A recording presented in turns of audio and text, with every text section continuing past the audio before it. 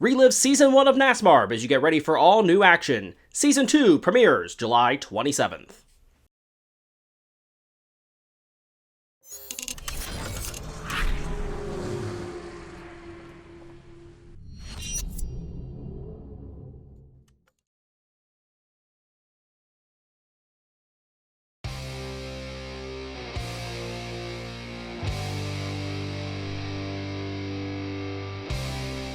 NASMARB is back, and we have returned to the Hyper Speedway for the Wafway 500, as we are now back at this racetrack for the second time. First track to be featured twice here on the NASMARB circuit. Of course, the Lightspeed 400 was run here. As you look at our qualifying lineup, an inversion of our last race, the Misfortune 400. So Murakami and Quillo, who failed to qualify for that race, will start it off, as you see the rest of the lineup there. We are back after the Lightspeed 400 was run here at Hyper Speedway. As we get ready for our qualifying session, we'll remind you Neptune still has the best qualifying average position of better than 6th place. Meanwhile, Woodpecker, despite a good run last time, averaging just a qualifying position of 16th. Confetti and Oak were the drivers to fail to qualify in this last attempt at this racetrack, the Lightspeed 400 here at Hyper Speedway. However, in each of the last two races since then, they've both finished top 7. We will start with Quillo in the number 9 for Marble Sports Worldwide in the MSWP. They've had a rough run as of late, and the first lap run is going to be a little bit wild at the end. It'll be a time of 3:13, and that is the time to beat.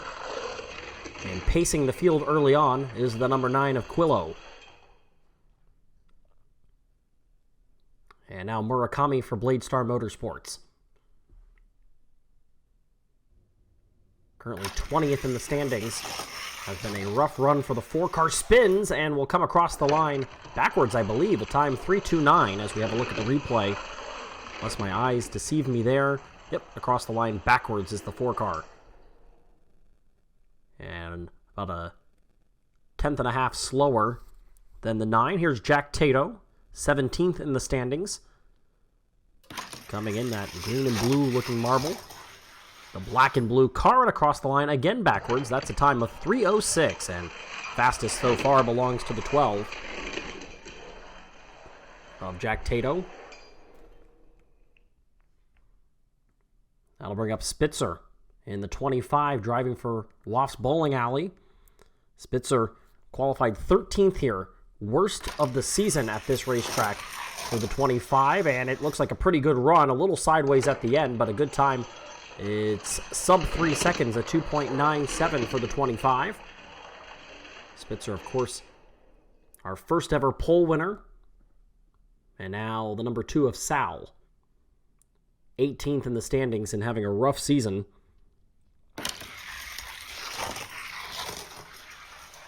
That is a smooth run and a good run for Sal in the number 2. A 2.87 is going to be a 10th of a second faster than anybody else. And it jumps to the top of the leaderboard 5 cars in. It is the number 2 in the lead. Here's Jeff Marbin, who's only beating Murakami in the standings. You see those driver profiles on the right side of your screen give you some of that information. Jeff Marbin's had a really hard year. This is a smooth run. Didn't look as fast. It's not. It's a 3.20. And that is the struggle points for Jeff Marbin, is just the fact that that speed is just not in that car, despite the fact that it was a smooth run. Just imagine if it hadn't been a smooth run. Here is Bloodstorm in the 86. Has really come on stronger after a rough start to the season, up to 11th in the standings. And coming across the line backwards, looked like it was in between the first and second turns that Bloodstorm got sideways and then turned back. That's exactly what happened. Looked pretty cool, but did not end up as a very good result. 3.44 is the time. It's the slowest time run so far. And here is Steve in the 89.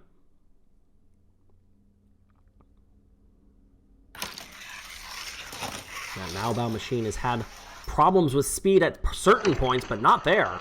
A 2.95 for the 89, and the wheelman Steve makes the most out of that Malbow machine and jumps to second so far. Here is Prime, 7th in the standings, but it's been a rough go as of late for the number 8 car. Qualified second in the last race here As backwards, sideways, bouncing off the walls all over the place. It's a time of 3-2-1. What I was saying is that Prime qualified second, but hasn't qualified better than 11th in any race since the Lightspeed 400, which was our second race of the season. Back-to-back second place qualifications and nothing better than 11th since. Here's the 33 of Earl for Red Pandas Racing. This is their second race now since they've committed themselves to trying to get all three cars from their team into the playoffs. And okay time there for Earl. A 3:08 is 5th out of 10. First car to go out of that team, the Red Pandas Racing team. Here's Winks for Bladestar Motorsports, 4th in the standings. Winks won the overall number 1 seed last time we raced at this course, and that was on a race-off. That's not going to happen here, at least not on the first turn from the inside. It's the slowest time. It's a 3.53. Certainly not a good start for Bladestar Motorsports. We've had 11 cars run, and right now their cars are 9th, 10th, and 11th. So certainly not what they wanted to do. Here is the 93, the Texas Rollhouse Machine of Electro for OB Racing. First of their 2 cars to go. This looks like a slow time as well. Probably the slowest. It is by a pretty significant margin. 3.5 tenths of a second there. Yeah, just sliding all over the course. Could not get straight or build any kind of momentum for Electro. So a slow time, not a great start for them. That'll bring up Nugget, who is 12th in the standings, but a solid run last time out. This looks like a pretty good run, and it is. It's going to be 4th fastest, a 3:05, just ahead of Jack Tato. That is the best time over 3 seconds. So far, Sal, Steve, and Spitzer have all run sub-3 second times. Here's Neptune in the 11. As we said, Neptune, best average qualifying position, a 5.75.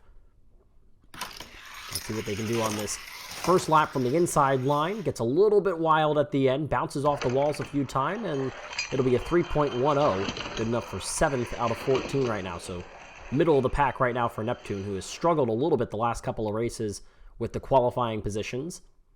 Here is Oak in the 48. First of our 2 drivers that did not qualify the last time we were at this course. Let's see what Oak can do. Good time. Really good time. It's the 2nd fastest, a 2.93 for Oak, who has really started to come on strong after a couple of really bad starts to the season, not qualifying in either of the first 2 races. Top 7s in each of the last 2 races, as Lemon Drizel, who was the winner of the Lightspeed 400 the last time we raced here at Hyper Speedway, won it as the 14 seed, spins around, goes backwards across the line, and it is a slow time. A 3.37 is 13th for Lemon Drizel, who did not have a good qualifying time, as I just mentioned. 14 out of the 18 that qualified the last time they raced, as here is Woodpecker in the 43, once again driving that blue, green, and white car for Nita and Dave's Motors. And another fast time. Woodpecker again goes to the top of the board. Won the pole last time, and it's a new track record. Sal had won that record with a 2.87 earlier in this qualifying session. It's a 2.70 and a very quick time for Woodpecker, who really looks as though they have turned a corner for Red Pandas Racing. Here's the 17 of Confetti, the other car that didn't qualify the last time we were here. This looks like a solid time, not as fast. That time is going to be 12th fastest. It's actually a tie with Jeff Marbin at a 3.20. Look like that, yeah, the end of the course really slowed the momentum there. And now the last 2 to go, which will be Mozilla, who finished as the runner-up last time. 3rd in the standings. A couple of top 3 finishes for the 66. Oh, slow run. Got sideways and then stuck up against the wall. It's actually only 14th. Could have been worse for Mozilla. And that will bring up the 2-time defending winner here on the NASMARB circuit. There they are, the 26, a new paint scheme for that OB Racing machine. Wow, really fast but wild for the 26 of Streamer. It's going to be the 2nd fastest time. How about that? It was a wild run, but that black and gold there looked really nice. And a chance for really either Woodpecker or Streamer have a good chance to become our first multi-time pole winner. And as you look at the overall standings there from the inside lane of this qualifying session, this is the first time that everybody has made it through the lap. We have not had any DNFs. Here is Quillo on the second run. It was a 3.13 the first time. It's a 2.94 from the outside line, a 3.04 average, and that is the time that's going to pace the field for the second lane of qualifying and the overall qualifying results. Here's the 4 of Murakami. This time looked faster than their first.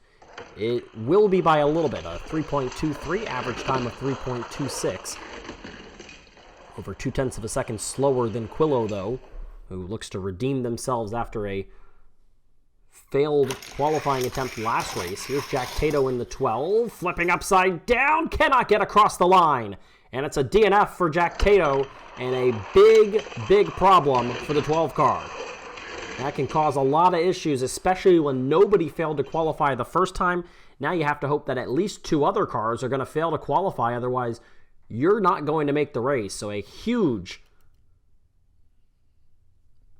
mishap for the 12, as you saw, got close but could not get across the line. Quillo is locked in. Here's the 25 of Spitzer, wild across the line. Spitzer will get a 3.18 and an average time of 3.08 to lock themselves in. So it's Murakami and Jack Tato right now below the cut line. And that'll bring up Sal, who had a good run. 2.87 on the inside line. Outside line will be a 2.96. And it's currently the fastest time. An average of 2.92 jumps to the top of the leaderboards for Sal, who's having a good run. There's Jeff Marbin. Marbin got really wild at the end, back and forth off the walls. A 3.33 is not fast enough to lock themselves in yet. Jeff Marbin drops below the cut line. Murakami is in by 1/100th of a second. Still a lot of ways to go for Jeff Marbin to be able to get in. That's not going to do it, though.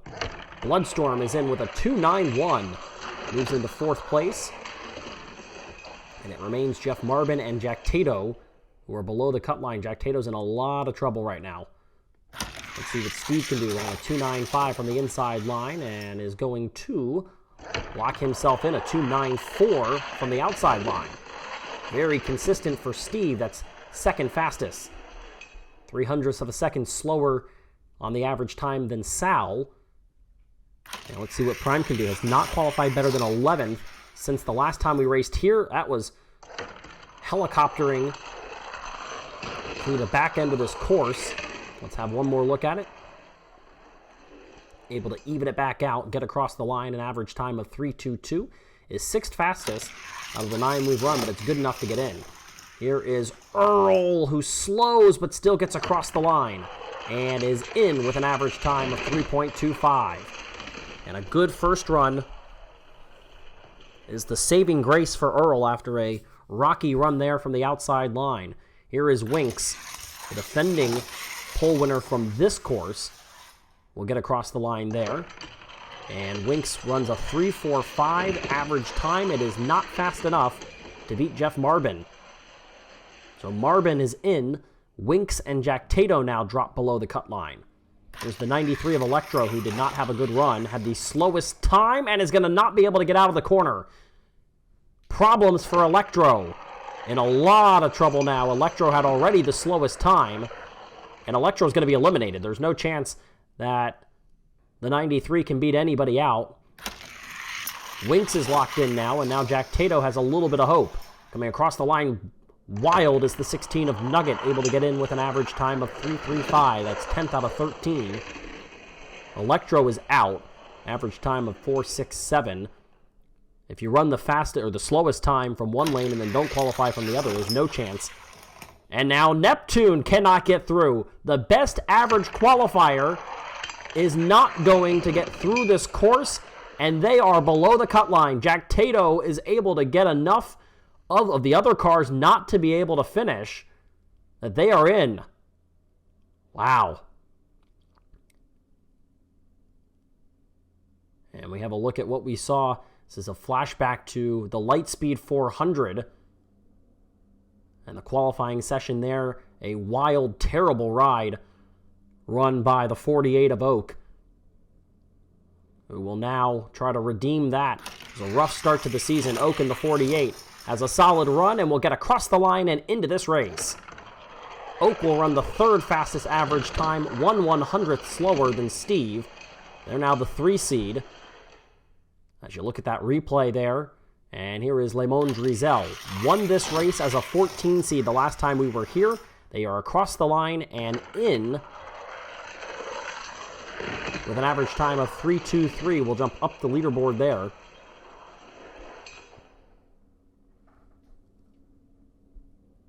And here is Woodpecker. Woodpecker trying to do more damage and so much speed behind that car. A 2.71, and back to the top of the leaderboard is the 43, with a chance and likely now going to win their second consecutive pole. Streamer might have something to say about that, but that was an incredibly great time put in as the 17 will get across the line.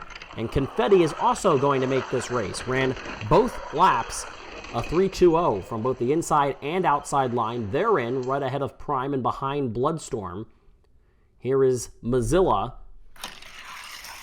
Neptune is in a lot of trouble as Mozilla comes across the line backwards. That's a time of 3.39, an average of 3.32. Not a fast time for Mozilla, but in the field. Electro is now officially out. And I think you can guarantee it as well. Yeah, you will. Streamer's in, no matter what happens here. Trying to win a pole, though, across the line. Let's see. What's the time?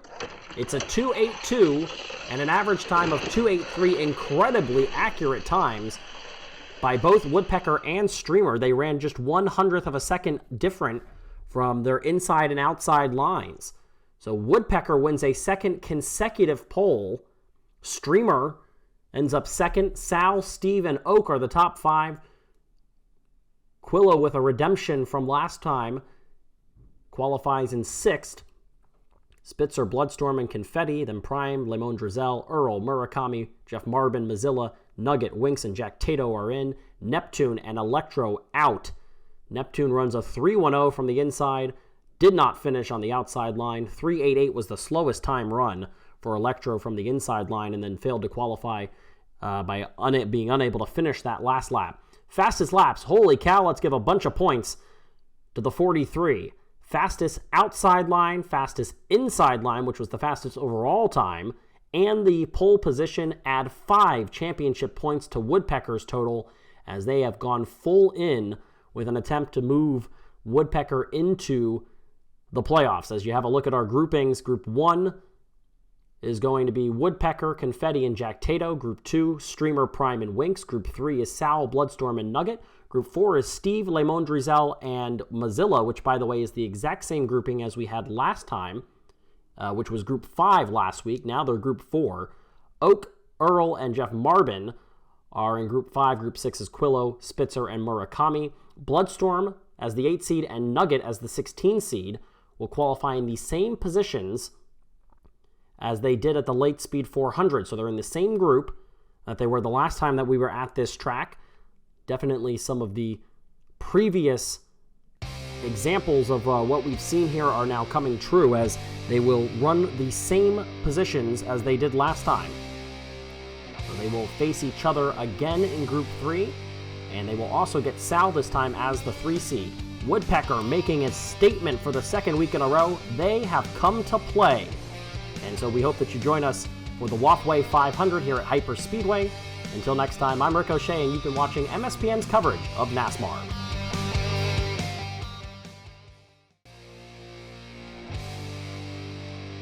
MSPN's coverage of NASMARB continues with the coverage of the Waffway 500 here from Hyper Speedway. Ricochet, glad to be here with you for today's race, as our competitors will hopefully look to learn from the last time where they were at this track with the Lightspeed 400, learning what either they did well or didn't do well. Something that has been done well. Woodpecker's qualified on the pole in consecutive races. They will lead Group 1. Group 2 is led by Streamer, who's won the last 2 races, as you see the rest of the groups 3, 4, 5, and 6. And we are going to send it down to the sideline, where John Ball has a report on Streamer's special paint scheme for this week. Take it away, John. Yeah, Rick. Streamer has been known for their different paint schemes every race, and this week's car is even more special for this team. Streamer's number 26 machine is carrying childhood cancer awareness colors. OB Racing is auctioning off this race used car. The top link in the description will be a link to the auction. All proceeds from this will be donated to St. Jude's Children's Hospital. A really cool opportunity to own a piece of NASMARB history and help out a good cause in the process. Back to you. All right, John, absolutely a great cause that we will see that very fun black and gold paint scheme on the 26th Streamer as we are underway in Group 1, and the number 1 seed Woodpecker had to go to the final race of the opening group last time out. Not the case here. Wins it easily as the 17 of Confetti ends up upside down. Jack Tato comes across the line well behind the 43. So Woodpecker is into the next round. Now it's Confetti and Jack Tato. And off the course goes Confetti, who won't finish a race in this group stage. In fact, didn't even get to the second turn in either one. Let's have a look at the replay. Confetti did not qualify when they were here for the Lightspeed 400 and won't get out of the group round. Oh, man. That looked like it could have been a nasty hit down on the bottom of the course. So Confetti is out, as you see Streamer, Prime, and Winx facing off. Prime has really struggled after having success early on.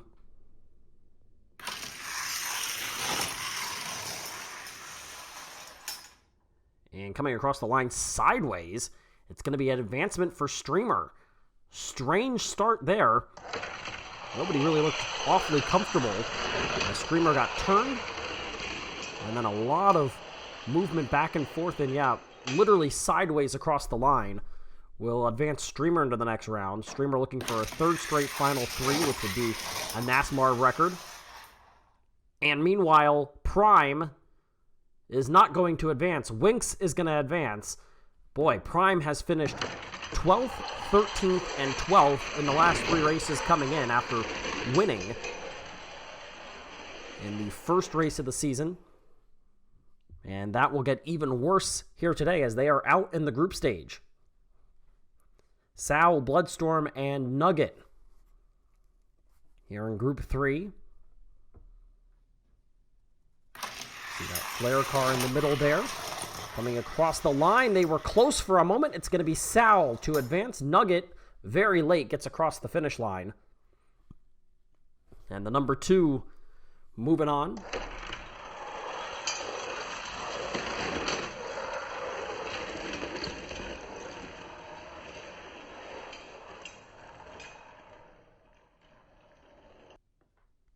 See that replay there. Now it's down to the 86 and the 16. And this one is going to be a pretty comfortable win for Bloodstorm to move on to the next round. Nugget finished 18th. The last time they raced here, that's the worst this season. And it could potentially be an 18th place finish as well, depending on where they run as far as the tiebreakers go on back after the top 12. And for Bloodstorm, a runner-up the last time they ran this course. As we move on to our next grouping, Lemon Drizel and Steve are close. Mozilla far behind, and it's Steve that advances. Nice run there by Steve in the 89 Malbao machine. Been a rough go of it the last few weeks. Looked like a little contact that Drizel had a hard time doing anything with and then couldn't make a move to get around the 89. So Steve moving on. Let's have a look down here. And yeah, coming across that line, you saw some contact there to the back end of the 89. Let's have a look. Wow, close one. Looked like less than a half a car length separating those two. And now Drizel will take on Mozilla. And some contact there. Drizel ends up upside down. Mozilla gets around him and is going to finish the race and advances after getting around the 3 of Lemon Drizel. Drizel is eliminated here in the group stage as they made contact there going into 1. The flip in between 1 and 2. A block attempt by Lemon Drizel, but getting around it is the 66, and Mozilla is moving on. Great move. Let's have one more look at it, how close it was. Drizel, nearly able to completely cut off Mozilla and force a rerun. Fascinating end to Group 4 as we move on to our 5th grouping. Here is Oak. In the middle is Earl. Jeff Marbin on the inside line. And Oak gets pushed across by Marbin. Finishing first is Earl into the next round. So Red Pandas Racing is going to get their 2 lower cars into the next round in pretty convincing fashion. Oak was the other car, along with Confetti, not to qualify the last time we were here for the Lightspeed 400. Of course, that was the second of 2 consecutive races to start the year that Oak did not qualify on. However, qualifying here, trying to get into the next round, though, something that the 17 could not do. Jeff Marvin's had a hard season, and that is going to continue.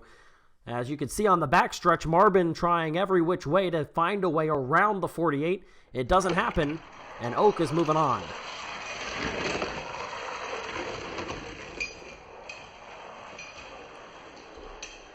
It'll be a top 12 finish for Oak, and another spot in between 13th and 18th for Jeff Marbin. As Quillo, Spitzer, and Murakami will face off. And Quillo with the lead and an easy win. Quillo moving on to the next round. We will not have our first repeat winner in terms of tracks, as Lemon Drizel won this race in the Lightspeed 400 here. Won't do that.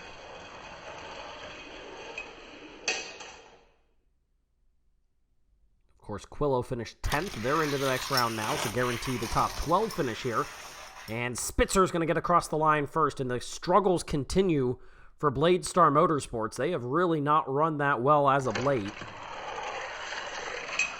And Murakami is eliminated here. 25 of Spitzer, who has started off hot, not running as well recently, but is into the final 12. First to 2 wins, as you see the matchups there. The first one to win 2 is going to advance to our final 6. It will begin with the 1 seed Woodpecker taking on the 66 of Mozilla, who's got quite a bit of experience late in tournaments. Woodpecker trying to advance further and further and pick up more championship points. What a run! And Mozilla trying to do anything they can to pick up speed, end up upside down, but that was well after the 43 had finished. Look at the speed coming off the gate right there by the 43, and a very smooth run, and yeah, almost turned upside down after the 43 had gone across the line. And the outside lane works well now. Again, the lead. And off the course goes the 43. I thought it might get a little wild, and it did. Woodpecker had too much speed, could not keep it straight, and ends up off the course and in a one-on-one tiebreak. And there may have been a piece of the car that came off. On that replay, it looked like something might have broken. Let's find out what happens here. And this time, the 43, it's again, a lot of speed in that 43 car. But Woodpecker this time keeps it a little bit straighter and at least on the course to advance. So Mozilla going home. Can't tell looking at these replays here with it slowed down a little. Can't tell if there's something wrong with the 43 car, because it looks like there is something that came off of the car down at the bottom of the course. Didn't seem to cause any issues with the speed there. As they're moving on, as Steve and Jack Tato will face off. Steve spins and comes to a halt shy of the finish line. Jack Tato with an easy win to take a 1-0 lead. Let's have a look at the replay. Looked like better speed for Jack Tato the whole way around. And that was the case. And then Steve comes to a sliding halt about one segment of the course short of the finish line. We'll switch lanes. Contact! And again, issues for Steve. He spins. He comes across the line backwards, but it's a sweep for Jack Tato to advance to the final 6.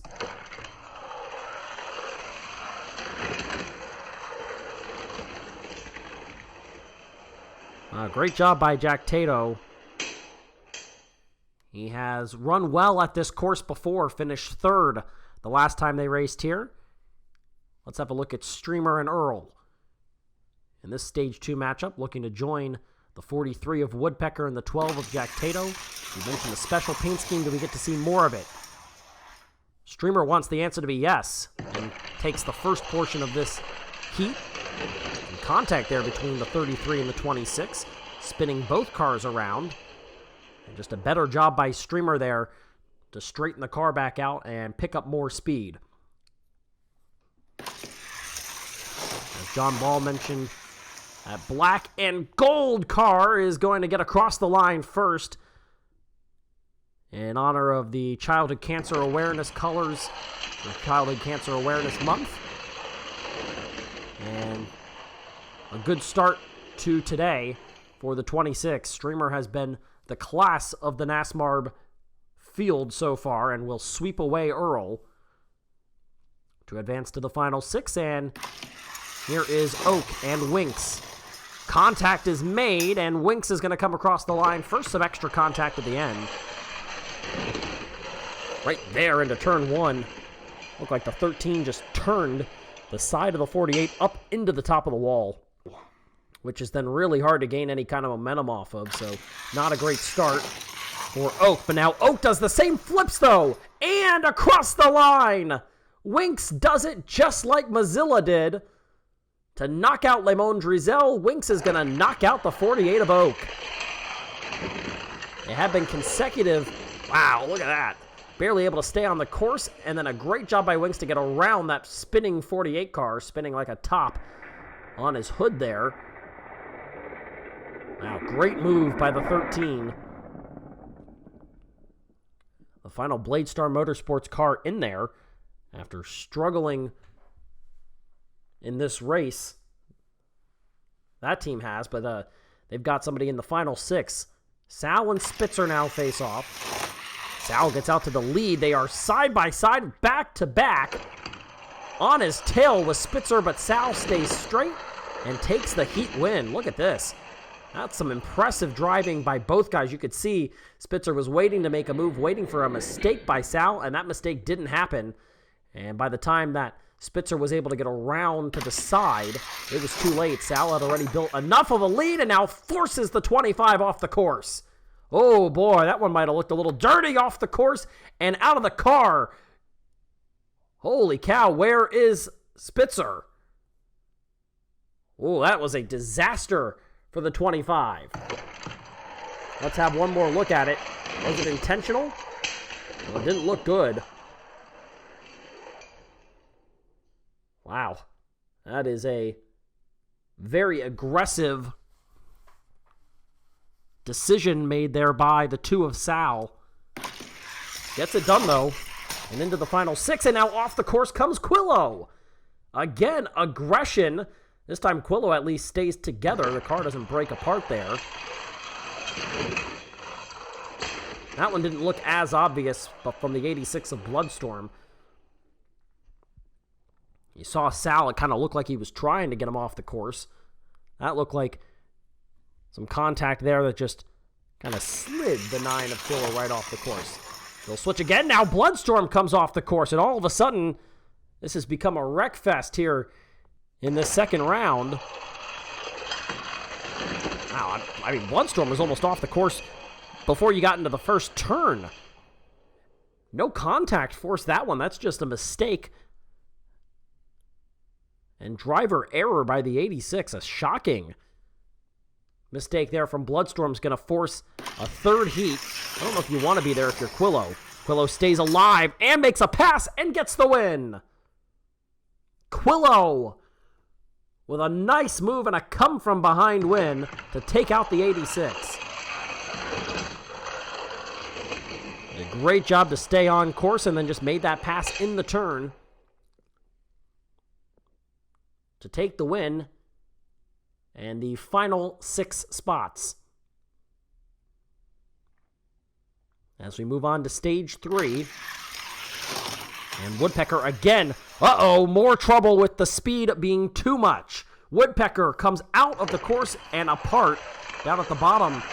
I mean, so much more speed, but just couldn't control it. It's causing a problem here in this race. or in this tournament for Woodpecker, having too much speed. That might be something that the crew at Dave's Motors, the Red Pandas Racing, they might have to calm that one down a little bit. This time the 43 stays alive, and it evens it up at 1 apiece. The contact kind of forced Jack Tato out of the rhythm they wanted to be in. And then gets sideways, hard contact at the end of the course. As Woodpecker goes back to the outside line, which caused some issues the first time with too much speed. This time staying on the course. Off the course goes Jack Tato. And Woodpecker will take a 2-1 lead. Oh, wow. Big hit for the 12 car of Jack Tato there. And will again switch sides. Back to the inside goes the 43. They both come off the course in vicious, vicious hits. Jack Tato stayed alive. The 43 comes apart in vicious, just absolute violence here on the Wafway 500 as both cars go flying off the course. A lot of speed picks up. And this one is going to be over. Woodpecker gets the win 3-1, as again Jack Tato cannot hold on to the course. I'll have another look at it, see what happened. And it just looked like they both went high and hard into the first turn, and there just wasn't enough room for both. And so that play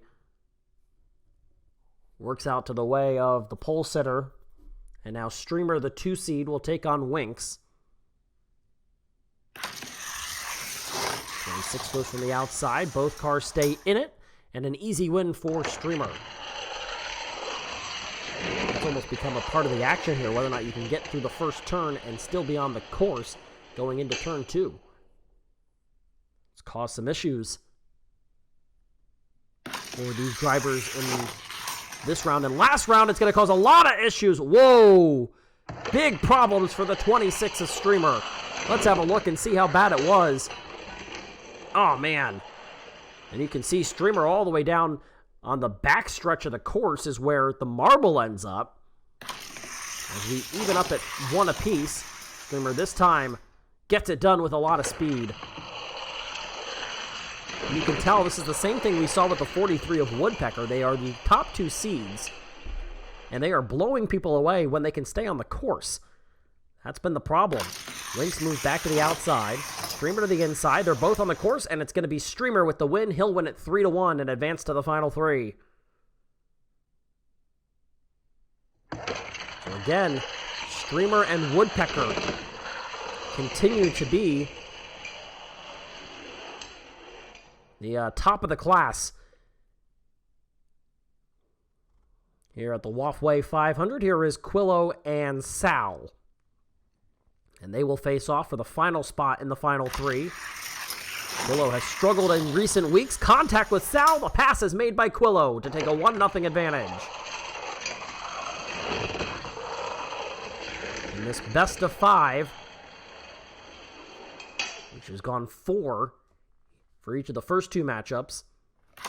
3-1 for Woodpecker, 3-1 for Streamer. They both flip. And we will have to do it again.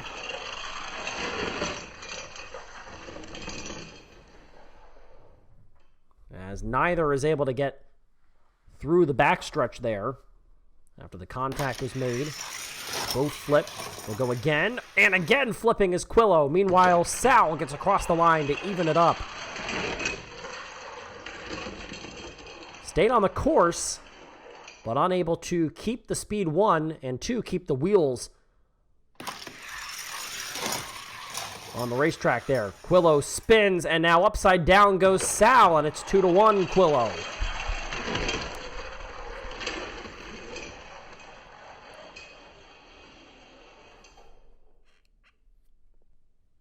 And another chance for a 3-1 win. If Quillo can get it done, and they will. Quillo wins it and will advance to the final 3 with a 3-1 win and a chance to win it here at the Hyper Speedway. Lightspeed 400 was run here. It was Lemon Drizel who won it. Second place went to Bloodstorm, and third place went to Jack Tato. This will be for 4th, 5th, and 6th. Sal in the 2, the 13 of Winks, and the 12 of Jack Tato. Jack Tato and Winks were 18th and 17th. They were the 2 worst qualifiers. And they will battle for 4th, 5th, and 6th, and they're going to finish 4th and 5th. If I'm not mistaken, I believe that was Sal that fell off the course. It was. Jack Tato's going to get 4th. Winks will take home 5th, and you can give 6th place to Sal. And so coming up, Woodpecker, Streamer, and Quillo for a championship right after this. Are you craving more Marvel sports? Come and join the MSW podcast on all your favorite podcasting platforms. Listen to Marvel Guy and Mr. Woff talk about all of the hottest Marvel topics. Come and explore the Marvel Sports Worldwide podcast.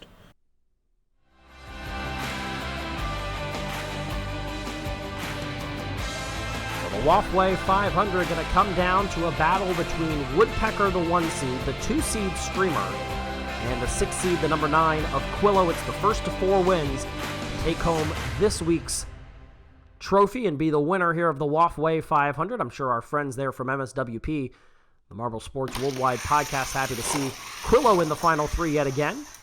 And the first win is going to go to Woodpecker, and Quillo will finish a very distant third. So 1-0-0 in favor of the 43. Red Pandas Racing made a conscious effort to try to get their 2 cars that were not locked in into the playoffs. They won this race as a team with Lemon Drizel when it was run as the Lightspeed 400 earlier in the season. Now side by side, Woodpecker takes a 2-0-0 lead, and Streamer ends up off the course and on the ground. Woodpecker 2 wins away from a spot in the playoffs. Wow, what a job to hang on to the rails going through turn 2, stay on the course, and finish it off. Great driving there by Woodpecker.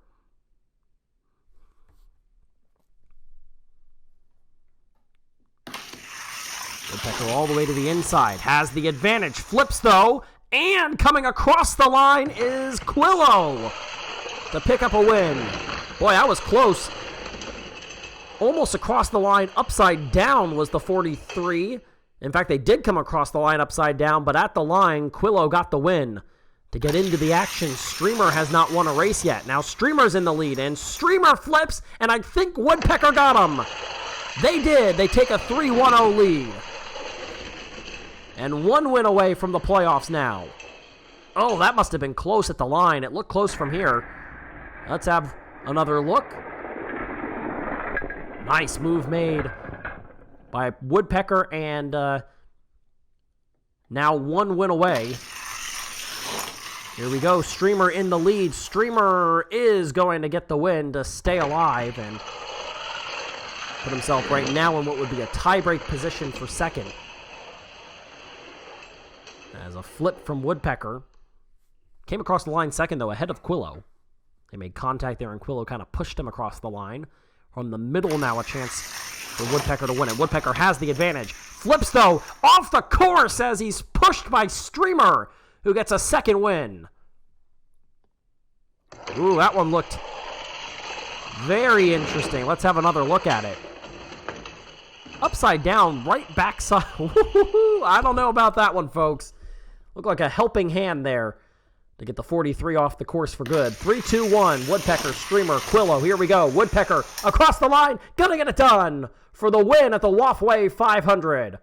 Woodpecker does it just a couple weeks after being dead last in the standings and left for dead. Red Pandas Racing and Big Dave make a move, focusing on that 43 team, and it pays off in a big way. 49 points to the championship standings and a locked-in position in the playoffs. As they get first, Streamer will finish second. Quillo, Jack Tato, and Winks are the top 5. Then Sal, Bloodstorm, Bazilla, Spitzer, and Earl. All the way back to Neptune and Electro, Neptune and Electro, who failed to qualify. They will pick up 2 points each. Confetti ends up 18th, unable to finish. And there is the updated standings. As you can see, Woodpecker moves all the way up to 6th in the point standing. So it's Streamer by Wow, 23 points. Pretty big lead there over Le Monde Drizel. They're both in. Winx right now is 51 points ahead of the cut line. Top 12, remember, make it into the playoffs. They've got 127 points. Cut line is right now 79. Mozilla is up by 48. Quillo's up by 30 points. That's the top 5 in the standings. Then Woodpecker, who is now locked in. Spitzer is 24 points to the good, right at 100 points even. Prime is in 8th place for the number 8 car, and currently they are locked in thanks to their win. Bloodstorm 9th, 12 points ahead of the cut line. Jack Tato is 8 points to the good, 7-point lead for Neptune, and 3 points separating 12th place Electro and 13th and 14th place. Earl and Sal, both 3 points out of the playoffs currently. 5 points back to Oak. 6 points to a 3-way tie between Confetti, Nugget, and Steve. Last 2 in the standings are Jeff Marbin, who is 29 points down. A big dip there between 16th, 17th, 18th, and then 19th. 23 points. In between those guys, 3 more points back to Murakami, who runs last. 47 points on the year and 32 points behind the cut line. 5 races in. Some championship contenders definitely being determined. They are Streamer, Le Monde Drizel at the top of the leaderboards, and now all of a sudden Woodpecker behind some new engine materials and definitely a new resolve. They have an opportunity to really become a championship contender. We are 5 races through the initial season of NASMARB, and it is anybody's race. But until next time, I'm Rick O'Shea, and thanks for watching MSPN's coverage of NASMARB. With only 3 races remaining in the regular season, the intensity has never been higher. And right on cue, NASMARB is returning to its most difficult track statistically, DDT International. Last time we were here, records were set for the most DNFs in a qualifying session with 10, and for the first time, a driver failed to complete a single heat in qualifying, and it happened not once, but twice. Right on cue, you can see some of the disastrous attempts at qualifying the last time we were here, as we welcome you to qualifying for the NASCAR Discord 400 at DDT International Speedway. It was a wild time last time these drivers faced off here, and the qualifying lineup for today will be the inversion of the Wafway 500 results. Last time we raced here, of course, was the reimagined 400, which was a pole-sitting position for Streamer, who will be the second to last car to qualify today after a runner-up finish in our last race. Streamer was first, all the way down to Steve in the 89 machine and Woodpecker in the 43, who failed to qualify. We'll begin with Electro, and you can see on the right side of your screen both the last time we were here at the DDT International and then also the season statistics. And Electro with a solid run through. I'll look at the time, a 3:99. Begins our qualifying session today for the 93. Electro, as always, for Texas Rollhouse. 12th place in the reimagined 400 qualifying. Here is Neptune, who finished 4th. The last time that we were here, the number 11. Like a solid run, slowing down at the end, and it gets very slow at the end of this. A 4.60 for Neptune. As we'll watch it through the first couple turns, it looked okay, but when you get toward the bottom of the course here, the speed just completely goes out of the machine right there. A hard turn into the wall to the left by the 11, and a slow time there, over 0.6 slower. That brings up Confetti. Driving for the Alabama Crimson Tide. And a solid run there. Waiting for the time, it's a 4.13. Second out of 3 now is Confetti in the 17. For, as we said, the Crimson Tide on the hood of that car. 4.3 looks like probably a pretty solid time. That'll bring up Nugget, who qualified 8th but only finished 15th the last time we raced here. Driving the 16th for Nuggets Diner. And this is going to be a slow time as well, it looks like. Just didn't really have a whole lot of speed, and it is the slowest time so far of the first 4 to qualify, a 4.66 for Nugget. Just didn't have the speed.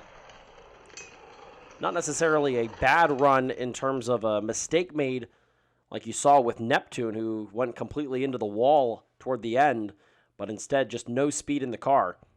As Jeff Marbin will stand in.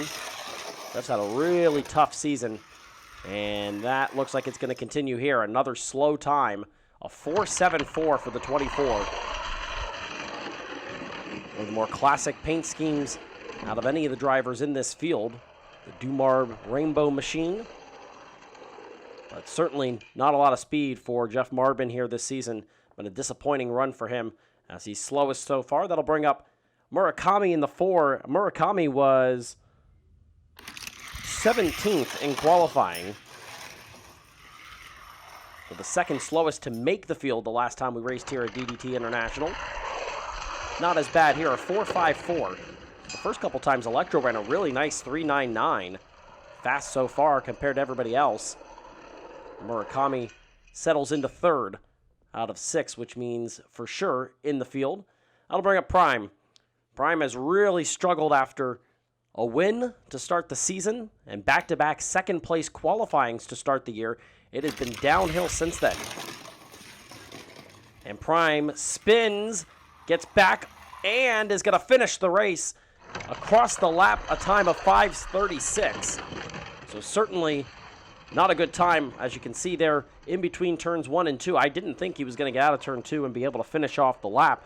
That is the case, though, but significantly slower and over a second, almost a second and a half slower than the leader right now, which is the 93 of Electra, the first car to go. That'll bring up Lemon Drizel. Drizel qualified second when we were here the first time, and that looked like a good time. It will be a 4.14, third fastest for Lemon Drizel.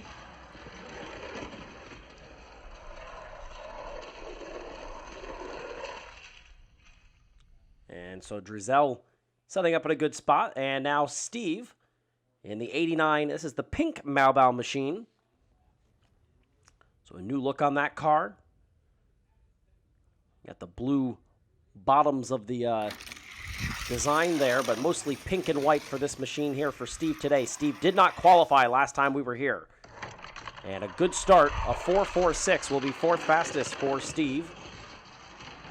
For Maobao Racing. And a chance to certainly improve upon what was a very disappointing run last time.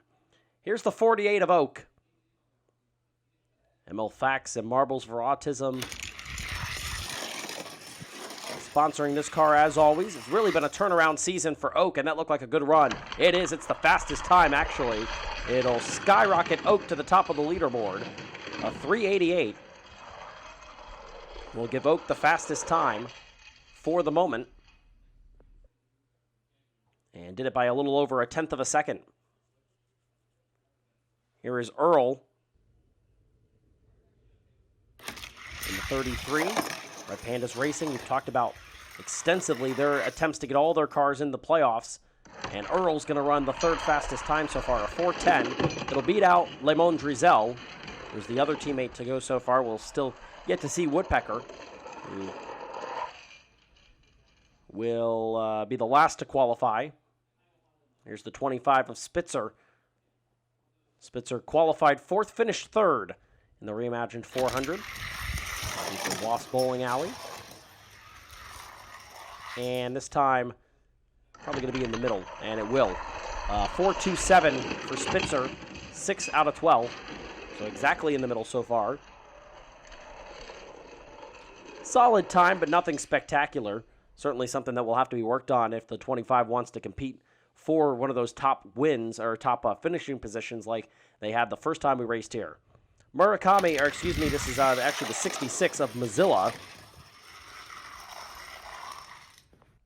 And a turn at the end of that lap there to the right may have cost just a little bit of time.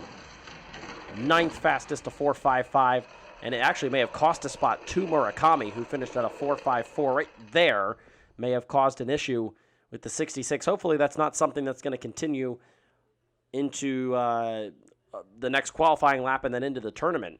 Hopefully that was just a one-time issue, as the 86 of Bloodstorm stands in now, releases, and comes across with a solid time.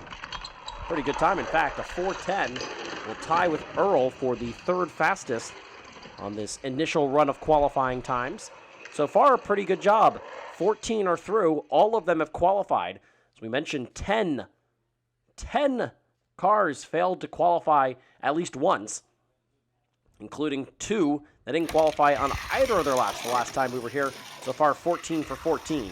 Here's Sal, and looks like a good time, and it is a very fast time for Sal. The 2 goes to the top. A 367 by over 0.2 of a second. Sal with a very fast time. Moves to the top, and that'll bring up Winks. With 4 more still to qualify after this. Winks, another member of the Flair team. And that time is going to be a 4:11, so 6th fastest. Just slower than teammate Bloodstorm. Beating out Murakami as well, the other teammate there. And here's Jack Tato. Jack Tato qualified in 10th, but finished 17th. Had a disappointing time last time. And this is not going to be a good run by any stretch. That time will be the 2nd slowest. Let's have another look at it. See where it went wrong.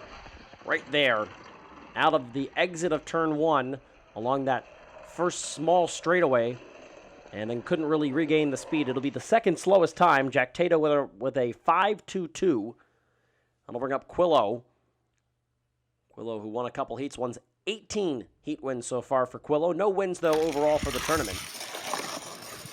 For the group at MSWP. And that time will be a solid 4:03, run 4th fastest. That leaves just Streamer, who was the pole sitter the last time we were at DDT International, and then Woodpecker, who actually didn't qualify the last time we were here. Streamer with the Carl Racing Company car. 2 wins on the season. Won it the last time we were at this course. Let's see what they can do. The teammate, Electro, ran a fast time. This is not a good time, though. And the time ultimately is just a 4:35, 11th for Streamer, who gets outperformed clearly by Electro and the OB Racing team. And so it'll leave us to Woodpecker, who did not qualify. Same can be said for Steve. Steve ran a pretty solid time. He's 12th right now. Let's see what happens with Woodpecker. It's the 2nd fastest time, and the second half season comeback of the 43 team continues. A 383 moves them into 2nd through the first half of qualifying. Unbelievable the job they've been able to do. There it is from top to bottom right now. Prime and Jack Tato are in 20th and 19th respectively and in some trouble. Jeff Marbin, the last car right now in the field, but of course they still have 1 more lap to go each. And so we'll start back with Electro again. 399 on the first lap. This looks like another good lap. Looks like it might be a faster lap for Electro. It is. It's a 381 for an average time of 390. And Electro starts out strong. Had a very good run the first time. Ended up running the, 4th fastest time. Overall, they move obviously to the top of the board right now. Here's the 11 of Neptune, a 460 time. This one is going to be slow as well. This one might be slower. It is a 5:02. It's an average time of 481, and this will be a bottom tier qualifying by the 11 of Neptune here. Certainly not what they were looking for. Disappointing run there. 17 goes again. Looks like it was a little wild coming into turn 1. Tries to recover out of turn 2 and across the line. This is a 4.25 for an average time of 4.19. And by the way, we just broke the record for the most consecutive qualifying heats without a DNF. 13. That is confetti there. Pretty impressive job. And across the line, I believe that came forward for Nugget. That time is a 4.66, which is the exact same time that they ran on the first lap. Let's see. Spun, I think, came out of focus for a little bit. And yeah, came across the line forward, but I think did a full 360 spin. 4.66, not enough time to be locked in, so that'll lock in Confetti. Here's Jeff Marvin. This is a better time than the first lap. The first lap was a 4.74. That's a 4.13, second fastest of this second qualifying lap. It'll lock Jeff Marvin into the field with an average time of 4.44. A great job by Jeff Marvin to have a little more success on that lap after a disappointing run. Was 18th on the first lap. Here is Murakami in the 4. Didn't look like a great time. That's a 4.44 and an average time of 4.49, so a little bit better from that side. Murakami still in the field, joining Marvin, Confetti, and Electro.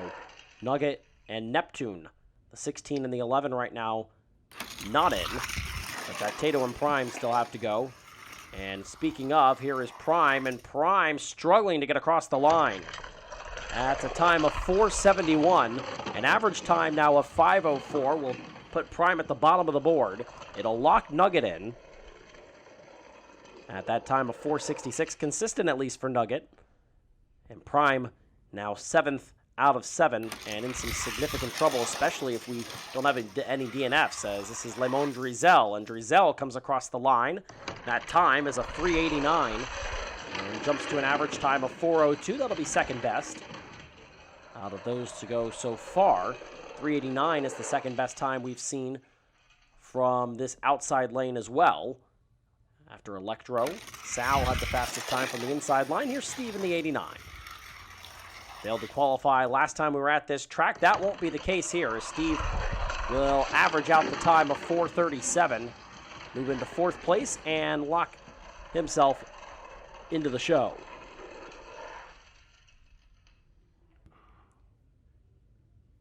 That will bring up Oak. Oak had a good time of 3.88 from the inside. How about the outside? Looked like a good time. Let's see what it comes across at. It is a 3.67, and Oak takes the lead now for the overall qualifying with an average time of 3.78, 0.12 of a second better than Electro to move into first. And now we'll see what Earl can do. Earl struggles through turn 1, gets through turn 2, tries to turn on the speed, comes across the line, and it's a time of 4.57, a great recovery by the 33 as they went sideways into the first turn. That time will average out at a 4.34 and 5th out of 11 to go and into the field for the NASCAR Discord 400, excuse me. Here's the Spitzer machine, number 25. We'll get across the line at a 4.01 and an average time of 4.14. 4th best.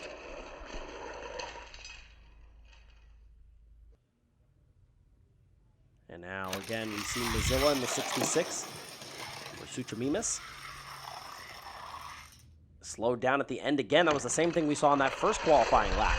That time will be a 4.6, an average time of 4.58. It's enough to get in, but Mozilla, who has had some success this year, certainly not showing success so far in this qualifying.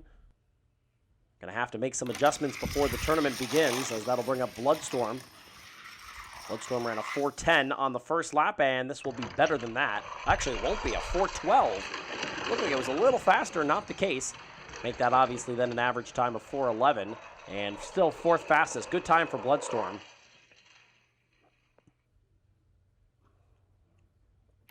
And that'll give us Sal. Sal ran the fastest time, a 3.67. Can they repeat here on the outside line? They spin, they come across the line backward, and it will cost them a chance at a pole.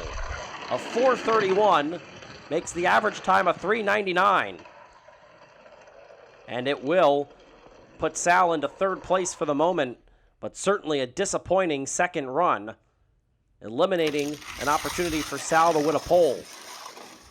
As we'll go back to another flare car. This is Winks in the 13, and Winks with a time of 4.23, an average 4.17. Slides in right in between Spitzer and Confetti.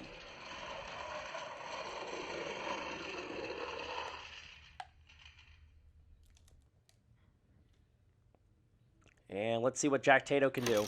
Going to need a really fast time. Going to try to make any moves to get into this race. And Jack Tato is going to do it. A time of 3.97 is going to be good enough. And Neptune stays below the cutoff line and is now in some significant trouble. because you've got some fast cars. You're going to need a DNF in order to get into this race if you're Neptune. Let's see what Quillo can do. Quillo going to come across the line. It will be a completion of a lap, and Quillo will be 5th with an average time of 4:08. This will eliminate Prime. If Prime is not locked, or if Streamer here is locked in, that will eliminate Prime. Streamer going to come across the line, going to finish this lap.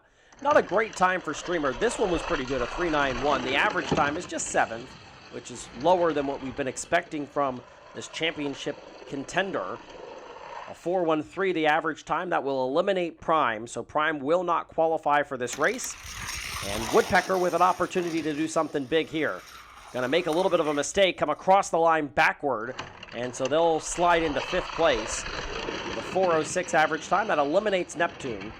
And Oak is going to win the pole with a very impressive 388 and 367 for the 2 qualifying lines. So congratulations to Oak. That is the first ever qualifying session in which we do not have a DNF. The Spiral 360, the first race of the season, was the only other, or was the lowest previously, with 2 previous DNFs. So a new record for that. Prime becomes the first driver to DNQ, or not be able to qualify, after winning a race. So the first winner to not qualify, and wasn't even close. The cutoff time was a 4:66, and Prime, despite finishing both laps, ran an average time of 5:04. And for the second time ever, somebody's going to miss 2 consecutive races. That's Neptune. Oak, who's on the pole today, or will be on the pole for the race, was the other driver. Missed the first 2 races of the year. Now sitting on the pole and in a spot where Oak could very well make a playoff push. So congratulations to Oak.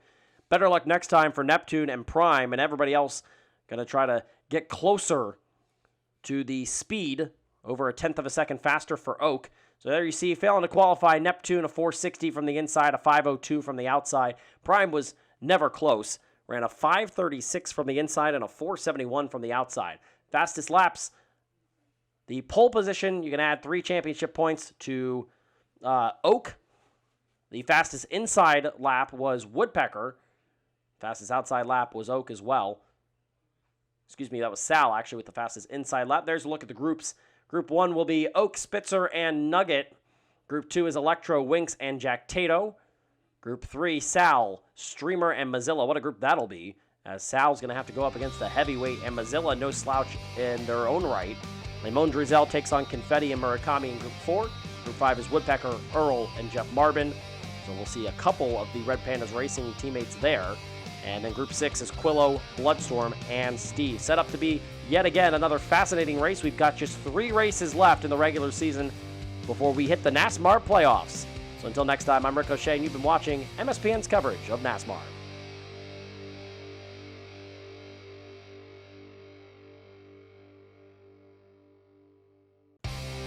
The race to the playoffs is ramping up as we hit the DDT International Speedway for the 6th race of the season. It is the NASCAR Discord 400 as we welcome you back to DDT International Speedway. Here's a look at the groupings for today's tournament. Of course, involve both drivers that did not qualify the last time that we were here, which was Steve and Woodpecker. We'll start, though, with Oak, who won the pole. Spitzer and Nugget, the other 2. And Oak with an easy advancement here, followed by Spitzer and then Nugget. So they'll face off one-on-one as Oak moves on easily.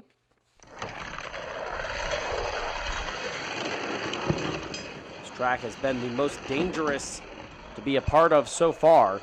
No issues there, though. DDT International Speedway, of course, was the first and only time that we've had a caution involving Lemon Drizel way back when. And it looks like Nugget going to pull it out, and that will be the case. Nugget going to advance. An upset in group number 1. Let's have a look at the replay of it. Spitzer tried to initiate some contact. Did it again, kind of spun Nugget around, but just didn't have the speed. So the 25 eliminated here in this first heat will not advance. And it'll move us into our second grouping, Electro, Winx, and Jack Tato. Electro with a really strong run, especially considering a bit of a disappointing run from their teammate. But it will not be a win here, as Winx is going to get it done and advance to the next round. The 13 holds on as the 93 was coming at the end. And Winx continues to make history. Winx is the only driver in NASMARB to not fail to advance past the group stage at all. Every single time, not only has they qualified for every race, but Winx has advanced at least through the first round every time, and they'll be joined by Electro with an easy win over Jack Tato. That's probably more of what you were expecting to see from those lower seeds struggling. That wasn't the case as Nugget knocked out Spitzer, but it is the case here. The 2 seed, despite not winning the first match, will go ahead and advance with an easy, pretty dominant win over Nugget there. So Electro into the next round. And that'll bring up now Sal, Streamer, and Mozilla. So Sal, high C, but a couple of tough competitors. And Streamer gets out to the lead, and Streamer gonna pull away and take the win. Streamer did not do overly well, especially by Streamer's standards during the qualifying of this race, but once we actually get going, a pretty easy win there. And Sal able to hold on to what would have been second, although it really doesn't matter because now they've got to go one-on-one with the 66 and the 2. Mozilla out to the lead for the moment. A little bit of contact into the corner, and not getting out of the corner is the 66. Sal's going to get the win in advance. We'll get another look at it here. You can see right there into corner number 1 into the first turn, and all the way through the second turn, there was a lot of contact being made, not shying away from each other. And unfortunately for Mozilla, just couldn't get straight, and it turns out to be a costly mistake there. Ramon Drizel is the headliner of this group with Confetti and Murakami. All drivers struggling a little bit. Drizel comes across backwards, will advance. Murakami doesn't get out of the second turn there. We didn't have any DNFs during qualifying. First time that's ever happened. Which is shocking because this was the racetrack that had caused the most DNFs. First time through the circuit. Got a couple in a row now here on some of these group stages, the group heats. So Lemon Drizel advances. It'll be one-on-one with Murakami and Confetti. Confetti has the advantage, has the speed, falls off the course, and the 4 of Murakami will slide to the finish. Not anywhere near the speed of the 17, but slow and steady wins the race. And it will win this heat, as we'll have another look at a disastrous finish right off the course for the 17, and Murakami certainly wasn't going to win it with the speed of that car, but gets it done with savvy to advance in group number 4. And now this is a group going to be dominated by Red Pandas Racing, Woodpecker, and Earl, and Jeff Marbin, and it is Earl who's going to advance here. That's exactly the result that Big Dave would be hoping for, as Earl, the lone driver not already in the playoffs for this team, advances into the next round. And especially because now you get to go one-on-one with Jeff Marbin, who's had a ton of issues just performing, if we're being completely honest. A significant third-place finish there, well behind the first two. So one-on-one with the 43 and the 24. A little bit of contact, easy lead, and smooth finish for the 43. Woodpecker moving on, and Jeff Marbin eliminated in the group stage yet again. Marbin is qualified for most of the races, but that is a lot of what you see. Failing to get out of that first stage. 2 out of 3 are going to move on, but Jeff Marbin a lot of times is the one that doesn't.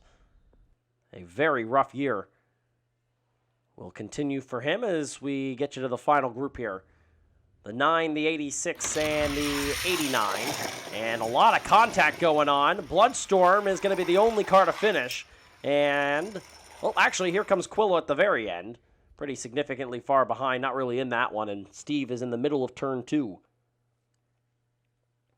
Steve has never run a heat at this track before. Neither had Woodpecker, who just advanced. Steve trying to join that group as they were the two that didn't qualify the last time we raced here. Bloodstorm gets it done easily, and Quillo an afterthought, who eventually, yep, there you go, slowly making their way backwards across the track. So now, Steve with a new scheme. The pink Malbound machine makes contact with the 9. Steve's in the lead. Can Steve finish it off? The answer is yes. And the 89 is moving on. Quillo eliminated here in the group stage. A bit of a surprise there as Steve gets it done. Been a rough season for Steve after a good start.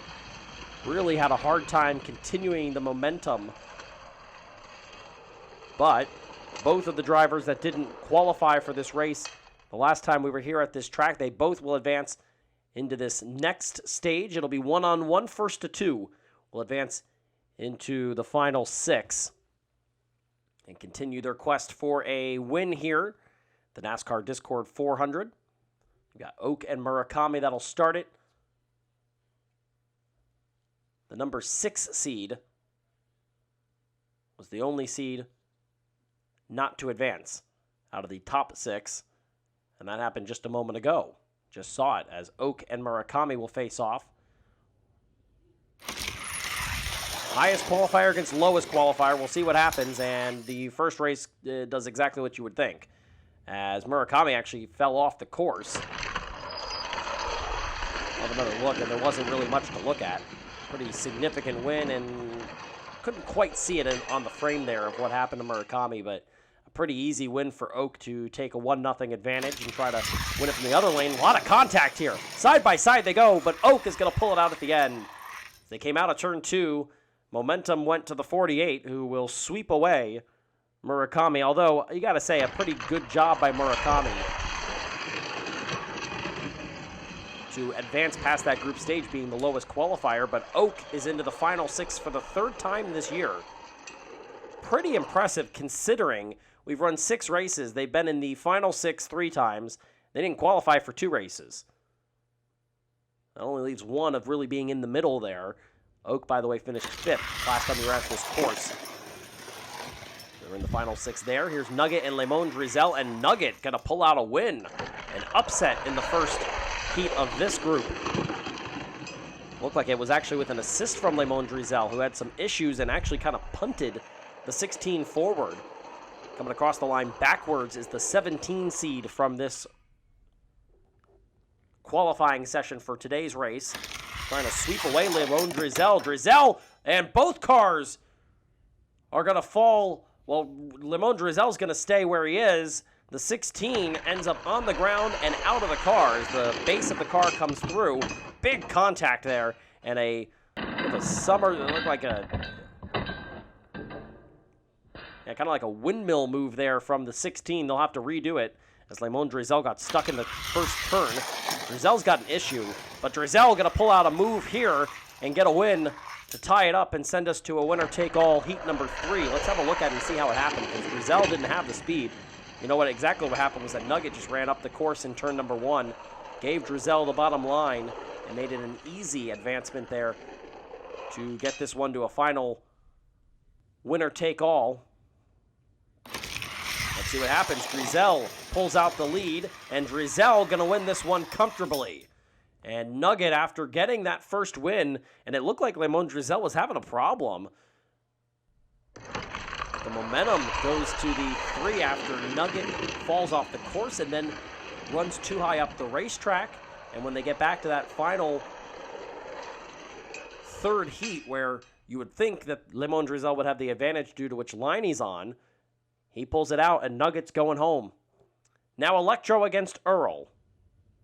Electro with an impressive qualifying run against Earl, and Earl doesn't have anything for the 93 here. The Texas Rollhouse car going to take a 1-0 lead. And when you can clear going into turn 1, it's going to be problems for the other car, and that's exactly what happened. Electro, rather, able to clear the 33 of Earl. Let's see if Earl can do the same thing. Not going to get clear, but still going to take the advantage. Here comes Electro. They almost make contact. They may have touched at the very end, but Earl ties it up. Great job by the 33. Let's see at the very end. Wonder if there was some contact made. Here they come across, and So close. May have been just a touch on the bumper. You can see great job of blocking by Earl. You saw Electro go to the left side, or from that last view to the right side. And Earl blocked it. And now Earl's going to take the win as Electro ends up on top of the course with 2 wheels on the course and 2 wheels off. It slows momentum, and Earl advances to the final 6. Wow, what a disaster for Electro. Had it easily. And right there, got the right front stuck, pulled the right rear onto the side of the course as well, and it just completely stalled that car.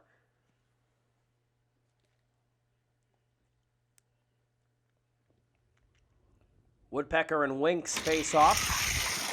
I mentioned it briefly. Woodpecker's never run a heat at this course, failing to qualify. That was, of course, until winning the second heat of the group stage and advancing, and now taking a 1-0 lead over Winks. Let's see if when they switch lanes, Woodpecker can repeat. Not going to clear, but going to get to the lead. Winks has a problem, can't finish the course. Woodpecker sweeps and advances to the final 6. And the rise of Woodpecker continues to be significant.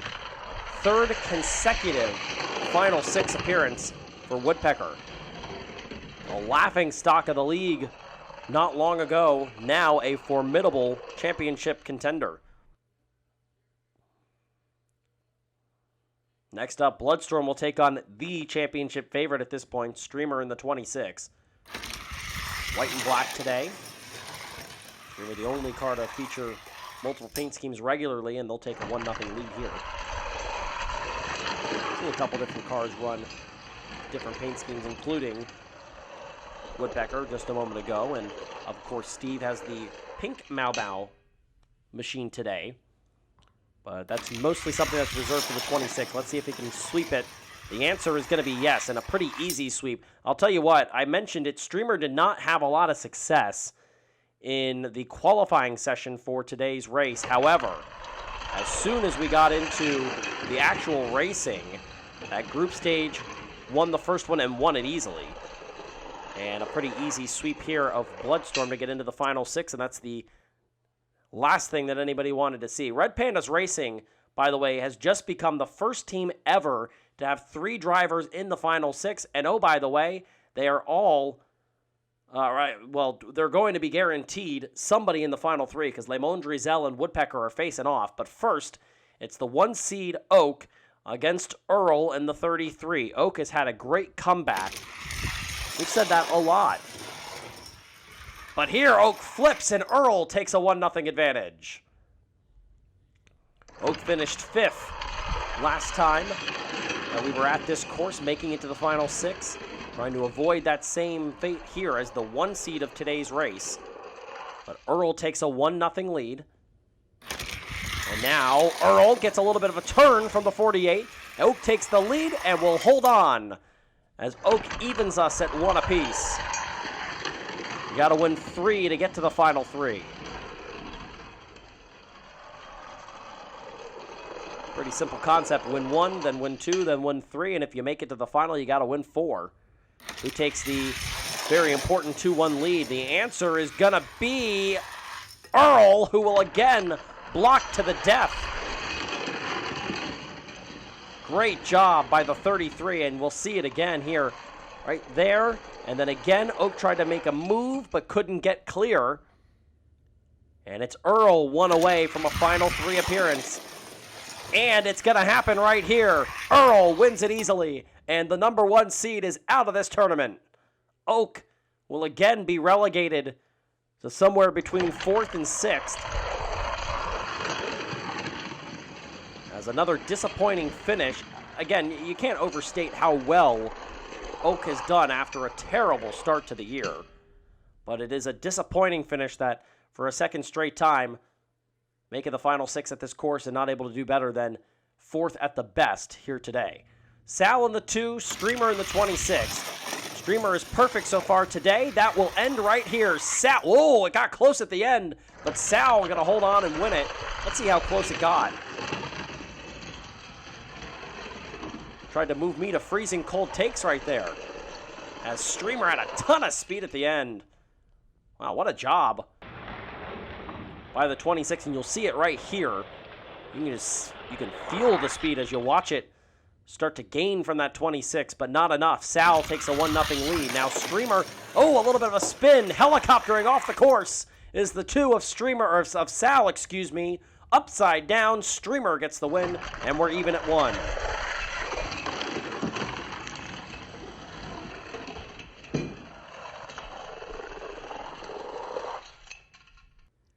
Wow. That one wasn't close. Obviously, coming off the course is a problem.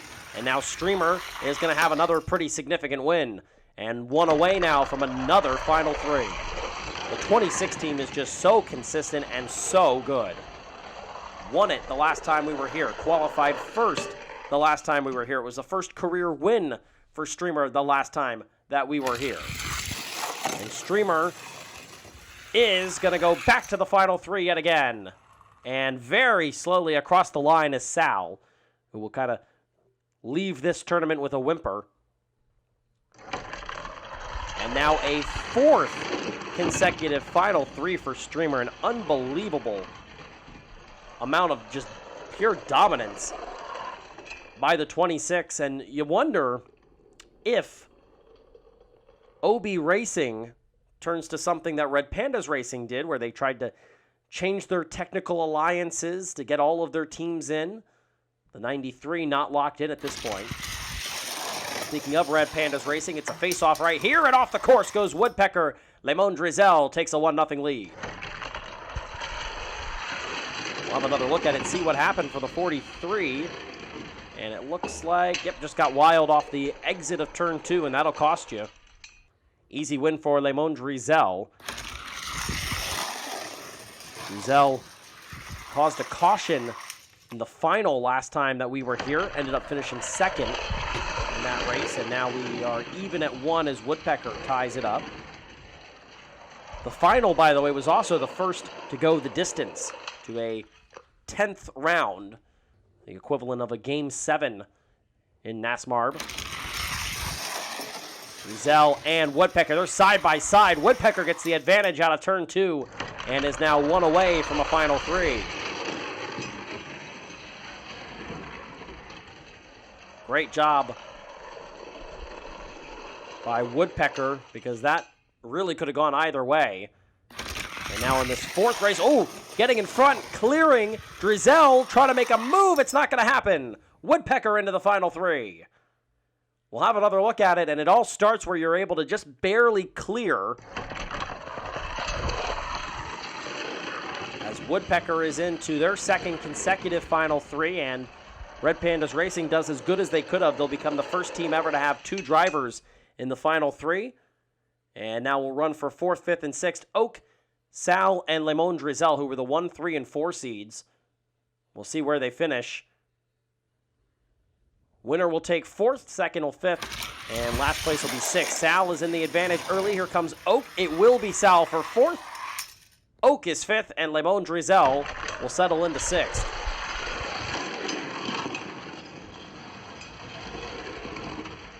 And you see it again, a pretty easy win backwards and a lot of speed from the 2, despite going across the line backwards, and it looked like some contact at the end between the 48 and the 3 there. Coming up, though, the final, Woodpecker, Streamer, Earl. Who's going to take it home? We'll be right back after this. Are you craving more Marvel sports? Come and join the MSW podcast on all your favorite podcasting platforms. Listen to Marvel Guy and Mr. Woff talk about all of the hottest Marvel topics. Come and explore the Marvel Sports Worldwide podcast. Set to be a very interesting final here at the NASCAR Discord 400. There it is. First to 4 is going to win it. Woodpecker in the 43, the 26 of Streamer, who is just dominant as always, and Earl in the 33 trying to lock himself into the playoffs. Could it happen? Here we go. First heat. Streamer takes the lead. Streamer with an easy win. Both of the other 2 are going to come across the line, but well after. And Streamer with a nightmare start for Red Pandas Racing. Won it, and by a wide margin.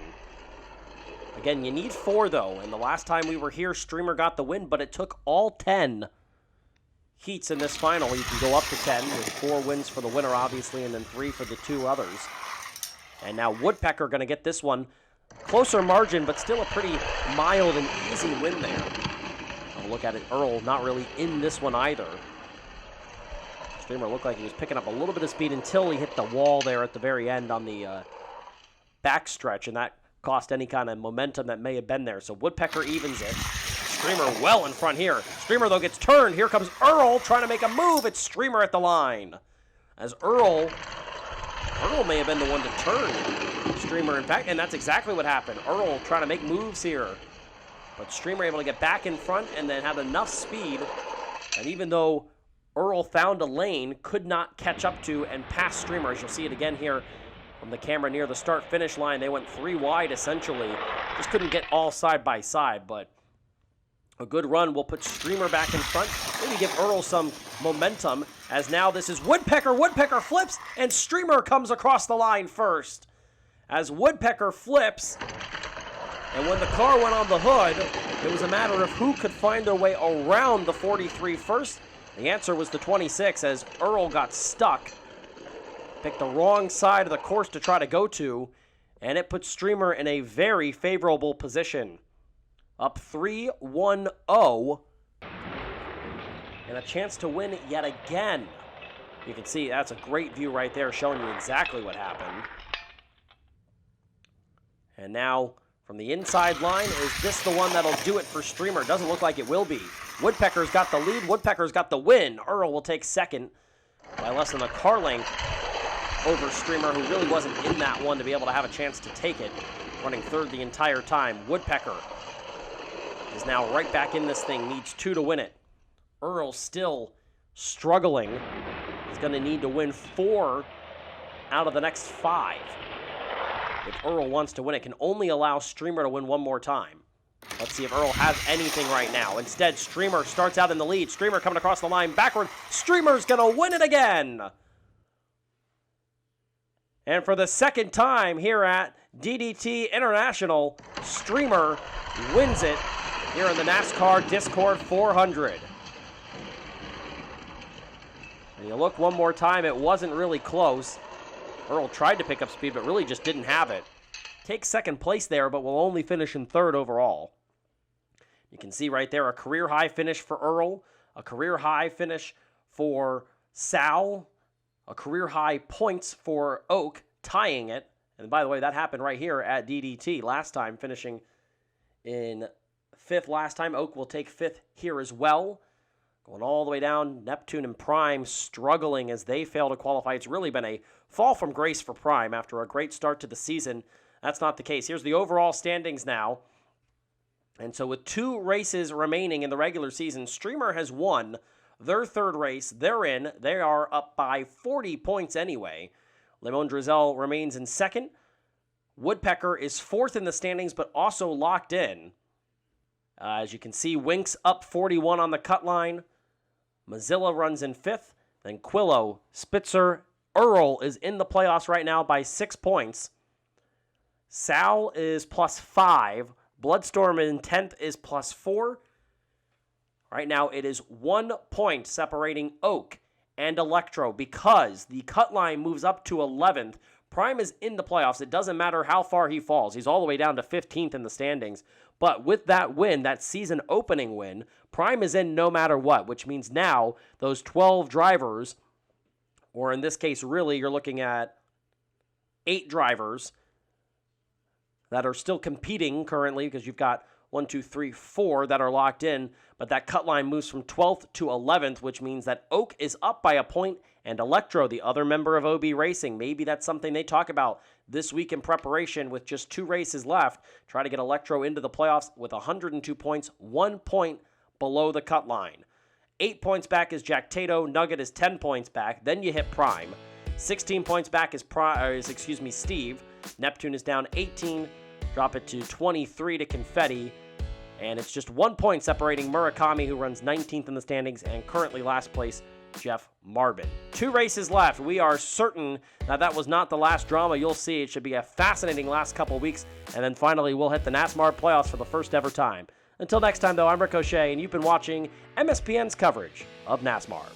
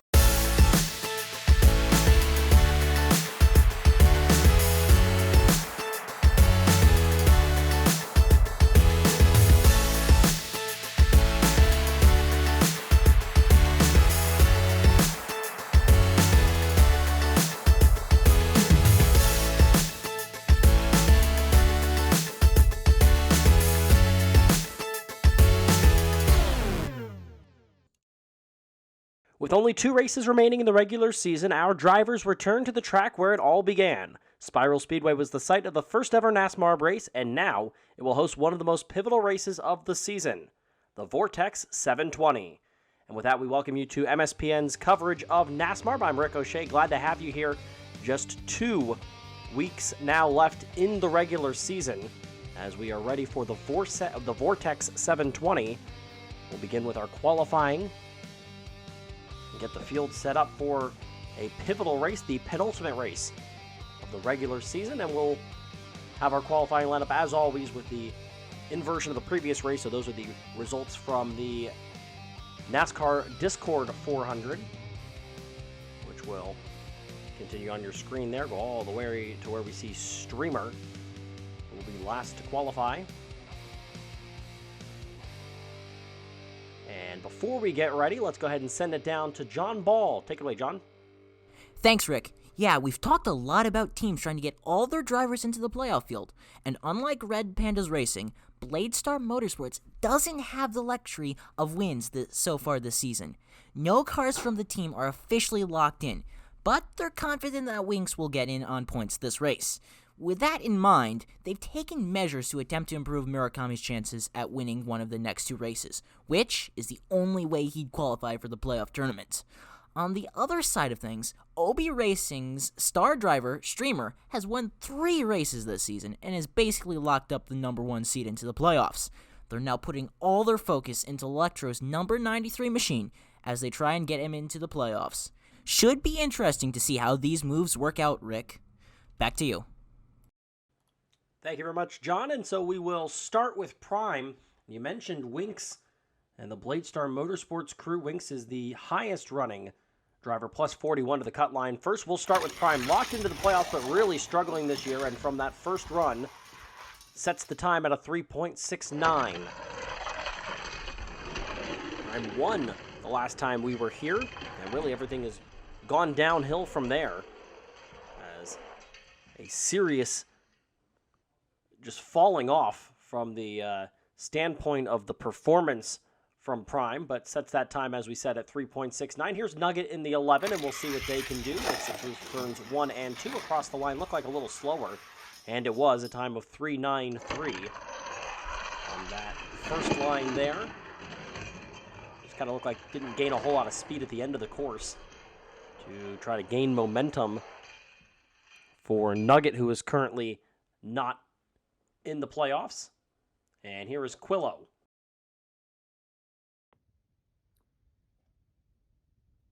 Quillo is in playoff position right now, but looks like he flipped. He did underneath that first portion of the course where it kind of goes away from the view. And let's see, it was in that first turn. And a bad start for Quillo, who will not finish the first lane. And we'll now have to see what that time is later on. Depending on how everybody else does, that'll move us to Confetti. In the 17, finished 15th when we were here last time. And Confetti going to come across the line with a time of 3:91, just faster than Neptune, and we'll move into second of 4. Of course, as we said, 3 have completed the course. Another very important race, and that continues on as we will see Jeff Marbin now in the 24. It's been an incredibly disappointing season for Jeff Marbin, who is last in the points and really, really struggling. And Marbin will come across the line, finish it, but with the slowest time so far and by a good margin, over 0.2 of a second slower than Neptune. It's a 4:15 for the 24 Dumarb machine. And it has been just a struggle all season long for Jeff Marbin. That'll bring up Mozilla, who finished 3rd. And had a couple of fastest laps last time we were here. That's not going to happen this time. Spins on the backstretch. And Mozilla will fail to get through this qualifying.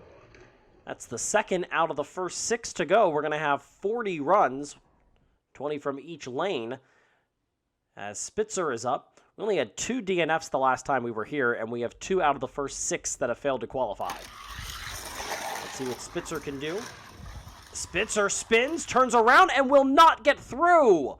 Just short of the yellow line, the line to gain to finish it off, and Spitzer unable to finish. A shocking start here as 3 of 7 unable to get through, and it's a very disappointing start for Quillo, Mozilla, and Spitzer.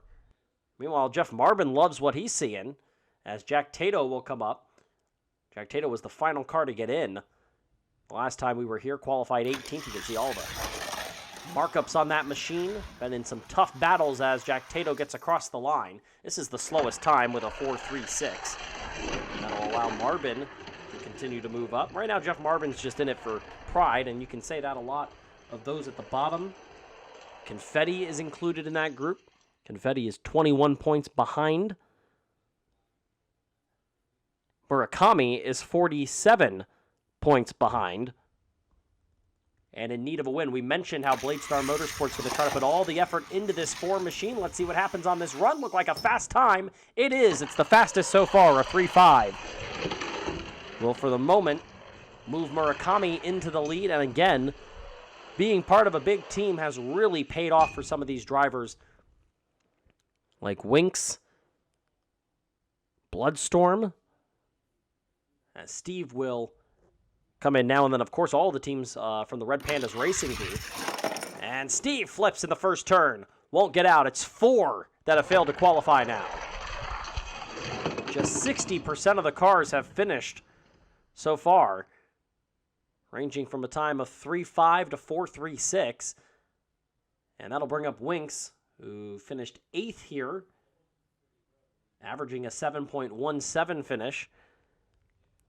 Running overall 3rd in the standings in points and highest out of the people, the cars yet to win a race. And that time will be the slowest, a 4:42 for Winks. Will move him into 7th for the moment. Again, still ahead of those 4 drivers who were unable to qualify on this lap, but certainly not the run Winks was wanting, trying to lock themselves in on points. That'll bring up Bloodstorm, who did not qualify when we raced here to start the season. Finished last. And will finish this lap, so that's already a plus for Bloodstorm, and the time running 3:93, good enough to tie Neptune for 4th. And so you will go ahead and factor in Bloodstorm in 5th out of the 12 to go. And that'll bring up Nugget. Nugget has really struggled on the season, but had a good run here. Finished 4th. And we were here to start the year. Nugget going to try to gain the momentum, get across the line, and does. It'll be a slow time, the slowest so far to cross at a 4:78. But again, it'll still beat at least 4 cars who did not finish this lap. So that's a plus for the 16.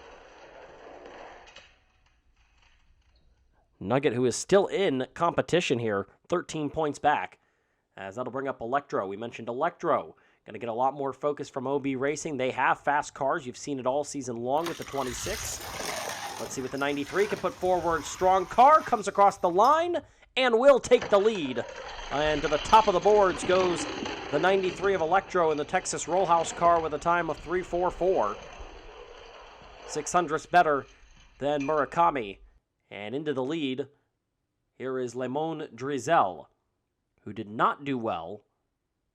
Qualified 4th here to start the season, but ended up finishing 14th.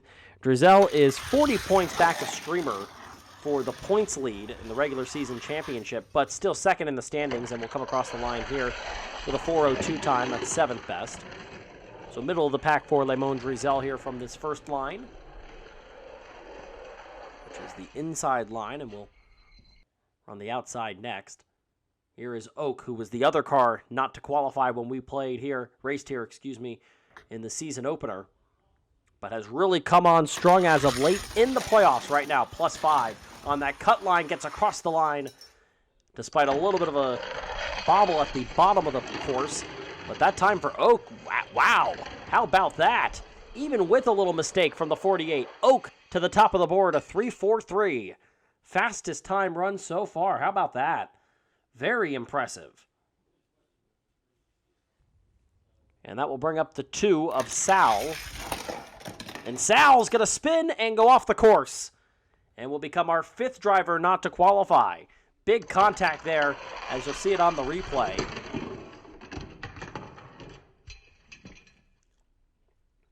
In real time, it looked like slow motion, and it's even more so when you actually put it in slow motion. Big hit there for Sal, unable to qualify. That'll bring us to Earl in the 33. And Earl's going to get across the line. A little shaky there. The time for Earl is a 3:63. Still a strong time, 4th best. And that'll bring up our final 2 qualifiers, which are really the 2 that have dominated this later portion of this regular season. Here's Woodpecker. Got off to a terrible start, but has been really good since switching over some of that equipment from Lemon Drizel. And Woodpecker goes right into the course and stops. And you can see right there where I think the contact was made with the course. Wow. Let's have a look. Yeah, just went almost sideways into the first turn. Hard contact. Slow it down again. Oh, man. Nearly a flip from the 43. Another DNF. And we'll get 14 cars at the most that will finish this first lap. Here is Streamer in the Pines Cones car. So a little bit different look there for the 26. Always known, as we've mentioned, for those different paint schemes. Fastest car on the course almost every week. Let's see what happens here. Not going to be the fastest. Slowing down toward the end of the course. And the time is just a 4:18, which is just outside of Jeff Marbin's time. It'll be 11th fastest, but only 3 cars with a slower time that actually finish the lap.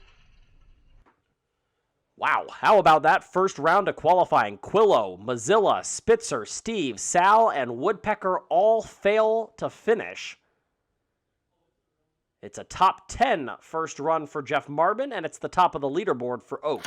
As we'll turn back around and go to Prime. This second lap for Prime slows down, almost came to a stop, but will still get across the line. That's a 4:48 for an average time of 4:09 for Prime. So a significantly slower lap that time. And let's see what we get from Neptune here. That looked like a smoother lap for Neptune. And it was a 3:88, a little bit faster than the first lap. 3:91 average time, and first place right now for Neptune. Cutoff line is going to be here. We'll lock in our first car. It's not going to be Quillo because of the DNF. Let's see what Quillo can do here on this second lap. Got to put a good time forward because it's going to be competitive at the end. And it will lock in Neptune. That's a 4:06. The average time ends up being a 7:17, so it's an average of 5:62, the 7:17 from the DNFs. a 5.62. That'll lock in Neptune, who is in for the first time in 3 races after missing consecutive races. That comes to a close here. Here is Confetti with a time of 3.81. That's an average of 3.86. And to the top of the boards to lock themselves in and for the moment sit on the pole. Just to clarify what I was saying about the 7.17, that's the average time for the cars that did not qualify. 1.5 times the slowest lap. So that is combined. And now Jeff Marbin in trouble. Marbin got to get across the line and does, but will not be locked in. That's a 4.96 for an average time of 4.56. Boy, got wild on that backstretch for Marbin. It will lock Prime into the show. Jeff Marbin really shouldn't have any problems as long as you finish those laps, you're in. As here is the 66 of Mozilla. Mozilla didn't finish the first lap. Will here. That's a slow time. It's a 4.93, making the average time a 6.05. That'll lock Jeff Marbin in and move Mozilla to the bottom of the leaderboard. 6th out of the 6 to finish their qualifying runs. And that will move us to Spitzer. So either Spitzer or Quillo going to be locked in here. Let's see what happens on this lap from the 25. Looks like a pretty good time. Took a hard right at the end, but it's good enough to get by Quillo. A 3.88 time, an average of 5.53. And in to the Vortex 720 is the 25 of Spitzer, who was, of course, on the pole when we ran this race as the Spiral 360 way back when. And a little bit of trouble for Jack Tato. Gets across the line, though. And Jack Tato with an average of 4.58. That's the slowest time out of the 5 that have completed all of their laps. But it's good enough to get in. And you can see on the replay, just not a lot of speed there from Jack Tato, who has struggled for the most part this season. Only 11 points out, though. It's close at the cut line. Across the line, good, nice time for Murakami. It's a 3.69, an average of 3.60, and Murakami is at the top of the boards for the moment. Team Alliance is so important, and they are paying dividends again for a driver struggling. That's Murakami this time. Here's Steve, who did not finish, ran a good time there, and runs the best time out of the cars so far who didn't finish their first lap.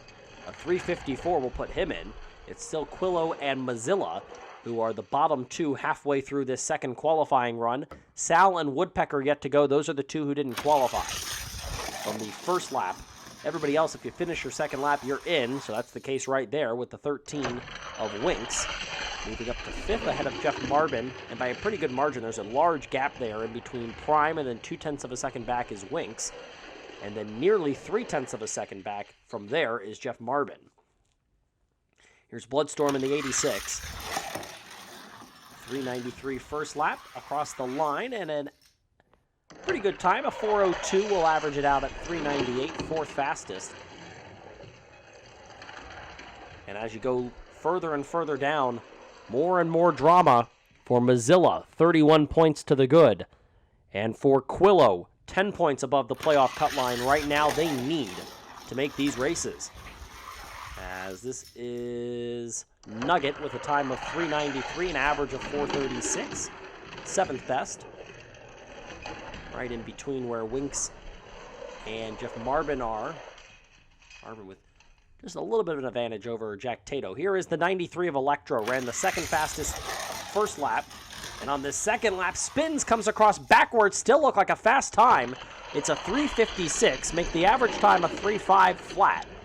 And the pole position for the moment belongs to the 93 of Electro.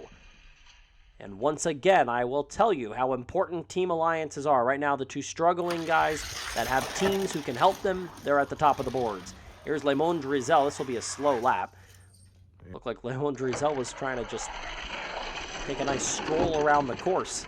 It's a 4.67, and Drizel will settle into 8th for the time being, just ahead of Nugget.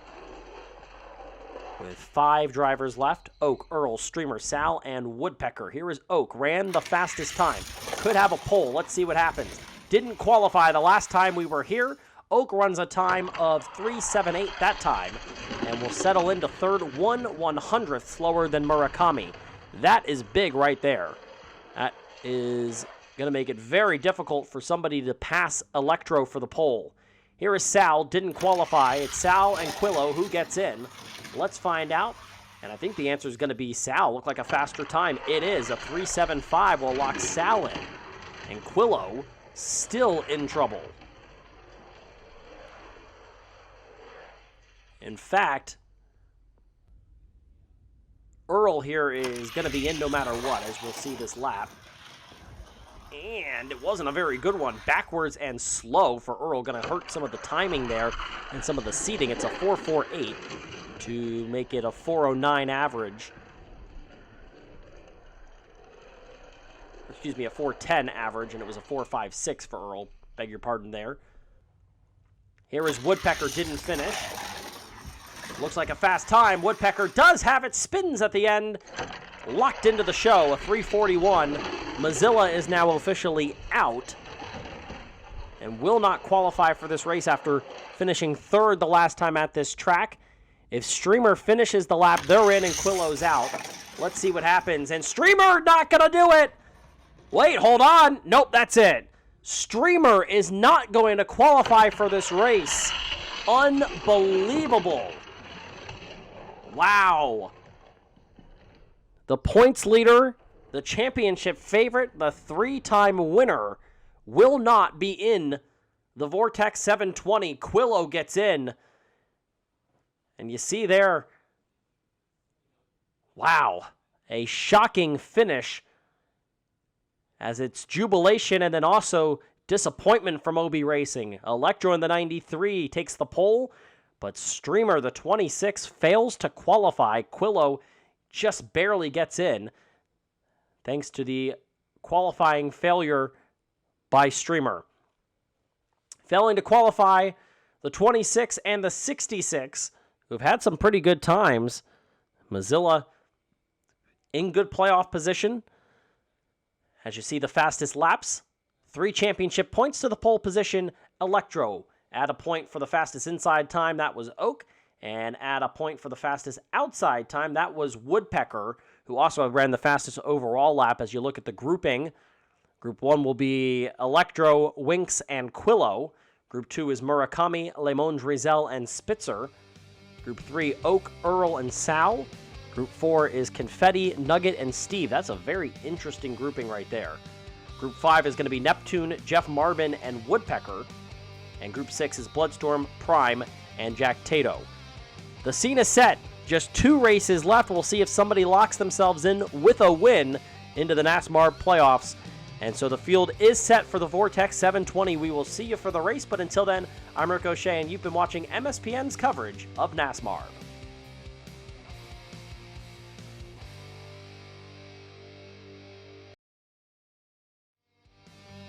Just 2 races left in the NASMARB regular season, and we are back where it all began.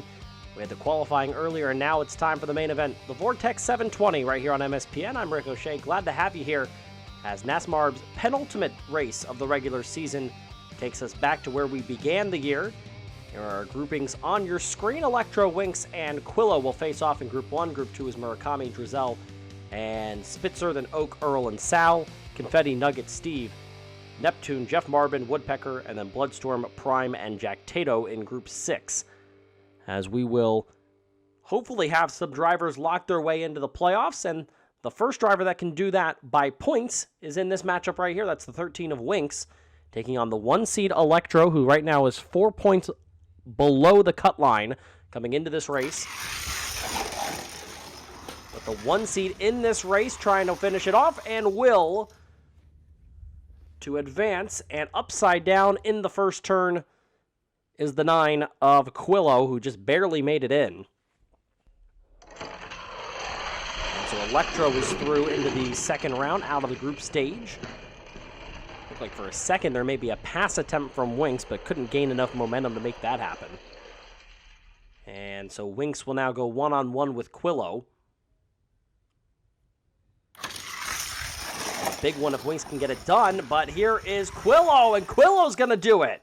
Winks, unable to get out of the turn, flips at the exit of turn 1 and is done. Could have been a big day for Winks, not to be, as Quillo who's right now 10 points above the cut line and in need of maybe a little bit of cushion room, able to get it done to get out of the group stage and guarantee a top 12. So good run there as we go into Group 2. Here is Murakami in must-win mode against Lemon Drizel and Spitzer. 2 races left of the regular season, and Spitzer, I don't think, stayed on his wheels, if I'm not mistaken. Nope, did stay on his wheels, actually, but couldn't get out of the second turn. And so that will advance Murakami in the 4 and set up one-on-one with Lemon Drizel and Spitzer here. We have another look at the replay. Lemon Drizel is just one of 3 drivers that can be the 1 seed. Potentially. Streamer will be the 1 seed, lock that up today. Even though he's not in the race, Streamer will be the 1 seed and lock that in if Lemon Drizel or Woodpecker do not win. As this will be a victory for Lemon Drizel to advance, and that will end Spitzer's run.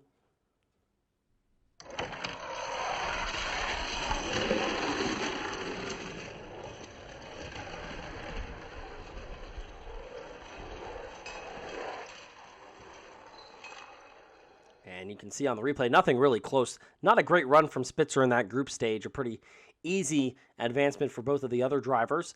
That'll move us to Oak, Earl, and Sal. What an interesting grouping this is. Oak has had a great second half of the season resurgence. Going to try to continue that here and will advance as the 3 seed through easily. Earl gets stuck in the turn, and we'll go one-on-one with Sal now for the final spot. Let's have another look at the replay. 3 wide going into that first turn. And Oak just kept it as straight as possible. That's great driving there from the 48. And really a feel-good story for that team after failing to qualify in each of the first 2 races, including the race that we had here to begin the season. Now this one between Earl and Sal will go to the 33. And the Ukulele Man, Earl, advances to the next round.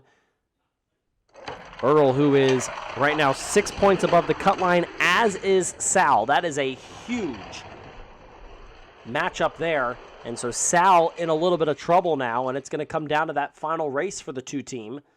So we'll move now to Group 4. It's Confetti, Nugget, and Steve, and all 3 of these drivers are below the cut line. And this looks like it's going to be an easy win. Wow, that was not close, as you see 2 of the drivers unable to finish, and it will be an advancement there for Confetti. Confetti right now 26 points below the cut line.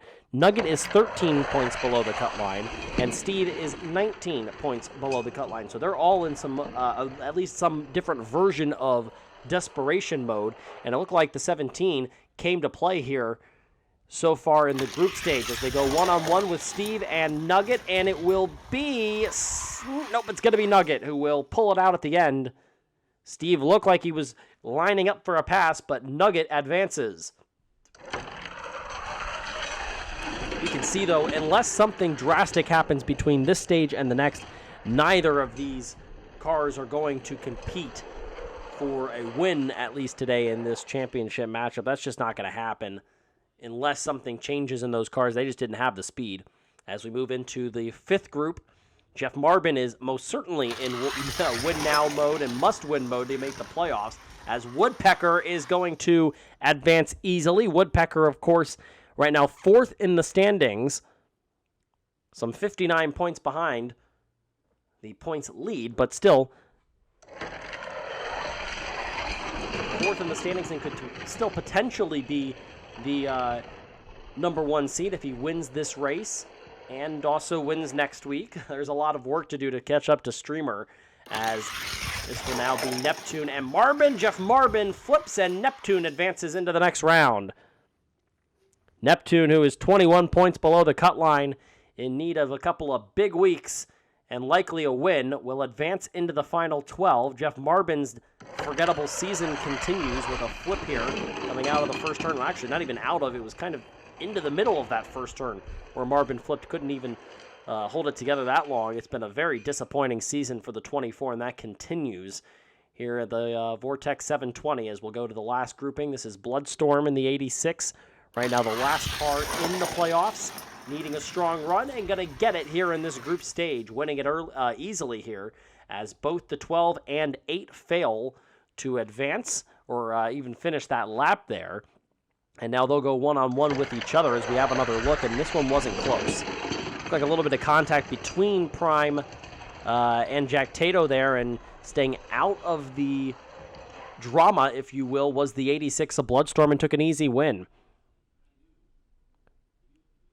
Jack Tato is 11 points below the cut line, and Prime is locked in despite having less points than Jack Tato. But in, and now neither of these drivers are going to finish this lap again. They've gone 2 laps now and can't finish this course. They seem too involved with trying to get the other guy out of the way instead of just trying to run a clean lap. So they'll go again.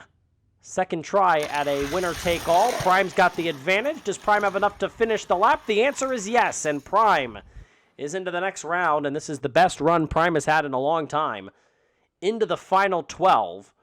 It's not a lot, but it is still better than a lot of the season for Prime after winning on this course, mind you, way back in the season opener. Maybe a chance to repeat some magic for Prime, who will advance to the next round. And now these are one-on-one with the first of 2 wins. You know the drill. We'll start with the 1 seed and the 11 seed. That's Electro in the 93 and Nugget in the 16. As these guys will face off, there they are. Electro, as we said, needing a good run. Not in must-win territory. I would definitely qualify that more towards Nugget, who is 13 points back. But both these guys in search of good runs, and it's a good first start for Electro in the 93.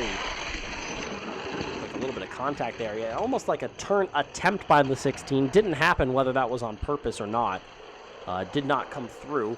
And so it's a pretty easy win there for Electro, who has more speed, it seems. Let's see when they switch lanes what happens here. It's Electro still in the lead. Electro going to run a clean lap and easily take out the 16 of Nugget and advance to the next round. Into the final 6 now goes the 93. The pole sitter in today's matchup. And a lot of speed in that OB racing machine for Electro. The only OB racing machine in this tournament today, after we mentioned a shocking failure to qualify by Streamer, as we move into Confetti and Quillo taking on each other. The 17 and the 9. Oh, contact! And Confetti is going to fend off the 9 of Quillo and take that first win as they both went into each other. Made a couple of more contact points going into and out of turn 1, and then just shutting the door is the 17 as Confetti takes the advantage. Could be an upset if Confetti can get it done here. And now Confetti makes a pass in the corner and finishes off Quillo. What a move by Confetti, and we'll get another look at it. Boy, that was impressive right there from the 17 as again they went into each other on the front straightaway and then turn 2 and then, oh, look at that. Great move. A little bit of a sideways mistake there by the 9, but you still got to get around the car, which we've seen in the past can be difficult. Not a problem at all for Confetti into the next round. As this is Murakami and Woodpecker. 4 and the 43, and Murakami gets it done on the first try. As Woodpecker unable to finish. Murakami, we said, basically in must-win mode. And Bladestar Motorsports doing their best to try to get their cars in. Right now, Bloodstorm in the 86 is just hanging on by a thread. Still in this competition, though. And now Murakami's got the speed. Does Woodpecker have a move? Almost got there, but cannot. And it's a sweep for the 4. Great aggressive driving by Woodpecker. And some pretty good defensive driving from the 4 of Murakami, as you see right there, a little bit of a bump. And it looked like the 43 was going to try to turn that 4 machine if they could get to the bumper again. Didn't happen, though, and Murakami is moving on. As Neptune and Le Monde Drizel will face off now. And Neptune gets out front. Looked like a little bit of a problem with the back of the car for Drizel. Will put Neptune ahead 1-0. Le Monde Drizel is already locked in. If he doesn't win, no chance at the 1 seed, though. And Woodpecker just eliminated means that right here, Neptune could clinch the 1 seed for Streamer. Will it happen? Not on that one. Going backwards, trying to pick up steam. But Drizel keeps it straight and advances this one to a winner-take-all. As we'll go to our 3rd set here. A pretty good speed for both those cars on that run, especially with Neptune turning around backwards for this one. Final one, and Drizel gets the advantage. It looked like a mistake from Neptune. Falls off the course somewhere down there. There's the 11. And Lemon Drizel advances to the round of 6 and keeps his 1 seed hopes alive. So Streamer can't pop the celebratory champagne quite yet to celebrate that number 1 seed. It's doable that Lemon Drizel could still be the 1 seed. Unlikely with just 2 races left and 2 wins needed for that to happen. As Oak and Prime will now face off. These are 2 drivers that have gone in opposite directions this season. Prime won here and has struggled basically ever since. Oak has done the exact opposite and will take this first heat. Oak failed to qualify the first 2 races of the year and has really come on strong since. Has been a staple in the final 6 for quite a good portion of the second half of the season. And again, a little bit of a problem there for Prime, although I will say Prime making it into this 12 matchup is, I guess, positives, as Oak is going to go by and advance here into the final 6.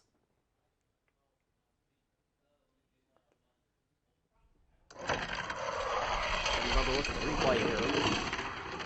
And there's something, I don't know if it's a psyche, if it's, a mental thing, or if it's equipment, but there's something going on with the 8 that is just causing issues for Prime and not allowing this team to perform where they were at the beginning of the year.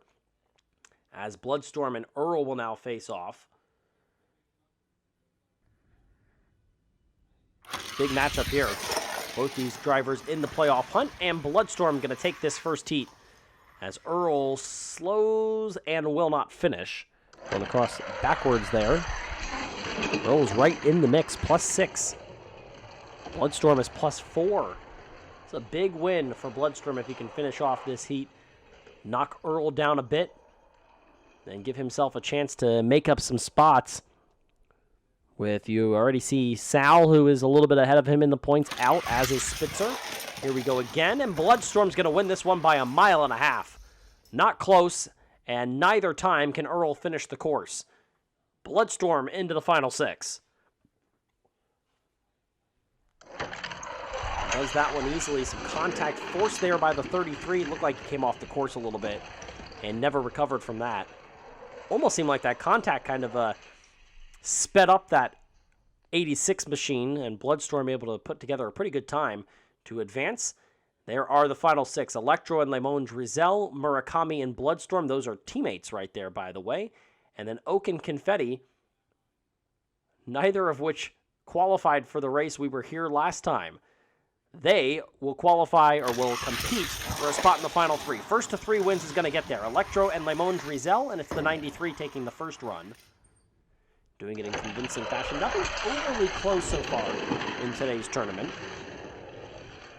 A lot of driver error, and I don't know if that's how you'll kind of categorize that one from Lemon Drizel. But not a great run there, and the 93 takes a 1-0 lead over the 3. And now Drizel is not going to come back, at least not quick enough, and it's a 2-0 lead for Electro. Just looks like Electro is faster. We mentioned, again, can't overstate enough, the decision by the OB Racing team to put this focus into Electro, who gets flipped, but stays on the course, and Drizel can't take advantage because he didn't get out of the turn.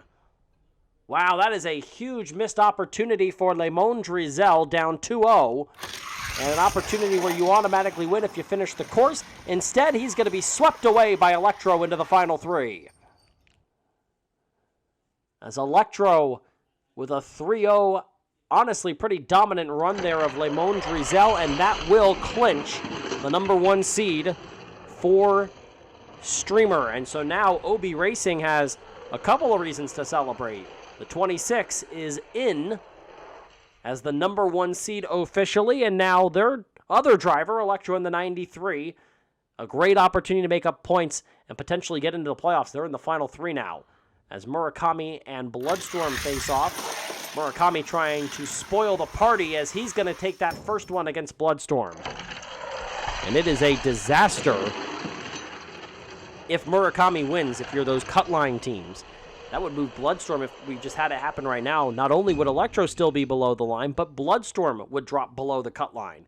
His teammates certainly not going to give each other anything, and it's a 2-0 lead for Murakami. Pretty clean run there. I'm not sure if they made contact at all. Maybe a little contact there, but they may not have actually touched at all. It was a clean race, pretty well run from both drivers. Just more speed in the 4 on that one. And a chance for another sweep as Murakami looks to get into the final 3. There is contact there. Bloodstorm needed to make a move, does, and keeps their tournament alive here. Make it 2-1. Still needs to win the next 2 as well after falling behind 2-0.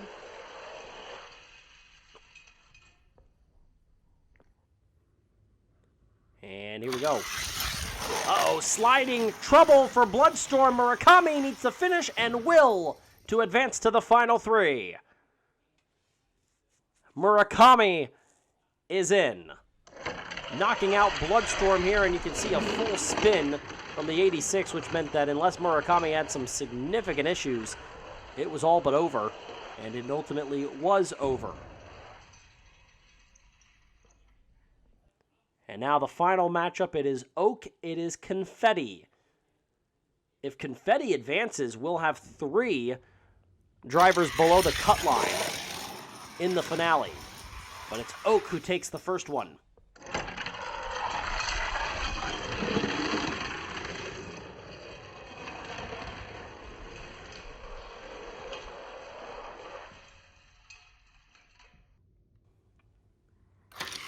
Oak has done a better job coming back this season and takes a 2-0 lead here. A pretty easy one as well. As Confetti will be running out of magic here today. Down 2-0. And seemingly being outrun here in this round of 6 matchup. And let's see if we can finish it off. And the answer is going to be yes. And in dominant fashion, Oak is in the final 3. Great job from the 48 team to get in. They're a bubble team, right now up by 5 points, and somebody's going to lock themselves into the playoffs and be a very happy crew leaving this race course.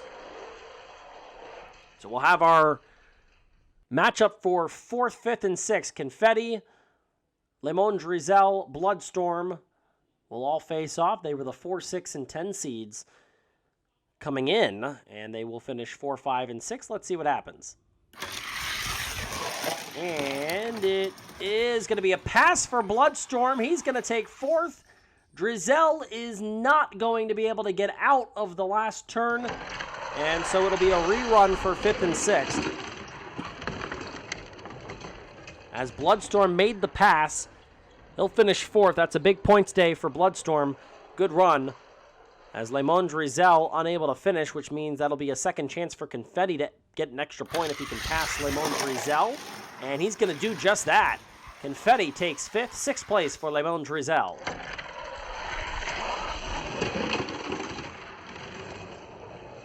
And that will give us our chance to get all set up for the final and to lock another driver in with just now 2 races left.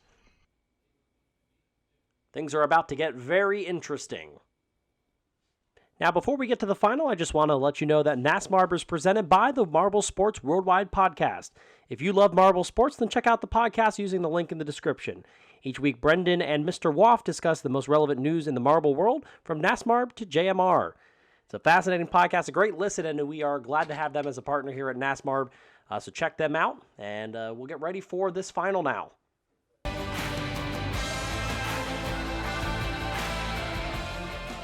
All right, and so with that out of the way, it's time for the final. First to 4, you know the deal. It's Electro in the 93, Murakami in the 4, Oak in the 48. The 1, 2, and 3 seeds, they were the fastest. In fact, the final 6, only one of the top 6 did not make it. The top 6 seeds, that is. And Electro going to take this win. Murakami second, Oak a distant third. First to 4 gives you a playoff spot. Murakami trying to throw a huge wrench in the plans of these teams that are on the playoff cut line. And I'm sure definitely sending shockwaves through the NASMARB community for next week's race, the final race of the season, as this is going to be Murakami who will take a win. Oak finishes second, and Electro third, and now Oak drops into third place, having not won one of the first 2. Ooh, looked like he tried to turn Murakami there, but couldn't get it done. 1-1-0. This time it is Electro, and a little bit of pressure, but not enough. From the 48, Electro takes a 2-1-0 lead.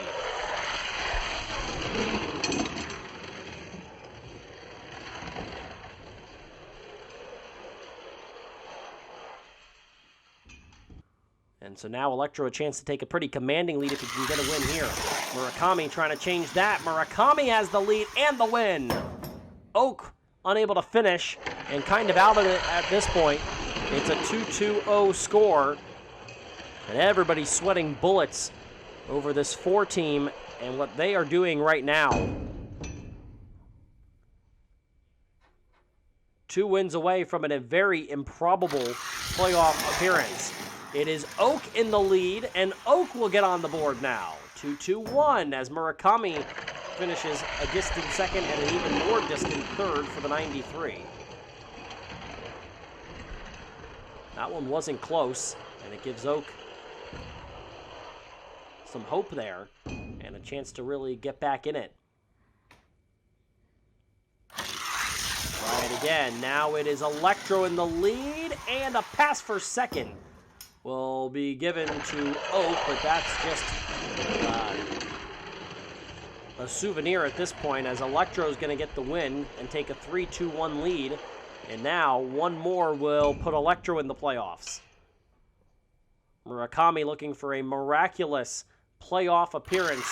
Needs to continue it here. Here is Oak. Oak going to take the win. It's 3-2-2.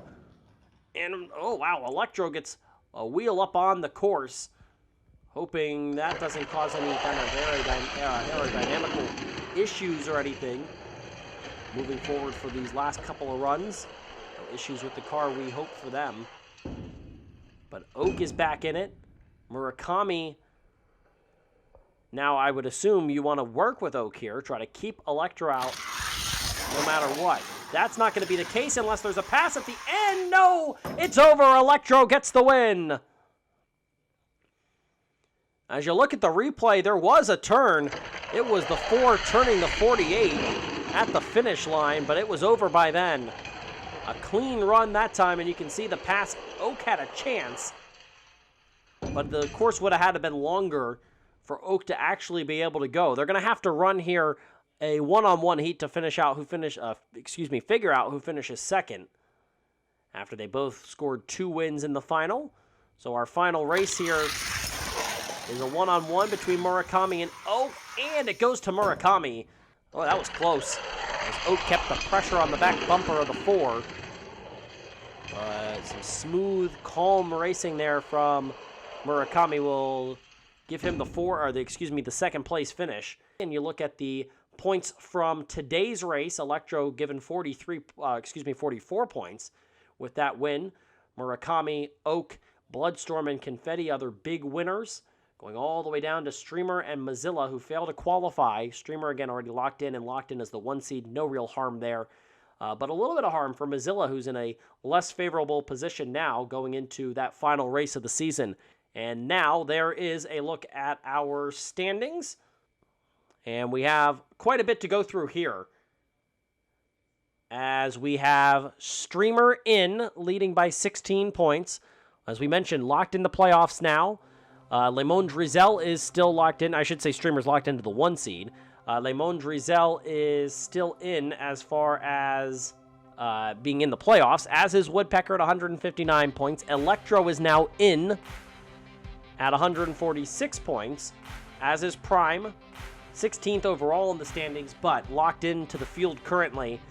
Winx is in 4th place. Oak moves to 6th place, up 26 points on the cut line now. Up 21 is Bloodstorm. Up 19 is Mozilla. He loses some points. Quillo gains 4 to go up 14. As Earl drops to just +5. +3 is Sal. Sal is the cutoff right now, a 3-point lead over Spitzer. Confetti gets to within 10 points, as well as Nugget. 12 points back is Neptune. 17 to Jack Tato. 23 to Steve and Murakami, who are both tied with 96 points going into the final race. One driver has been mathematically eliminated from playoff contention and must win the final race. That is Jeff Marbin, who is 53 points back, has to win, guaranteed, no chance that Marbin makes the playoffs without a win next week in the regular season finale. It all comes down to this one more race to determine this playoff field, one automatic spot to fill, and then the rest of the field of 12 will be determined for the first ever NASMARB playoffs. We hope you stay with us. But until next time, I'm Rick O'Shea, and you've been watching MSPN's coverage of NASMARB.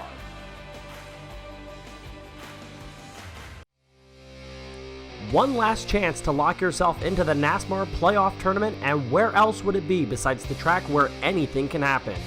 Welcome to Mayhem Super Speedway and the MSWP 500 qualifying session, our regular season finale, and the final chances for some of these drivers to make their way into our playoff field. You know the deal by now. Our qualifying lineup will be an inversion of the results from the Vortex 720, which was our last race, going all the way to Murakami. And there it is on your screen, and then Electro will finish us off, and we'll begin with Mozilla. On the left side, you see the finish from the Race 4, which was the Misfortune 400 last time we were here. Second place, not too bad at all, and we'll see what Mozilla can do to pace the field here for this qualifying session. And it's a 3:17 time, excuse me. Run there by the 66 of Mozilla. And an opportunity for them to lock themselves in. Here is our defending race winner here at this racetrack. That is the 26, the championship favorite. Oh, spin out there from the 26 of Streamer, and it's going to be a slow time, a 3:72 for the 26, who did not qualify last week, and now struggling there on that first time. Already locked into the 1 seed, so really with nothing to go for here other than trying to pick up some more points. That'll bring up Spitzer.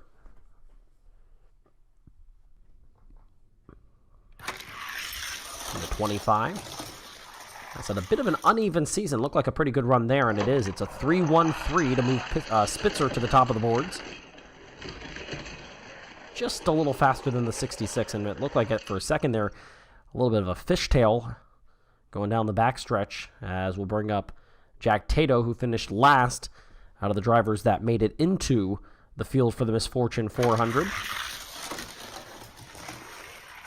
And coming across the line, looked like a pretty solid time. It is. It's a little bit slower than Mozilla, but still a pretty solid, less than a tenth of a second behind the leader. It's a 3:21, but third out of the 4 drivers to compete. Pretty far behind right now is the 26. Here's Jeff Marbin, who has won just 1 heat on the season, is averaging a finishing place of almost 15, which is what they did last time that we were here. Spins all over the place and just getting across the line.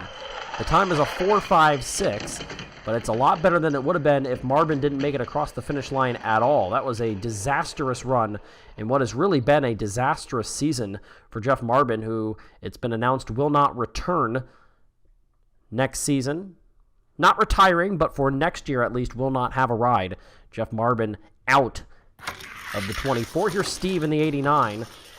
The Malbow machine looked like a strong run there. It is strong, and it's all the way at the top of the boards for Steve, a 3:05 for the 89 machine.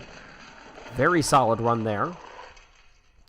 One note for these drivers that are racing to make their way into the playoffs: if you don't make the playoffs, you don't race again. This is potentially the final race for a lot of these drivers if they're not coming back to their teams or if they're moving teams during the offseason. As you see that run there from Winx, and it's going to move into 3rd place. Steve could be one of those. We just mentioned Jeff Marbin will not return to his team. And so if Marbin, who is right now running in last, doesn't qualify for this race or doesn't win this race, then they're done after this. Here's Sal in the 2. And that looked like a good run. That might beat out Steve, and it does. Oh, how close it is. 1/1,000th of a second. Excuse me, 1/100th of a second. Might have been 1,000th of a second if we go that far. A 3:04, though, is going to put Sal into the lead. And this will bring up Earl, who qualified second the last time we were here, but had a disappointing 11th place finish. Earl is right on the cut line, and Earl's going to move to the top with an extremely fast run, a 2:83. That's the time for Earl in the 33. Very impressive run there. As we look at Prime, who has really continued to struggle after winning the first race of the season, has really been downhill since then, and we'll see if they can recover here. This looks like a pretty good run for Prime. It's been a while since Prime has been toward the top, but they'll move into second place with the second sub-3 second time. It's a 2:96 to move in between Earl and Sal, and a very strong initial qualifying run there from the 8, who will try to, really recover to make their way into the playoffs, which they're locked in because of their win, and maybe make some noise in the playoff tournament. As this looks like a okay run. It's going to tie with Mozilla at a 3:17, but that's towards the bottom. Right now, Streamer and Jeff Marbin have run the two slowest laps. And here's Quillo. Quillo did not qualify, finished 20th the last time that we were here. Now sporting the colors of the race's sponsor, the MSWP, and just getting across the line. It's a 3:93. Nearly another fatal mistake for Quillo, who's really made a lot of mistakes towards the second half of the season, hurting their chances, but gets across the line. It's the second slowest time, but it's good enough to at least give yourself a chance, as Woodpecker will stand in. Woodpecker won the pole when we were here a little while ago, finished 4th, runs a strong lap there, and will slide into 4th place, a tie at a 3:04 with Sal. They're all pretty close right there. Sal, Woodpecker, and Steve are all within 100th of each other. Bring up Neptune. Finished 11th when we were here, averaging an 11.57 average finish. As that will be a not exactly spectacular run there. 3:28's the time. That's the slowest of the cars that have not been significantly slower. That was Streamer, Quillo, and Jeff Marbin.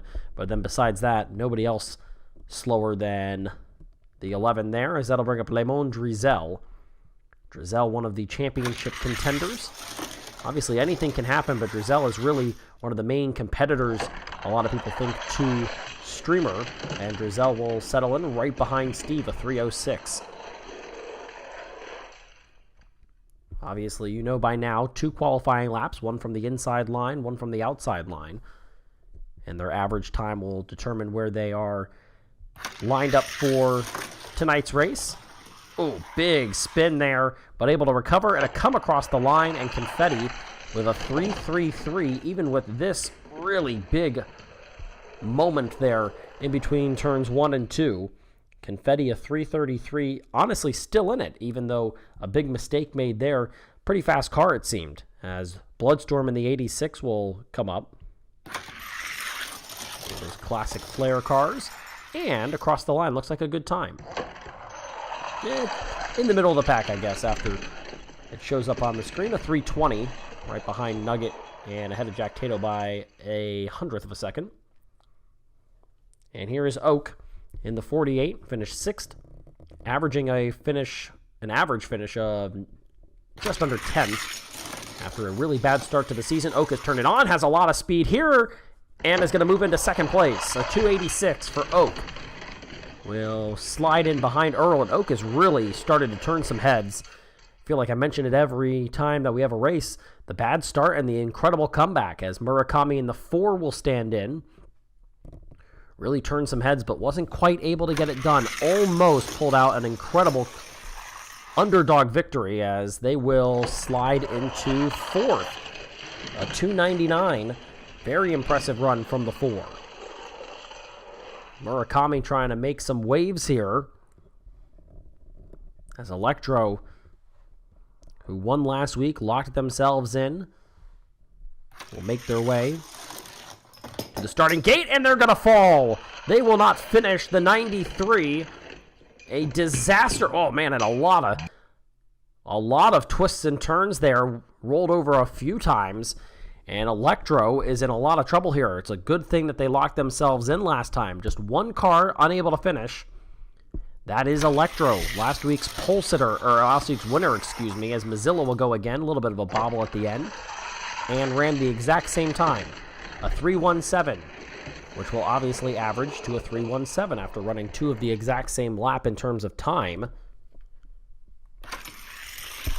That average time will be in the lead now, as Streamer's going to run a 3:37, average it out to a 3:55. And move into second. Wow, yeah, just took a hard turn to the left. Streamer needs to figure that out before we get to the playoffs. Otherwise, that might be a very disappointing tournament. Chance to lock our first car in. Is it Spitzer or Mozilla? The answer is that it's going to be Mozilla. Average time of 3:22 after Spitzer ran a 3:31 on that lap. And so Mozilla is in, currently leading on the pole now, as this will bring up Jack Tato, and Jack Tato carrying a lot of speed. Comes across the line, a 3:04. Will average the time out to a 3:13. To the top of the boards goes Jack Tato, and now locking themselves into this regular season finale. Here is Jeff Marbin. Marbin looked like a pretty solid run there, and Jeff Marbin ran a 3:04. Very impressive time from Jeff Marbin. Averaging it out, though, just to a 3:80, which means you're still looking at potentially some trouble for Jeff Marbin here, who may be done, may not be able to make it to the regular season finale. Here's Steve, who for a brief moment was the leader at the top of the boards. Runs a 3:26, not good enough to be to the lead. It'll move into second place. You saw a little bit of a bobble there, and it looked like off the ground came the back wheels. 3:16, that's the average time. As we'll bring up the 13 of Winks. And Winks is going to flip and will not get across the line. A DNF for Winks. And that time currently sits at a 5:06, which makes the average time a 4:11 and would lock Streamer in. Things just got very interesting for Jeff Marbin.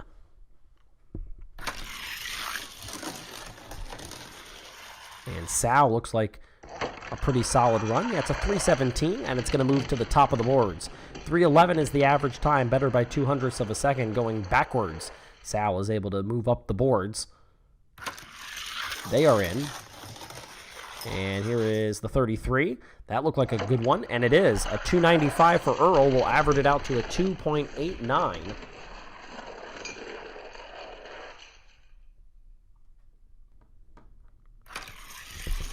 Up to the top, here is Prime. Prime trying to gain that momentum, as we said. Spins at the end, but after they're across the line, and an average time of 2:99 moves into second place. So Prime is in this race and looking like they may actually have a chance to do some damage here in what is, wouldn't call it a tune-up, but more a get-right race before the playoffs begin. And Nugget is going to get in after a 3:10, making an average time of 3.14. Still sitting at Jeff Marbin at 3:80. And Winks with a current average time of 4.11, as this is Quillo, and Quillo runs a 3:15, averaging that time out to a 3:54, enough to get in. Does better than Jeff Marbin, whose average time was 3:80, which means that Quillo, who ran a 3:93 the first time, was going to have to better it. They did. That'll bring up the 43 of Woodpecker. And their time is going to move into third. They run, the second car to run the exact same time from both lines. Mozilla did it at a 3:17. Woodpecker does it at a 3:04. Not going to be a fastest time on either lap for Woodpecker, but very consistent and good laps run. As the 11 of Neptune comes across, that was a slow lap.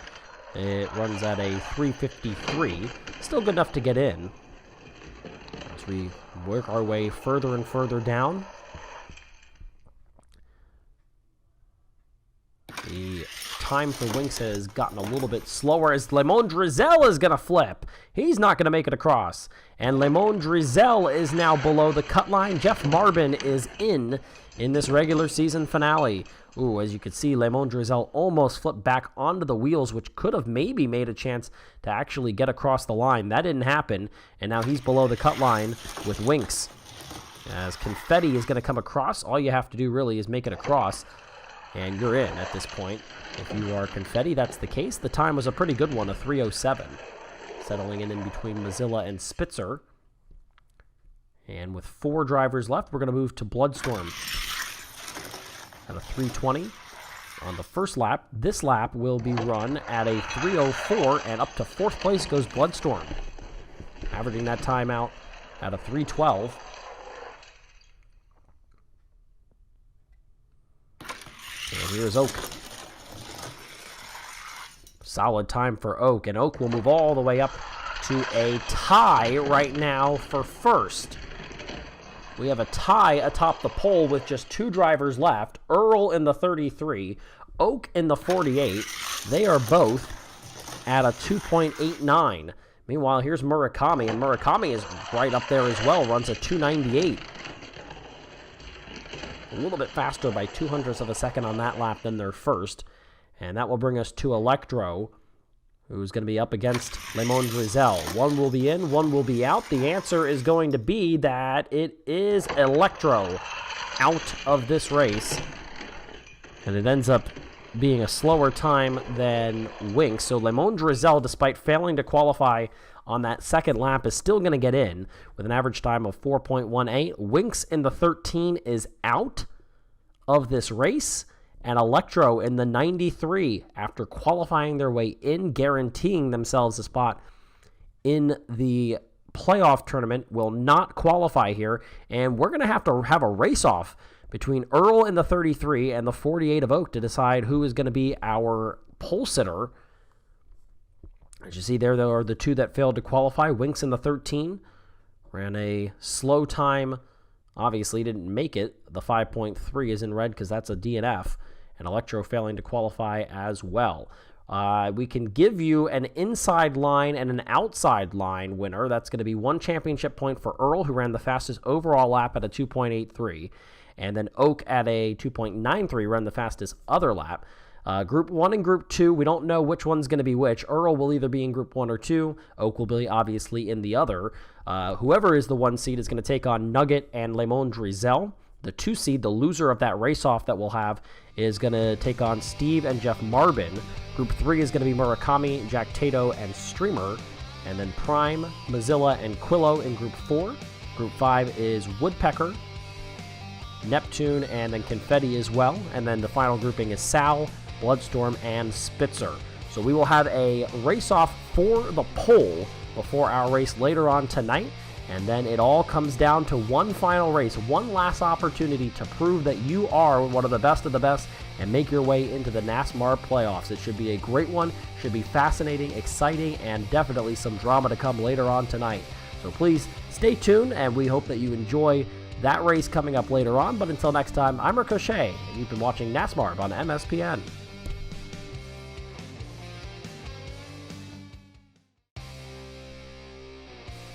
Everything that you work for throughout the course of a season comes down to this. It's the final chance to make your way into the NASMARB playoffs. We welcome you to the MSWP 500 right here at Mayhem Super Speedway, the track where anything can happen. First, we're going to start with a race-off between Earl in the 33 and Oak in the 48. This is for the pole position. If you missed our qualifying episode, they tied for the pole, and they're going to race off against each other. Oak is going to flip, and Earl is going to take the pole. We'll have another look at it. Went in side by side, and yep, it actually didn't look like contact with Earl, but rather contact with the track that did Oak in. And so via the race-off, Earl will be our number 1 seed. And now we're going to take you to some scenarios of who can clinch as we are here in the final race with a new winner. There is the clinching scenarios. Oak needs to finish 8th, Bloodstorm 6th, Mozilla 6th, Quillo 3rd. If they do that and there is a new winner, then it doesn't matter what happens otherwise. So for Oak, you're in the best spot. If somebody new wins, then Oak has to finish 8th, and they're in automatically. Doesn't matter what else happens. With a repeat winner, Oak needs to finish 10th, and they're in. Bloodstorm 7th, Mozilla 6th, Quillo 4th, and Earl would need to finish 2nd if there's a repeat winner to guarantee that they're in. Otherwise, obviously, there are different scenarios. There's too many to really go into. But if you have those finishing positions, doesn't matter what else happens, that specific driver is going to be in the playoffs. As you have a look at the groupings, we knew which ones were going to be in the groups with the exception of the 1 and 2 seeds. It's Earl, the 1 seed, who will take on Nugget and Lemon Drizel.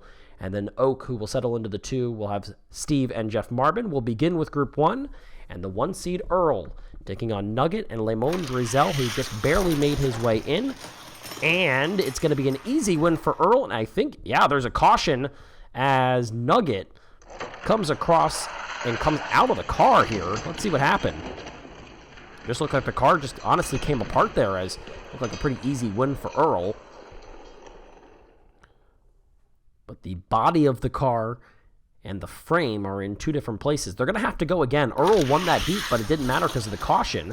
Earl's going to go again. Earl's going to win the heat again. It was kind of close. Nugget got a little closer there at the end, but it will be an advancement for Earl, who certainly would have been crying foul if he had not advanced after winning that first one and having the caution erase that from happening.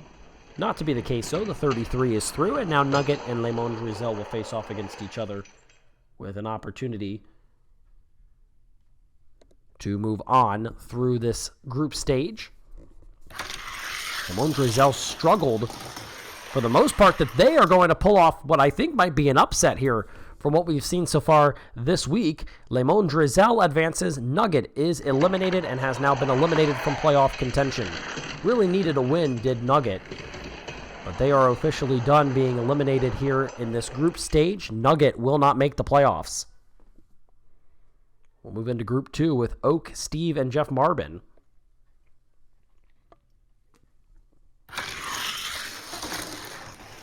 This is Oak in the lead. Look at Jeff Marbin go. Oak will advance, and Steve ends up unable to finish the course. Sets up something quite interesting there. Wonder if Jeff Marbin can repeat that success one-on-one with Steve. I mean, Jeff Marbin had some speed there that hasn't really been there for the majority of the season. Jeff Marbin is in a 100% must-win situation. Let's see what happens. One-on-one, Steve gets the advantage. Here's Marbin, and they will not come across the line. We'll do it again.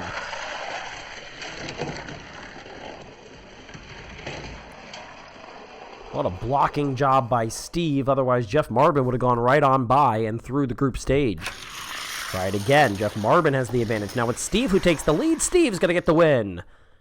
Steve advances in the 89, and that will eliminate Jeff Marbin from playoff contention here.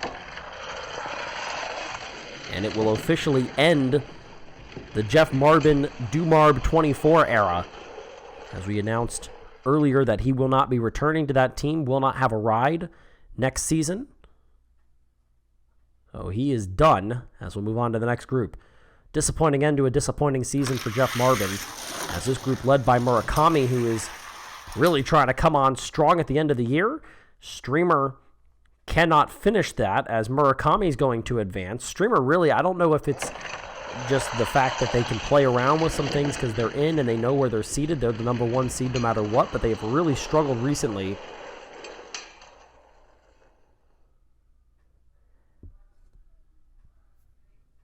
And we're actually having a report.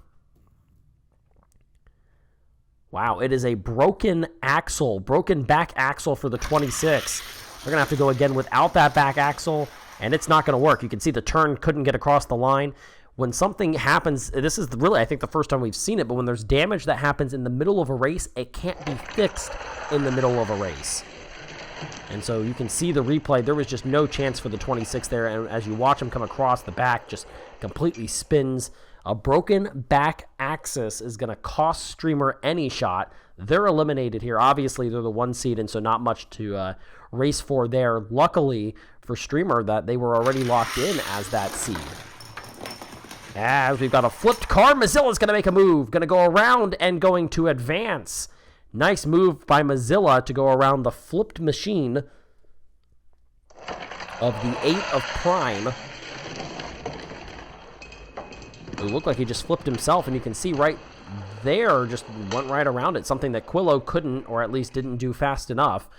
And so Quillo and Prime, the 8 and 9, will face each other one-on-one now. Let's have another look. Love this cam, of course, as always. Wow, it looked like some big air there from the 66. Just gets out of the way. Slides right on by and through for an advancement here from the group stage. One-on-one, the 8 and the 9. They make contact early. Prime's in the lead. Prime is going to get stuck, as is the 9 of Quillo. They'll go again. And I think, I'm not sure, we'll have to look and see what happened to Prime, but I think Quillo got his wheels up. Yeah, wheels went up on the side of the course for Quillo, which slowed down all the speed. Not sure what happened to the 8, but Prime, yeah, there's another look at it.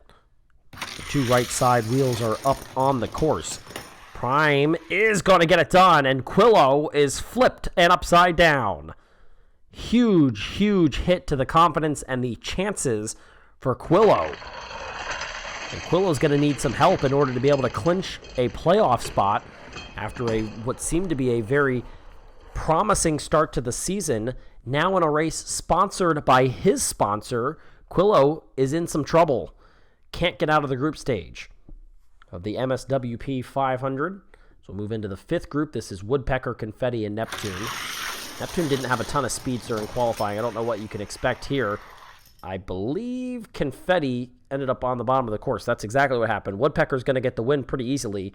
That was a kind of slow heat there. I'll have another look at it, see where Confetti went wrong and ended up on the bottom. And, yeah, well, it just kind of happened in the middle of turns 1 and 2. And so an opportunity for Neptune and Confetti to go one-on-one. Woodpecker's already through. They make contact early. And now Confetti going to make the move, flipping upside down as Neptune didn't have the speed anyway. And so the 17 of Confetti is through, making their way into the next round, part of the final 12. And that will eliminate Neptune officially from playoff contention. A few of these drivers that you wouldn't think would be eliminated earlier than others, like Confetti, who is still obviously in it. Has a chance to make the playoffs after a rough start to the season. Obviously, same can be said for Oak, who has just been incredible since a horrific start to the year. As we find our final group, Sal, Bloodstorm, and Spitzer. This is a pretty strong group here. And 2 of them are going to fall. Sal's going to be the only car to finish the course. And we'll get an automatic win there. What a strange run that was. Let's have it one more time. You have a look on your screen. Watch the 25 and the 86. And wow, that was odd. Looked almost like the exact same thing happened, beg your pardon, with both of the cars there. They both kind of just flew right off the left side of the course. Strange, as they'll now take on each other. And this is a must-win for Spitzer in the 25, and it's going to be a win. Oh, no! Cannot get it done! As the 86 flips, gives away the win, and Spitzer can't get it done. Both cars unable to finish it off. And you see right there, just overdid it, trying to get around the 86, overcompensated, needing to move to the left. We'll have another look here, and you'll be able to see exactly what I'm talking about. As you see right there, you got to make a move around the car, and they just went too much. Almost went entirely off the course. A wipeout from the 25. They'll have to go again. And that is going to be a haunting loss if Spitzer loses, and he will. Bloodstorm comes across upside down as the 25. Bloodstorm advances, and that is going to knock out Spitzer from playoff contention. A surprising end of the year for the 25 machine, who started so strong, and that is going to just be an absolute killer when you go back and watch what you had there. As you see our groupings here, interesting thing to note that Murakami and Bloodstorm here, the 3 and 7 seeds, are going to face off for the second straight time. Those teammates will face off. It's the 3rd time this year that they faced off one-on-one. As we go to Mozilla and Earl. Mozilla is going to clinch if they advance here. They will clinch a spot in the playoffs, and they just get across the line to take a 1-0 lead. Remember, in the second round, you need 2. Oh, wow. Earl flipped and nearly went off the course. And Mozilla just got across. I'm not even sure he got a full car length across the line. Good enough, though. And now Earl again flips. Mozilla gonna advance and clinch a playoff spot right there. And the 66 gets it done.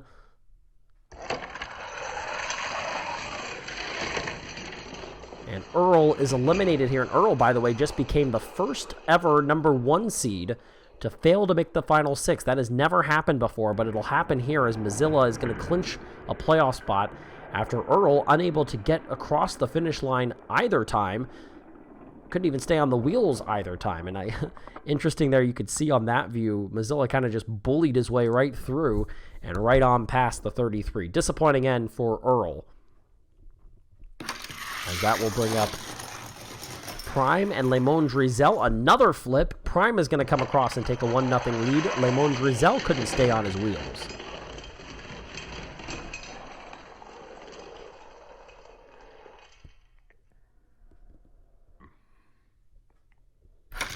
Face off again. Prime is flipping all over the place. Drizel goes by and just gets across the line to even us at 1 apiece.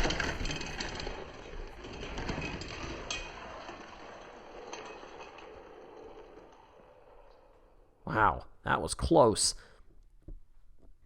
As Drizel only gets maybe half the car across the yellow line there where you need it. They'll go 1-on-1. They're both going to flip, and we're going to do it again. A lot of flipping here in this third round. 1-on-1, best out of 3, and we've had a lot of flips already. I mean, it looked like Lemon Drizel just took a hard right to try to flip the car over. Strange to see this continuing to happen.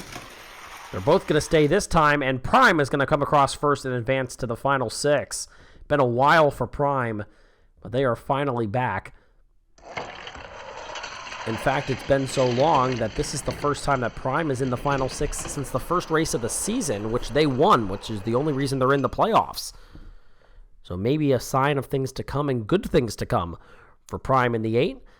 As we get Oak versus Confetti. Oak will complete an incredible comeback and clinch a spot in the playoffs if they advance, but it's Confetti that's going to make a pass at the end and take a 1-0 lead. Wow, look at that. Just spins all over the place and just went right by.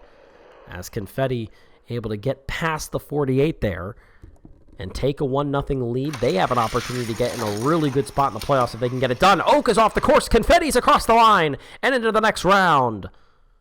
Wow. An upset there as Confetti takes out Oak. It's the second straight final 6 for Confetti. Third time this year that Confetti has made the final 6. It's been the last 2 races and then the other race here at Mayhem Superspeedway. Obviously a good track for the 17. As Woodpecker will take on Steve. Steve is going to have to win an upset here to take out the 43 if they want to keep their hopes alive. They're going to get a good start. Steve takes a 1-0 lead. And had the lead the entire time. A pretty confident win, I would say, for the 89. One more can get you to the final 6 and keep hope alive. As Woodpecker has the advantage. Woodpecker, though, spins, and Steve is going to get it done. Come across the line and take the upset win over the 43. And this is Steve's first appearance in the Final 6 since race 1. There are 2 Final 6 members that haven't been there since the first race of the season, as Steve is trying to mount a late-season comeback here, about as late as it can go. With the help of a mistake there from Woodpecker in the 43. Been a rough team effort here from Dave's Motors. They have struggled here. As Murakami and Bloodstorm will face off. They are teammates from Bladestar Motorsports. Off the course goes Bloodstorm. And Murakami going to take a 1-0 lead. Murakami is out of playoff contention if they don't advance here. Meanwhile, on the other side, Bloodstorm clinches a playoff spot if they advance. A lot on the line, I would assume, if you're Bladestar Motorsports, you'd rather see Murakami here keep their hope alive because Bloodstorm still has a good chance if they don't get it. Bloodstorm's going to come back here after Murakami flips, and we're going to go to a best of 3. This is the race of decision here. Murakami at the bottom of the standings, or right around the bottom for the majority of the year. They have come on strong, almost pulled off the upset last time out, finished second. They need to advance here, otherwise they are done. Bloodstorm takes the lead, but now Murakami makes the pass. Flipping upside down is the 86, and advancing is Murakami to keep their chances at a playoff spot alive. And a huge upset, a lot of upsets here. Mayhem Super Speedway living up to its name, causing problems for some of these contenders, and those who need to clinch not being able to. Sal and Jack Tato will face off now.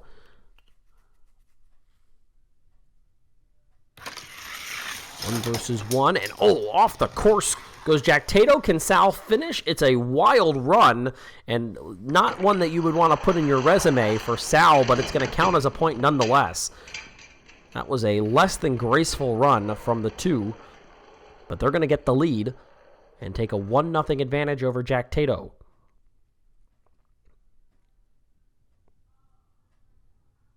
Let's see if Jack Tato can come back. Sal's got the lead. Sal's going to flip. Off the course goes Jack Tato. Sal cannot finish. We'll re-rack and go again. An opportunity to clinch it there, but Sal was already upside down by the time that Jack Tato left the course. So really nothing you can do there except for try to hope that you can get enough momentum going down the hill there, but that just wasn't going to happen for the two. We'll go one more time. Let's see what happens. Now Jack Tato's in the lead. Jack Tato's going to come across the line and even us up. And so we'll go to that decisive third matchup.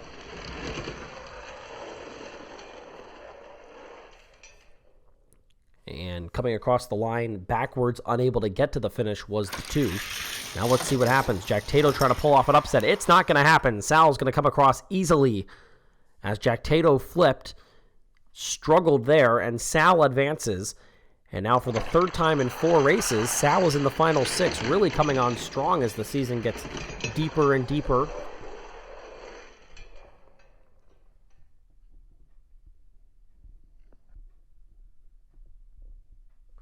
And there we go. First to 3 win. We have Murakami and Confetti. They're both below the cut line coming in. Prime and Mozilla are locked in now. And then on the other side, you've got Sal and Steve, who really have never been to the final 3, either of them. They're in uncharted territory almost. Murakami and Confetti. Somebody's going to really help their chances. It's going to be Murakami on the first one. We need to get to 3.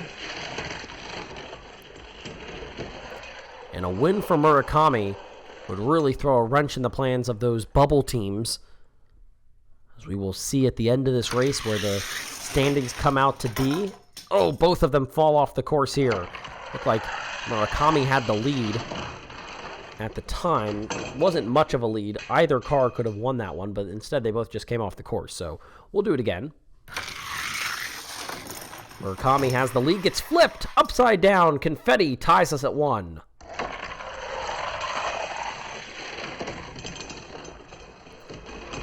Rephrase it, didn't get flipped, but rather flipped. It was not a dirty move by Confetti by any stretch. They made some contact, but that was well before the flip of the 4.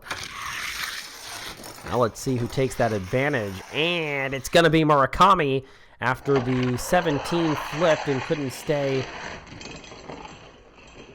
on its hood, or stayed rather on its hood, couldn't stay on its wheels, and an easy one there for Murakami to just go right by. So a 2-1 lead, a chance for Murakami to move on to the final 3 for a second straight race. Instead, they're going to go off the course. Confetti is going to even us at 2 apiece.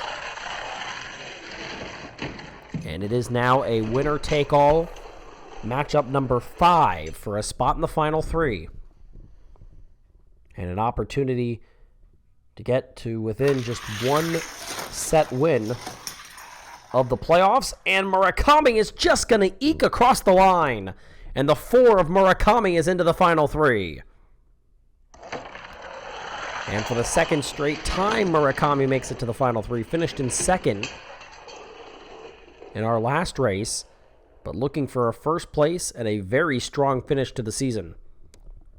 As Prime and Mozilla will face off.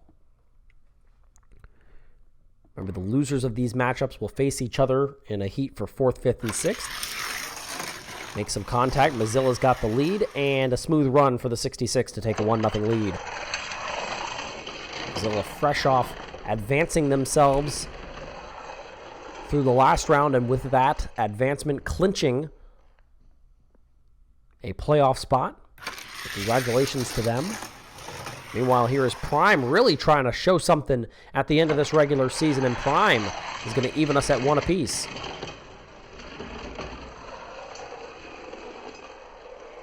One all between Prime and Mozilla. The drivers who have had strange paths this season, and Prime is going to take a 2-1 lead. Prime trying to get to the final 3 for the first time since their Week 1 win.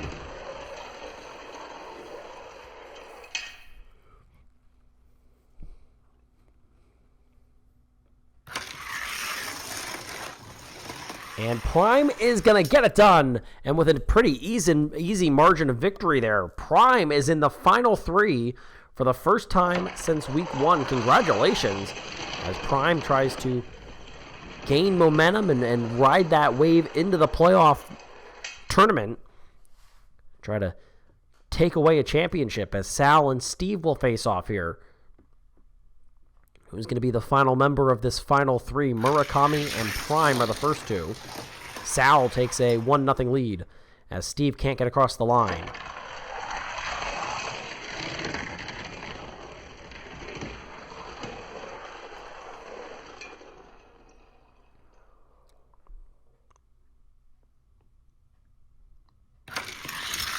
Go again. Ooh, contact there. Steve trying to take advantage. He cannot. Sal up 2-0. Like a little bit of a nudge there from the 89, but Sal able to recover and Steve unable to capitalize. And so it's a 2-0 lead now. Steve's memorable run, improbable run, is going to come to an end here with a sweep at the hands of Sal. And the 2 is into the final 3. And that is the first ever final 3 appearance for Sal in that number 2 car. Never been in the final 3 until just now. And a chance to get their first win in the regular season finale. Here is a run for 4th, 5th, and 6th between the 10, 11, and 12 seeds from this race. Interesting enough that that's Steve, Confetti, and Mozilla. Let's see where they finish. It's Mozilla in the lead, then Confetti. Confetti's going to come back and take the win and place in 4th, as we'll have another look at it. Some speed gained at the end of that course there. And right there, a little bit of a bobble from the 66. So 4th place to Confetti. Mozilla takes 5th. Steve will be in 6th. And coming up, we have the final of the regular season. We'll be back after this. Okay, and before we get to the final and finish up this NASMARB regular season, we'd like to thank our sponsor, the Marble Sports Worldwide podcast. As you know, they've been a partner from the beginning of this series, and we are so proud to have them on board. If you don't know, the Marble Sports Worldwide podcast, or the MSWP, is a podcast about all your favorite marble sports. They cover everything from NASMARB here to JMR. If you'd like to check them out, go ahead and check. The link in the channel is going to be in our description, so go ahead and check them out. Give them a listen. It's a great listen, as always. But we are going to head back to the action, and we're going to crown a winner here for this regular season finale in just a moment. And now it comes down to the final 3. It is Murakami, Prime, and Sal. It's the first to 4. If Sal or Murakami are in, they clinch. But it's Prime taking a 1-0 lead. Prime, who's already in the playoffs despite being well below the cut line. That win in the season opening race has had them in at this point, trying to prove that wasn't necessarily a fluke. To open up that season here, the first year of NASMARB. Prime is in the lead again. Prime's going to take the lead and take the win. It's 2-0-0 for Prime. And neither have been particularly close. Prime showing some pretty significant dominance here through the first couple of heats. Let's see what happens now. It's Murakami in the lead. Prime's going to take a pass and take the lead and get within 1 of a second win. Wow, look at that. Trying to go for a sweep as Murakami had the chance but went sideways down the backstretch. Interesting thing to note here. Mayhem Superspeedway is known for crazy things happening. The last time we were here, Mozilla had a 3-0-0 lead and lost the last 7 heats. Oh, that was close, but Prime is going to lose that one. Murakami makes it 3-1-0, and you wonder, how many races does Prime have to lose before he starts thinking that that might be happening? Just a little more than a car length there, separating Murakami and Prime. Prime is now in the middle trying to get it done. Now it is Sal who's going to take the lead and take the win, and it's 3-1-1. Obviously, it would have to be a giant collapse, but we've seen it here before. We saw it, as I said, from the 66. Mozilla had that 3-0-0 lead and lost the next 7 heats. An unbelievable collapse. Prime trying to make sure that doesn't happen again. Prime's in the lead. Can Prime get it done? The answer, ooh, I don't think he did.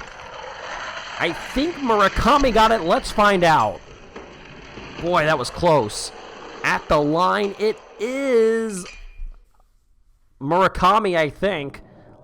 It is. Murakami gets it by, it looked like the wheel length from where the wheels are on the car. Unbelievable how close that was to keep Murakami and Sal in this thing. Prime trying to get it done this time. Not going to happen. Murakami wins and evens us 3-3-1. As Sal ends up off the course, Prime ends up upside down. Prime is in big trouble now. And Murakami a chance to lock themselves in, complete a huge season comeback. In the last couple of races, trying to get it done. Now let's see if Sal has anything for him, or do we get a winner here? It is Prime. No, it's Murakami at the last moment to win it. Unbelievable. At the last moment, being held up. As we watch it one more time, a mistake. And right there, holding up Sal is what cost the 8 of Prime. They'll come across the line second and finish second, but it's Murakami with a huge comeback, and it is a blown 3-0-0 lead. There's the scoring from this race. 40 points to Murakami. Prime, Sal, Confetti, Mozilla are the top 5. Steve, Jack Tato, Bloodstorm, Lemon Drizel, and Woodpecker, the top half of your leaderboard, going all the way down to the 2 that didn't qualify. That's Winx in the 13 and Electro in the 93, who did not qualify. And now we get our opportunity to have our final look at the standings. So here they are, the final standings from the regular season of NASMARB. Here are the top 6. These are the winners. So Streamer is your 1 seed, 3 wins and 209 points. Lemon Drizel will be the 2 seed. He won 1 race, garners 201 points. Woodpecker is the 3 seed, 1 win, 176 points. Our 4 seed is going to be Electro, who won 148 points. They are your first 4, and they receive buys. 7 points separated Electro and Prime. So Prime does not get that bye. 141 points for them. They're the 5 seed. And the other race winner is going to be Murakami. There they are. 136 points. They're the 6 seed. Quite a comeback by Electro, Murakami, Woodpecker. They were all left for dead at points in the season. Maybe not left for dead for Electro, but certainly not thought that Electro would end up with a bye. Unbelievable, some of the jobs done by some of these teams. As we will now go from the bottom, Jeff Marbin, not a surprise, 75 points for Jeff Marbin will eliminate him from playoff contention. In the 24, he will finish last. And again, they will not race in this playoff tournament, so these standings are final. If you're not in, it's over. 19th place is going to be Neptune in the 11, way ahead in terms of points. He scored 115 to Jeff Marbin's 75, but that's 19th place for Neptune. 18th is Nugget, who bests Neptune by 5 points at a final standings of 120, but that's 18th place for the 16 car. You can give 17th to Steve in the 89 with 122 points.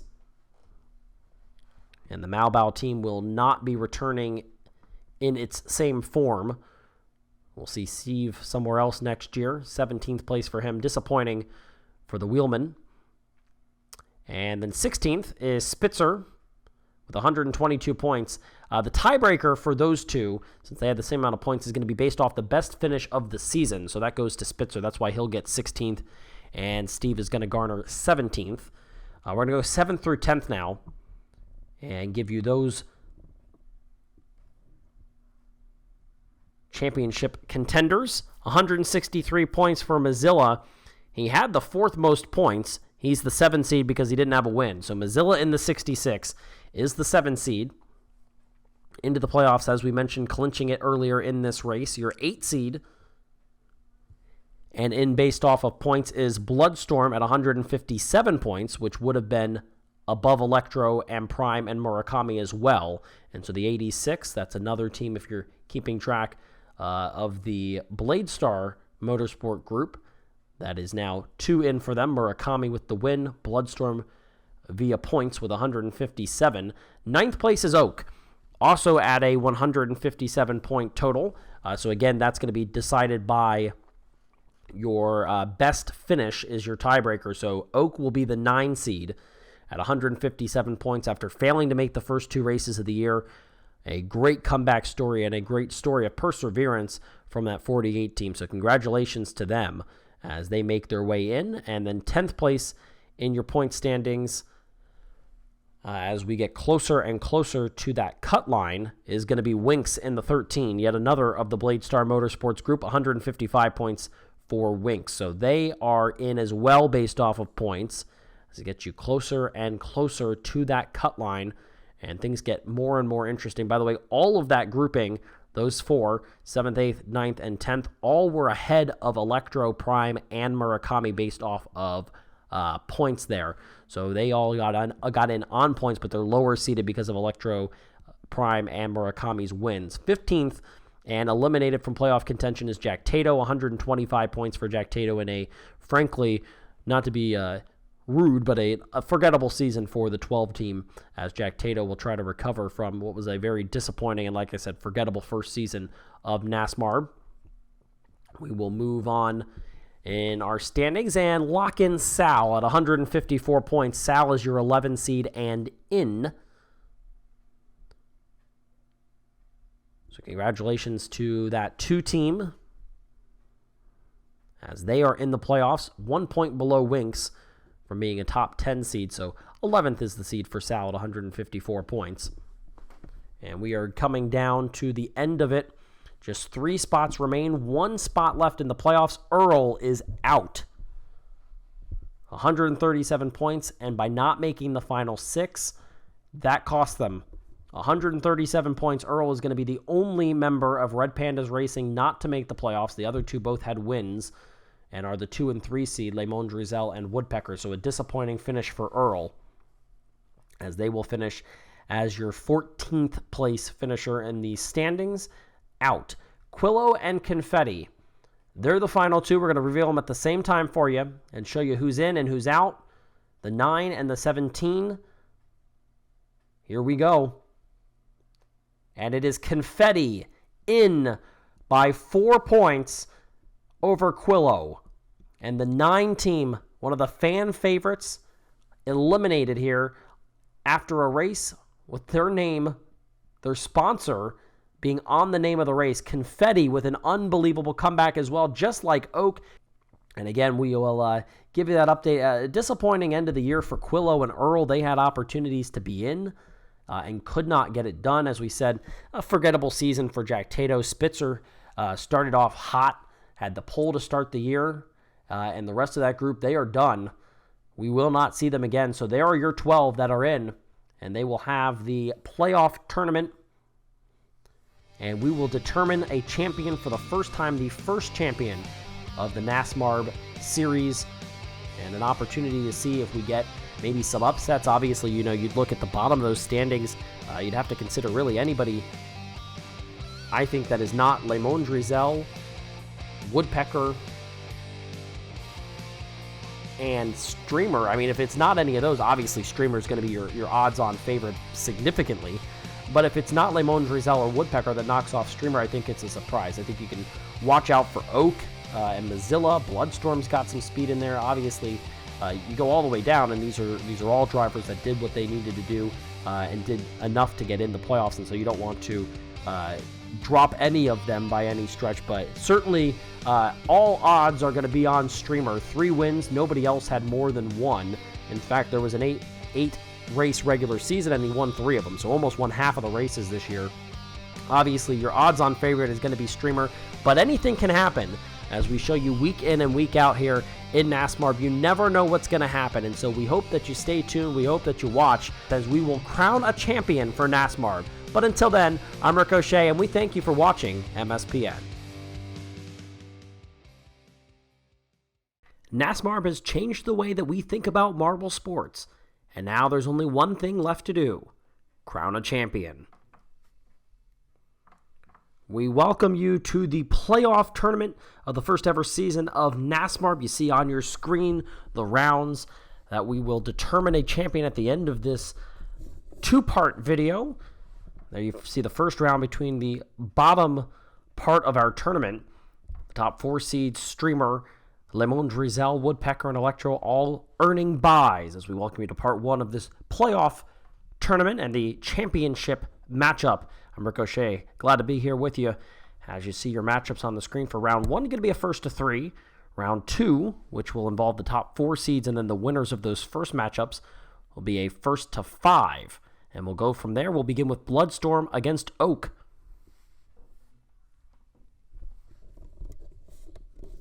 Here they are, as we said, 1st to 3. They are off. Oak has the lead, and Bloodstorm trying to make a pass won't make it happen. Oak takes a 1-0 lead. The comeback of the season belongs to Oak in that 48 team, failing to make the first 2 tournaments of the year. First 2 races failing in each of those qualifying sessions. This is the 8 versus 9 seed. You lose, you are out. It's a 1st to 3. Bloodstorm with a big lead and an easy win to even us at 1 apiece.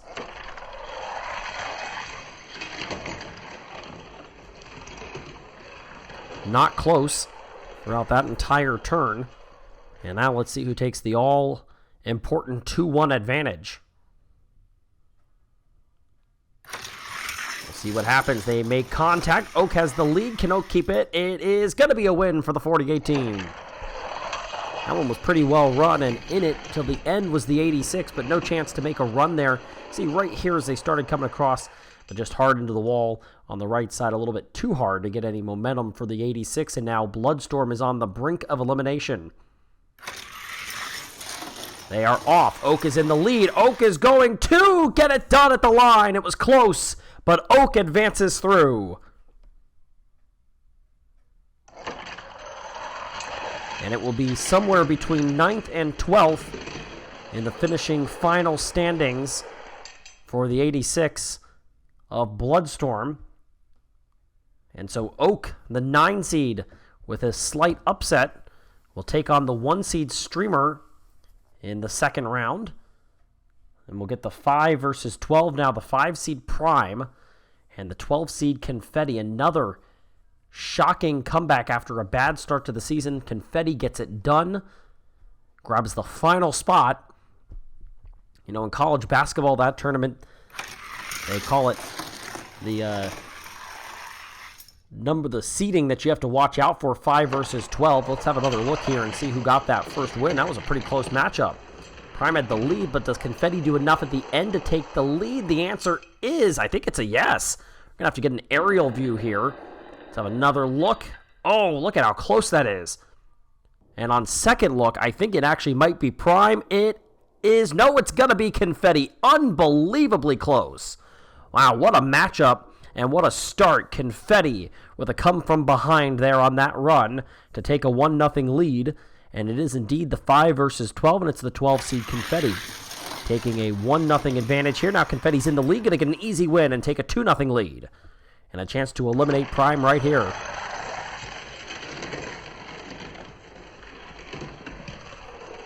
That one was not close after about as close as it gets. Took multiple slow-mo and zoomed-in views to see who won the first one. Not the case there, as Confetti gets it done easily. Trying to sweep away Prime. Prime has the lead. Confetti tried to make a move, spins instead, and Prime stays alive. You see going into turns 1 and 2, they were pretty close there. Right there, it looked like Confetti tried to move Prime, but instead ended up turning himself. And it's a 2-1 advantage. Still, the advantage lies with the 17. The Alabama Crimson Tide car is going to win and advance, as Prime is upset and a disappointing season following a season-opening victory continues for the 18 and will ultimately finish off their season, as they are eliminated here in the first round of the NASMARB playoff tournament. And so Confetti is in and will take on the 4-seed Electro in the second round. We'll get the 6-seed Murakami. Got in with a win in incredible fashion. A huge come from behind at the end of the year, taking on the 11-seed Sal in on points. Remember, this is one giant tournament. The winner is ultimately the NASMARB champion. Oh, hard contact early, and it's Murakami with a dominant win, as upside down in the middle of turns is Sal, as they made hard contact early. That was contact that was brought on by the 2, and Sal paid the price after going aggressive after Murakami. It did not work, and the 4 team takes a 1-0 lead. And maybe a different strategy going to have to be used here on this second turn, because that did not work. They'll switch lanes. Let's see what happens here. Do they go after contact? Sal just has more speed and is going to get it done. And just barely failing to get across the line is Murakami. Doesn't matter, as Sal made it well ahead. Had better speed there, did the 2, and it evens us at 1 apiece. Oak and Confetti are in. Big come from behinds in their season. That would be the same if Murakami were to make it through. But now Sal has the lead. Sal going to get it done and take a 2-1 lead. And those 2 last heats were clean. And on both runs, Sal just had more speed in the car. A little wild at the end, but able to get it done. And now Murakami on the brink of elimination. Sal's going to fall off the course, and we're going to go to a winner-take-all. As you have another look at the replay, Sal with a big mistake. Oh man, just completely out of control. Had the advantage, had the speed, and had the win, but could not hold on to the car. Flips over the course and sends us to a winner-take-all. And now Murakami is going to get it done and comes from behind in the heat to win and advance into the second round of the playoffs. And an incredibly disappointing finish to the season for Sal, who had it won but could not get it done. Flipped the car off the course, and in the winner-take-all just didn't have it, as Murakami advances and will take on Woodpecker in round 2. And now this is Mozilla, the 7 seed in the 66, against the 13, the 10-seeded Winx.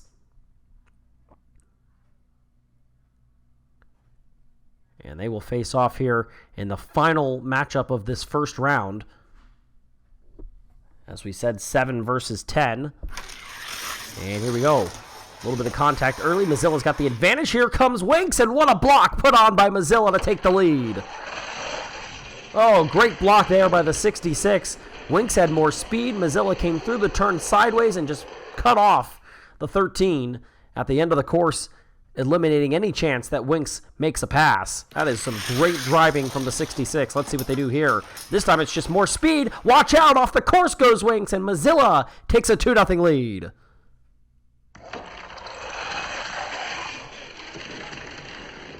Oh man, Winx just out of control, loses the car off the course. Extremely reminiscent of what we just saw from Sal, and Mozilla is in the driver's seat with a 2-0 lead. And a chance to win this one in a sweep to advance to round 2. Let's see what happens. Mozilla in the lead. Can Winx get anything done at the line? Winx comes across and steals one away to stay alive.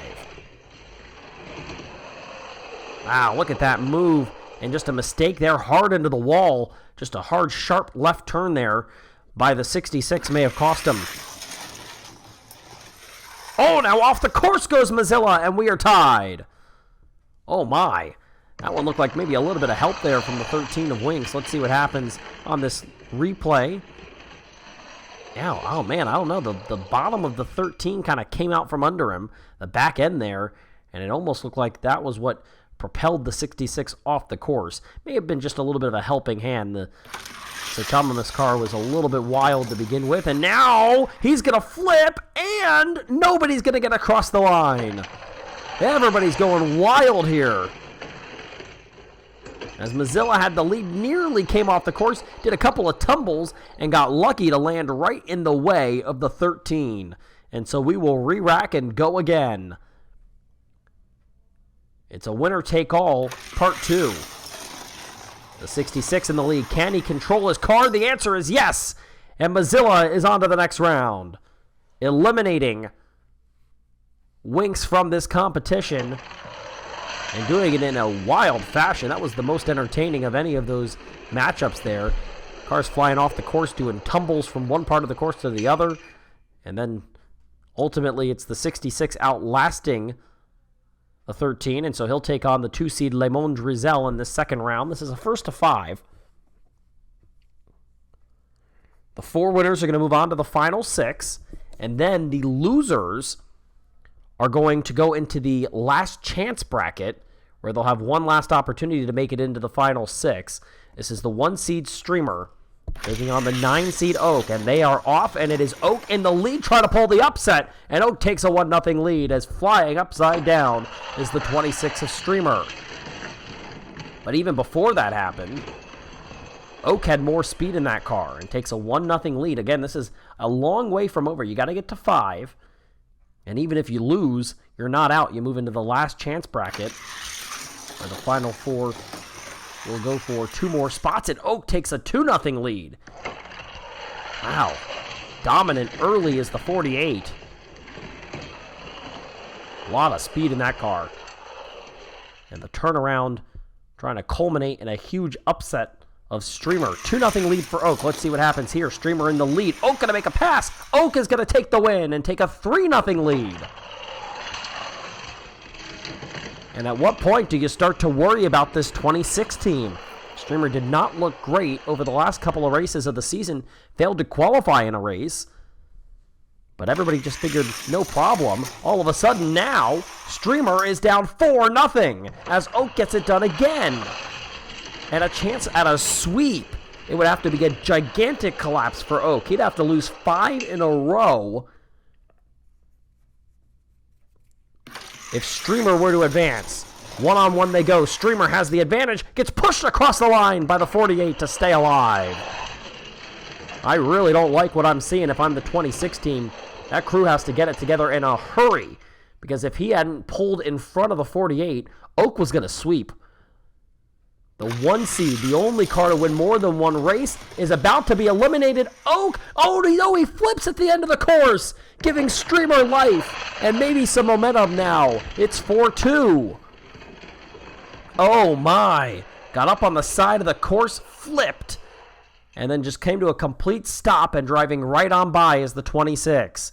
And things get a little more interesting. The plot thickens here in this first matchup of the second round. Streamer has the lead. Off the course goes Oak. It's 4-3. And the momentum squarely in the corner of the 26 team now. 3 in a row have been won. Oak has failed to finish the course 2 times in a row. And in some severe trouble now. But if you're the 48, remember who's in trouble. It's the 26. Oak in the lead. Oak going to get it done at the end. And Oak advances to the final 6, knocking out the 1-seed of this tournament. And Streamer will be forced into the last chance bracket with one final opportunity to keep from a monumental collapse in the playoffs. Oak is through. And now Streamer's teammate at OB Racing, Electro in the 93, will take on the 17 of Confetti. That is an unbelievable upset to start this second round. And let's see what happens here. Could Confetti, the last car in this playoff field, pull an upset? Electro takes the lead. Now Confetti makes a pass. Confetti takes a 1-0 lead. And all the wheels are turning in the OB Racing camp. Yeah, just a complete spin out there by the 93, and by the time he came back around, Confetti had run a clean lap and had no chance to be passed. They'll switch lanes, and now the 93 in the lead, and Electro evens us at 1. Maybe a little bit of calm now for this entire team, realizing, well, hold on just a second, we can do this. We are the 4 seed for a reason, a race winner this year, winning one of the 8 races. This team won 4 of the 8 races, and now Electro has a 2-1 lead. It's not over if you're the 26 of Streamer, but I think you really, really would like to see your teammate here get into the next round and gain some confidence and then some momentum for this OB Racing team. Meanwhile, Confetti trying to pull off another upset, and they will even us at 2. Another clean run, and just some good driving really from both sides there. Backwards almost the entire time from Electro. Confetti able to take the lead. Now Electro going to use a little bit of contact with the 17. Going to get a oh, wow. Pushed across the line. And Electro will win it by the virtue of being a good blocker there. Just barely held the block long enough. And coming across the line, pushing the 93 was the 17. Costing him a win, but he's going to get this one done easily to even us at 3 apiece. And a pretty darn good matchup here between the 4 and 12 seeds. Remember the 17 car, as I mentioned, Confetti, the last driver in, was out most of, if not the entirety of the season below the cut line until this final race. Electro is going to get this one done at the last moment. A little bit of momentum gaining on that back end of the course there for the 17. Looks like he's got a better car there, but not quite enough to get it done. Just a little more than a car length separates those two. And it is the 93 a win away from the final 6. Looked like he got out of the gate good. He did. Now he spins down the backstretch. Oh, he gets knocked out by the 17. Pushes him across the line. And Electro advances to the final 6. And that is a devastating loss for the 17 team. Watch this. Electro just completely loses the car and ends up in the exact spot he needed to be for the 17 to push him and just completely knock him across the line. Electro into the final 6. And Confetti will Confetti will move into the last chance bracket. Wow. And we'll have to take on Streamer for a spot in the final 6 as Woodpecker makes his debut in this playoff tournament, takes on Murakami. Woodpecker with a strong second half, makes a spin, gets T-boned there, cartwheels around, and the 4 takes the win.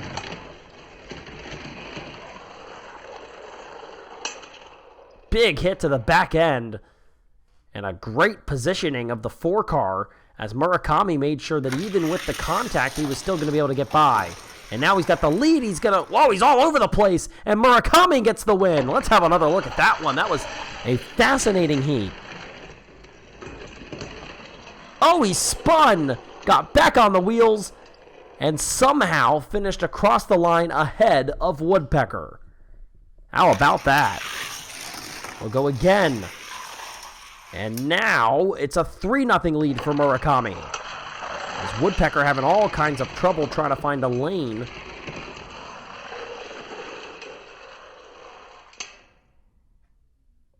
And cannot. Go again. Murakami in the lead. Oh, but at the last moment, it's the 43 that comes across the line and scores their first win in this first to 5.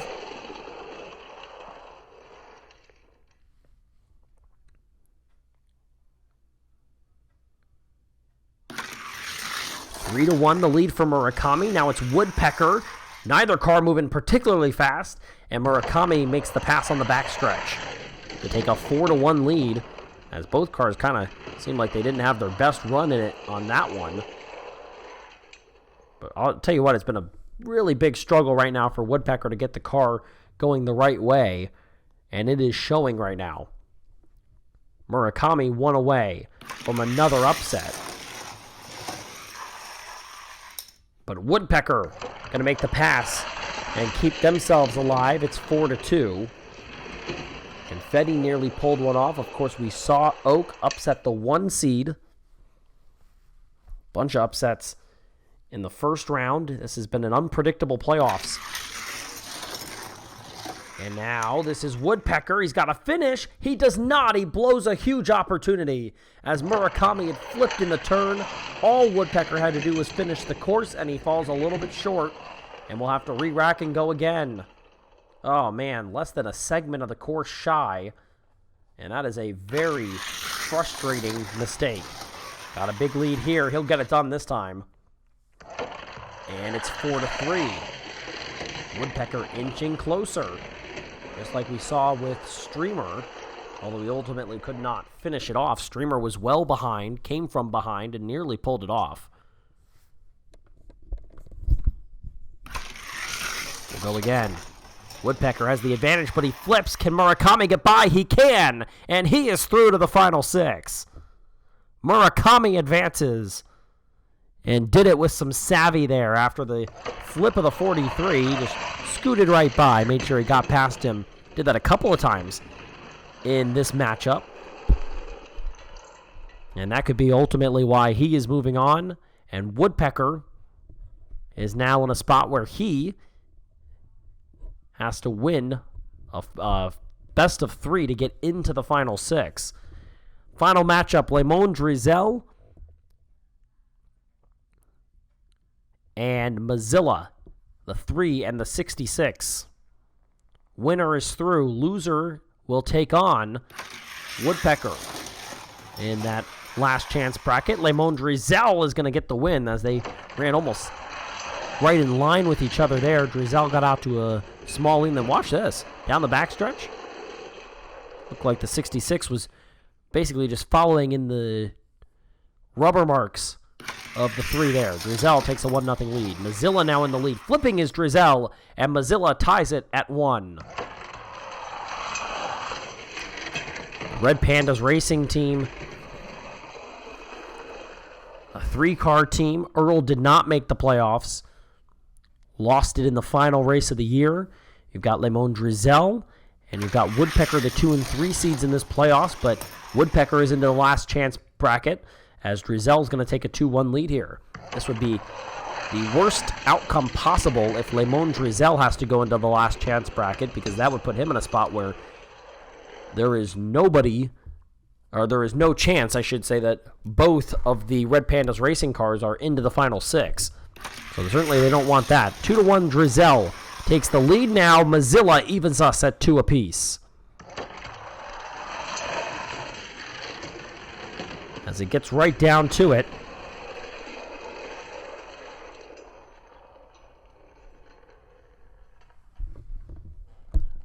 And we are tied at 2. Go again. Drizel in the lead. Can he finish it off clean? The answer is yes. Advantage goes back to the 3 as he takes a 3-2 lead. That one not as clean as they had been earlier. Some pushing and shoving there, but ultimately nothing that really disrupted the ultimate outcome. As Drizel is in the lead, he's going to try to take the advantage again. He does. Can he finish it off? The answer is yes. It's 4-2. One away is Lemon Drizel.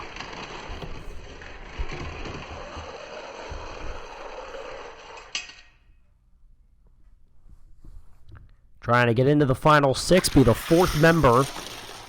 He's got the lead now. The pass by Mozilla to stay alive. It's 4-3.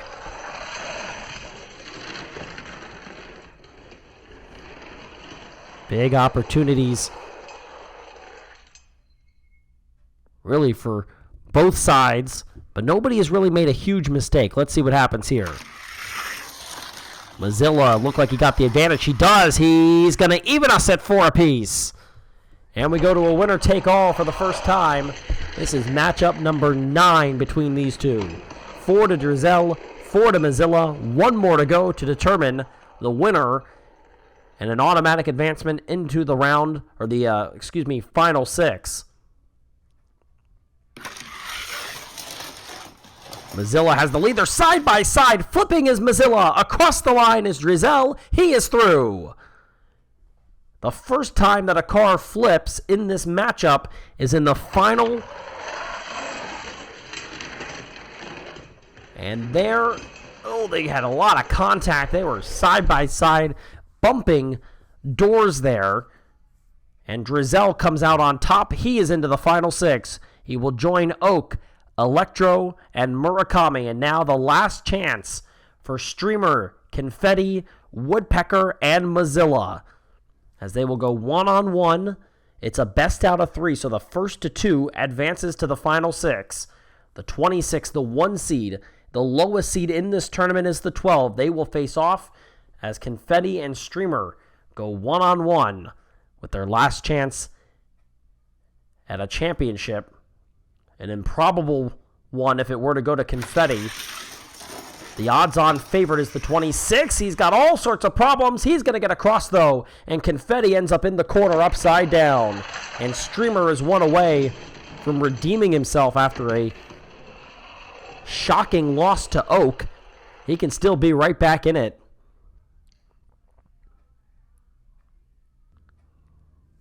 This could be it. On the line, the end of the season, potentially for Confetti. They are side by side. Confetti has the lead. Confetti is going to force a winner-take-all.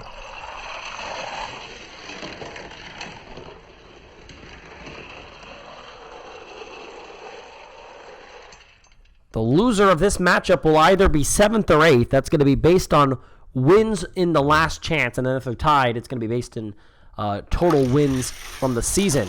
As Streamer takes the lead, Confetti tried to go for the takeout move. Streamer, a little bit of contact, and it's the 26 who advances by less than a car length. Oh my goodness. Take a second and breathe, will ya? Holy cow. A near disaster for Streamer. And a little contact at the end. Congratulations to Confetti on an incredible comeback, but it will fall short. It'll either be a 7th or 8th place final finish, as Woodpecker and Mozilla now will go. The final matchup of this part 1 of this 2-part championship playoff format. 43 and the 66, and it is Woodpecker in the lead. He will finish off the lap clean and take a 1-0 lead.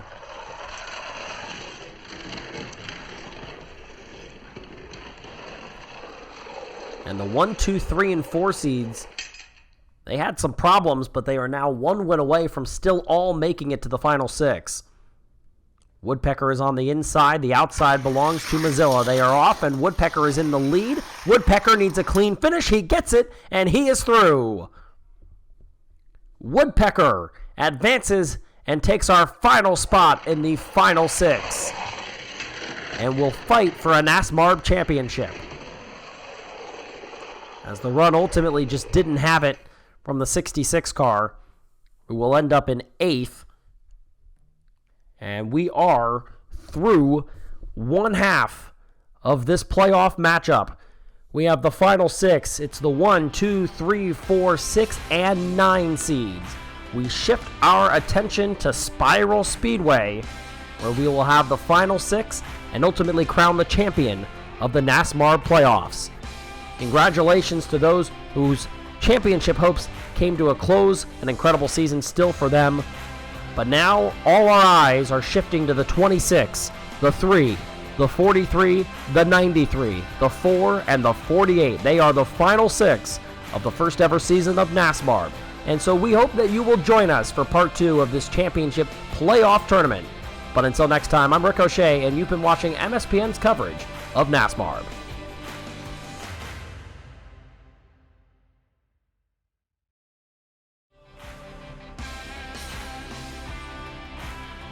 An entire season of blood, sweat, and tears comes down to this. One final opportunity to make a name for yourself, and one team at the end of the day will be crowned the NASMARB champions. I'm Ricochet. Glad to have you here for MSPN's coverage of Part 2 of the NASMARB playoff tournament. And we will begin this second part of our tournament with our final 6 teams. As you can see, there was the highlight of our first matchup. It was Prime and Confetti. Here are the final 6. Ultimately, they will qualify again to reseed 1 through 6 seed. It's Oak, Murakami, Electro, Woodpecker, Lemon Drizel, and Streamer. We'll start with Oak. There are their season statistics. 1 pole on the year for the 48 team. This is the same qualifying, 1 from the outside line, 1 from the inside line. We'll take the average as we've switched courses here from Mayhem Super Speedway. We're now here where it all began at Spiral Speedway. And that time is a 3.44 for Oak on their initial line. They will run again, so we'll know we're actually going to move to Murakami here. Normal qualifying lineup. Murakami, this is a slow lap. Will he even finish? The answer is yes, but already well behind the 8 ball is Murakami. A slow time there. And you can see just nothing behind that 4 team in terms of speed or any kind of momentum. Slow start here in the second portion of our tournament. We move to Electro, first of 2 OB Racing teams, and this lap looked slower than the Oaks, but better, and it is slower than Oaks, but better than Murakami. 4.13, that's the time. 4.67 for the 4 team. Brings us to Woodpecker, one of 2 Red Pandas Racing teammates, and big trouble early. As Woodpecker fails to get to the final turn and will not finish. There's a high chance now Woodpecker is your 6 seed, which would drop him 3 seeds, was the 3 seed coming into the beginning of the playoff tournament, as his teammate now, Lemon Drizel, will take on the course. And he has trouble. He's going to get across the line, but had a hard time doing it, and will run the slowest time, a 4.87. And the Red Pandas Racing teams, Big Dave can't be happy with that, as his cars, one couldn't get through the course, the other one had to struggle to do so. And they are currently running 4th and 5th, with our final car to go here from this first line. That's Streamer in the 26. Had to get in for that last chance that you saw at the very end of the first portion of the video. This looks like a solid lap. It is nothing special. A 4.04 will move him into 2nd place ahead of his teammate, but Oak with a very impressive first lap, showing a lot of speed there. That is a very encouraging sign for the 48 team. There are the lines. 3.44, that's the top time. Ultimately, Woodpecker did not finish that lap, and so he will be well behind the 8 ball here, and unless somebody else doesn't finish, he'll be locked into the 6th seed here. We'll start again. Go back to Oak, see what he does from this line. A little bit wilder, but another good time. And it is going to be just a little bit slower, with 3.46, averaging that time out to a 3.45. That's going to be tough to beat. Oak may be reseeded as the 1 seed here. He's the lowest seed remaining, the only seed below 6 to make it to the final 6. As Murakami now had a hard time with the first lap. This one is okay, not great by any stretch. It's a 4.16, averaging that time out to a 4.42, almost a full second slower on the average time than Oak was. Obviously moves into 2nd place out of the 2 to go. And so Oak guaranteed not to finish last in this qualifying session, as Electro in the 93 will shoot off from the gate and come across the line. Solid time, and it's a 3.83, averaging that time out to a 3.98. And 2nd place for Electro. Really, Oak has got it in the bag here. It would have to be an unbelievable time, a clear track record for anybody to beat Oak. It's just not going to happen. Here is the 43 of Woodpecker, and Woodpecker comes across with a time of 3.83. 5.57 the average time. They ultimately score him a 7.31 after that DNF, and so well slower is Woodpecker. As Lemon Drizel will face off now. Let's see if he can do anything to better his placement, and the answer is going to be yes. That's a 393. It's going to pass Murakami, move him into third. And at least for the Red Pandas Racing group, they won't have the bottom two qualifiers here, as Streamer will be the final to go. He ran the second fastest time, and he's not going to finish. Uh-oh, that certainly wasn't good. Streamer fails to qualify and will be placed as the 5 seed here. So Woodpecker is the 6, but Streamer, who has been the car to beat all season long, will end up as your 5 seed and will take on his teammate. There it is. There's the final 6. It's the first to 6 wins for these guys. And so now Oak and Woodpecker, one will be in the final 3. Electra and Streamer will face off. Lemon, Drizel, and Murakami face off. Opportunity still for Red Pandas Racing to get both of their teams in. Here is Oak and Woodpecker, the 1 versus 6 after this reseeding here at the Spiral Speedway.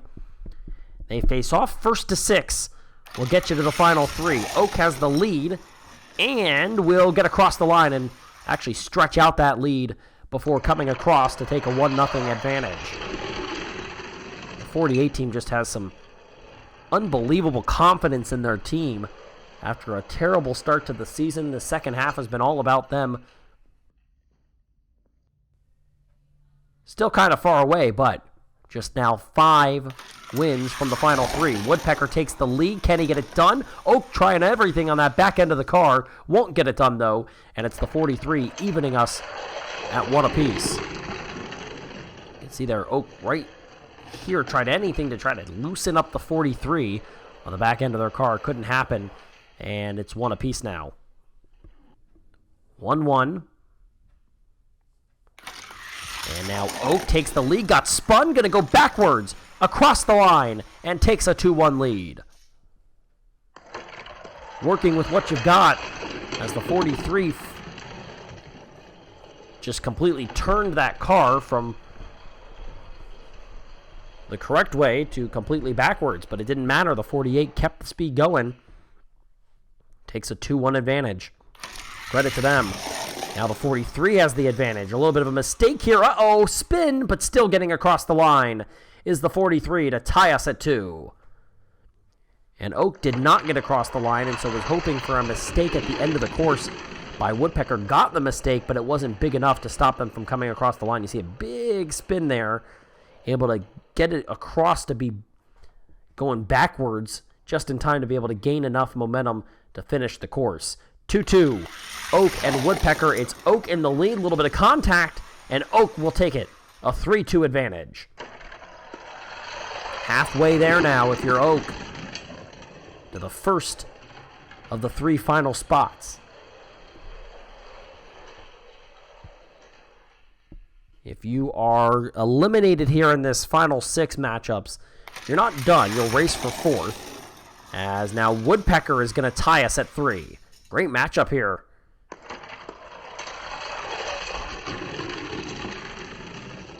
This one has been close throughout, and it continues.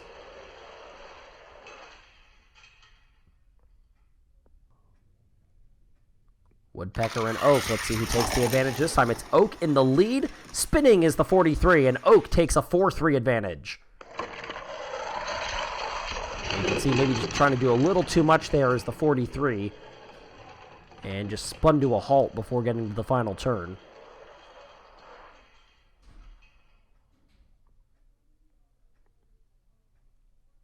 And let's see now if Woodpecker can come back. The answer is yes, but they're going to stall in the final turn.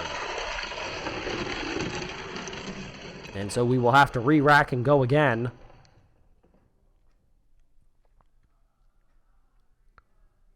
Let's see what happens. Woodpecker has the lead. Oak tries to make a pass. They're going down the back stretch. Oh, over the course and onto the ground goes Woodpecker. And Oak takes a 5-3 lead. Wow, look at that. He was going to make that pass, and when they came out of the turn, both the cars kind of slid down the track, and off went the 43. Oak has the lead. Oak to the finish line and into the final 3. eliminating Woodpecker from the championship.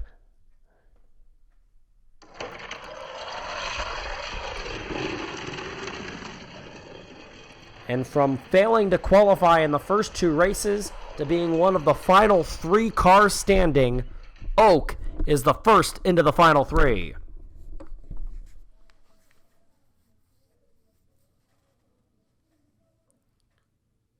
Woodpecker is out as the 6th seed. Gave it all they had, but that last one where they lost control of the car, came off the course, clearly caused some issues. And now Electro and Streamer teammates at OB Racing will face off. Streamer is the original 1 seed. Now they're the 5, and they are going to push Electro across the line for a 1-0 lead. Now an unfortunate mistake there by the 26. I don't know necessarily that they would have been able to pass them. I don't know. They might have if they hadn't made contact there, but right into the back of the 93, and Electro has a 1-0 lead. They'll switch lanes, and now it is Streamer in the lead, and Streamer is... Oh, they may have been passed at the line! We have to look and see what happened here, and I think that Electro got it done. Let's have a look at this replay. I think Electro right here at the end may have gotten past. They did. We might get another look, but they most certainly did. Oh my goodness. And now Electro has a 3-0 lead.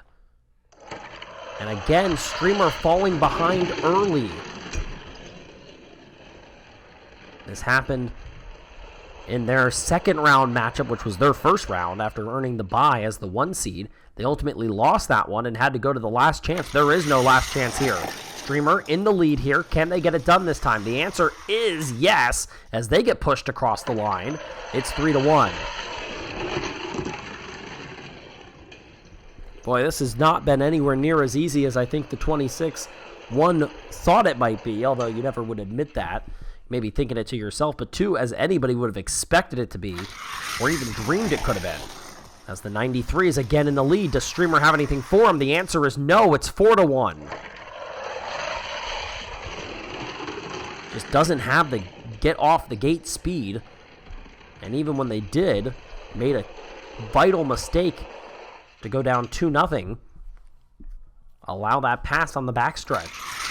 Streamer.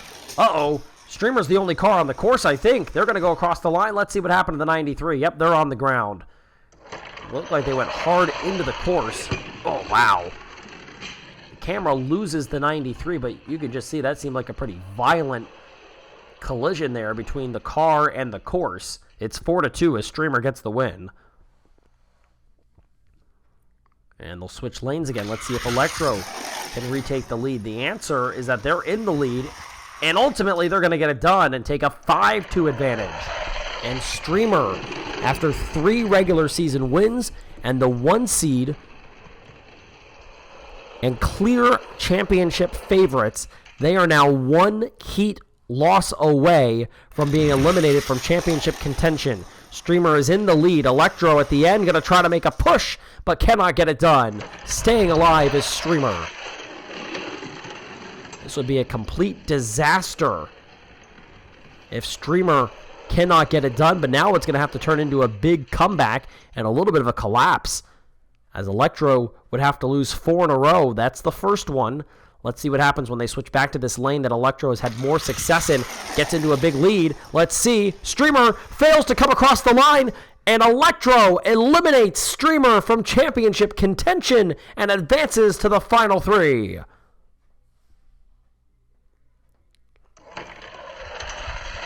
And you can only imagine the stunned silence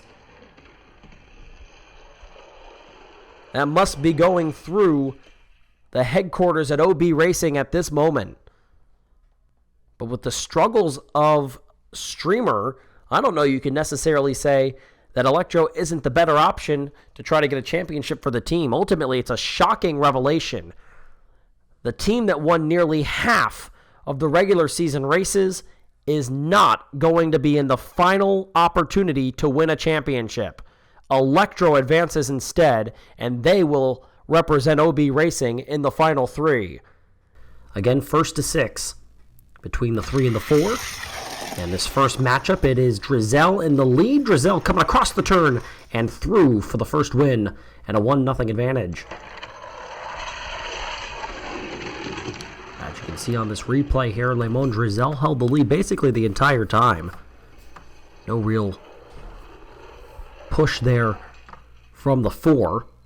And so it's a 1-0 lead.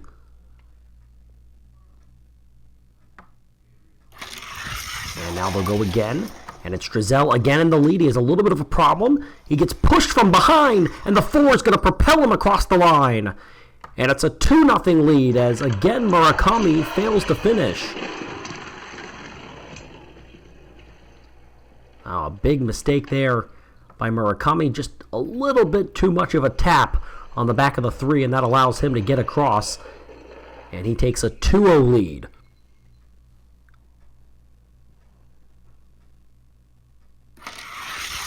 And now they go again, and it's again Lemon Drizel in the lead. He's going to come across the line, and he's going to take a 3-0 lead. Drizel pushing it again. And he is halfway there.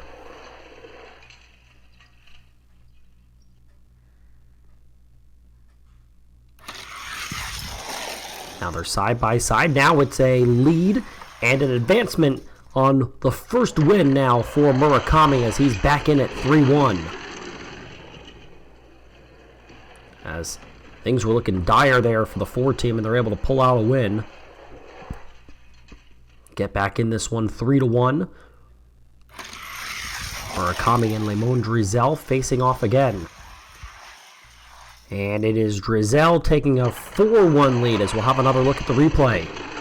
And again, not close. That's been most of these wins for Lemon Drizel. He's had a pretty easy lead over Murakami. That happens once again here to take a 4-1 lead. He is 2 heats away from the final 3. And again, we'll switch lanes, and now it's Murakami in the lead. Can Murakami get it done? The answer is yes. He'll win it by a little more than a car length and get back in this one. It's 4-2. That time, a good handle on it for the 4. Never really challenged by Drizel. Still a long way to go. Murakami needs 4 more wins. Drizel needs just 2, and now Lemon Drizel needs just 1 as he wins this one with the 4 right on his bumper. And so Lemon Drizel is now 1 away from the final 3. As you can see on this replay here, Murakami got to within a car length, but can't get anything further than that. And now let's see, can Lemon Drizel finish it off? Murakami in the lead, a little bit of a push, and the 4 stays alive, earning their 3rd win to push it to 5-3.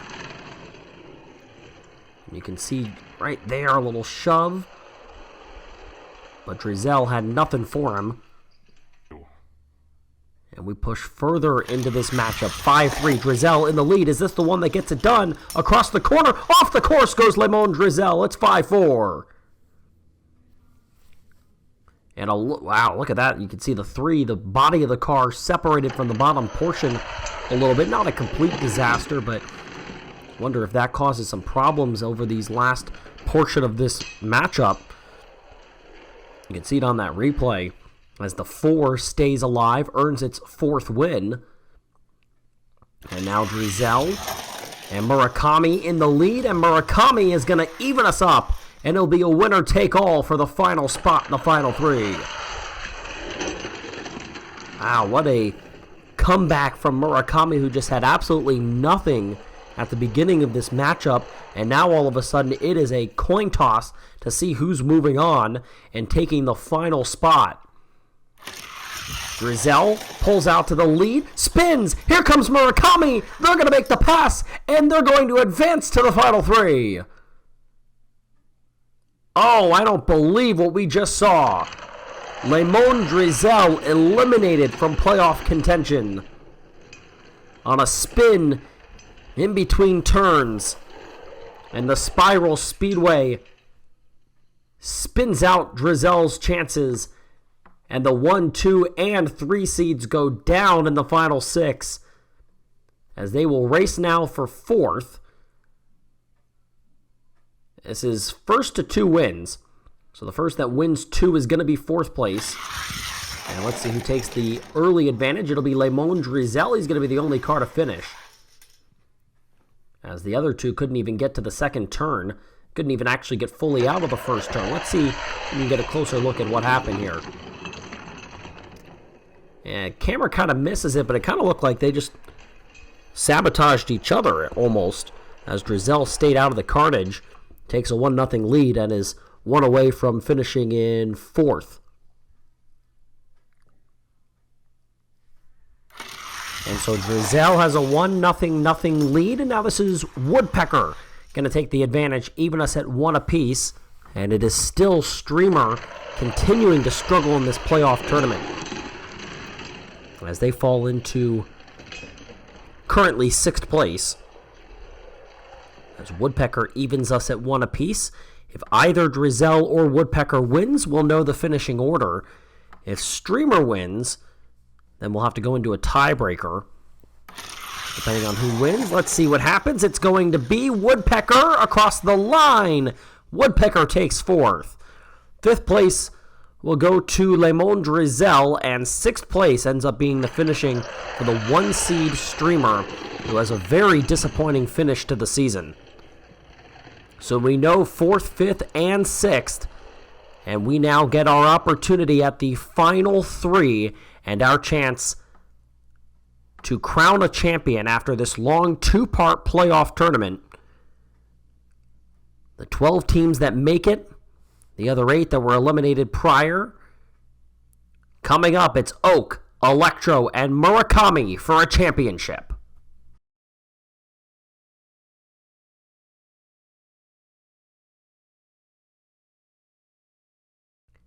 And we are back. There is just one thing left to do. It's the final. It's the 1st to 7 between Oak, Electro, and Murakami. The 48, the 93, and the 4, all with unique stories. Murakami getting in on a win in the final race of the regular season. Oak doing it by points after failing to qualify in the first 2 races. Electro overlooked on his own team ends up in the final 3, and now they are racing for a championship. Oak ends up off the course, and Electro takes the first one. It's a 1-0 lead belonging to the 93, and they take the early advantage. 6 more to go for Electro. We'll have another look at it. In the lead was Oak before he just fell completely off the course, and Electro has the early advantage. As you can see, Murakami at the end did come across the line. They'll switch lanes up. Oak is again in the lead and is going to come across the line backwards, take the win, and even us at 1. And Murakami drops into 3rd place for the moment. Obviously, after just 2 rounds, somebody has to be in 3rd. If there were to be a win by different drivers for the first 2. Not far behind is Murakami. Let's see if they can even it here. Electro is in the lead. Murakami is going to come out of the turn with the lead, and Murakami does in fact even us at 1 apiece. Electro, then Oak, then Murakami here in this finale. They each win 1, and so nobody will be shut out in this final race for a championship. And so it's even at 1.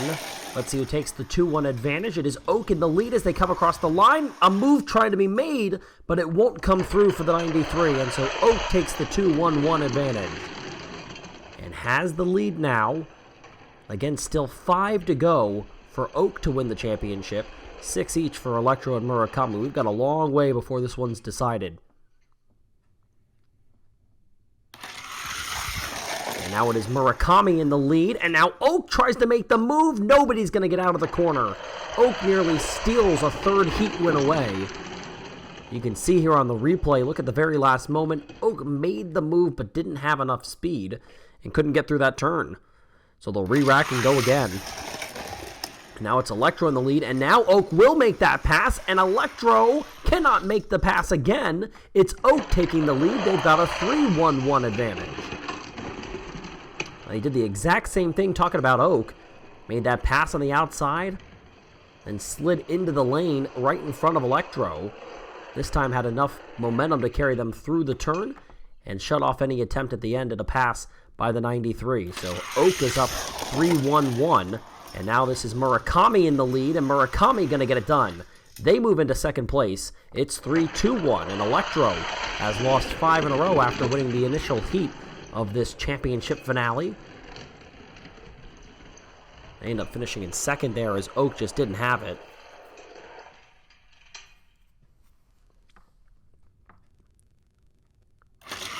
And they'll go again. Oak is in the lead here. Oak with a chance to take a 4-2-1 lead. They will. Oak now in command of this championship.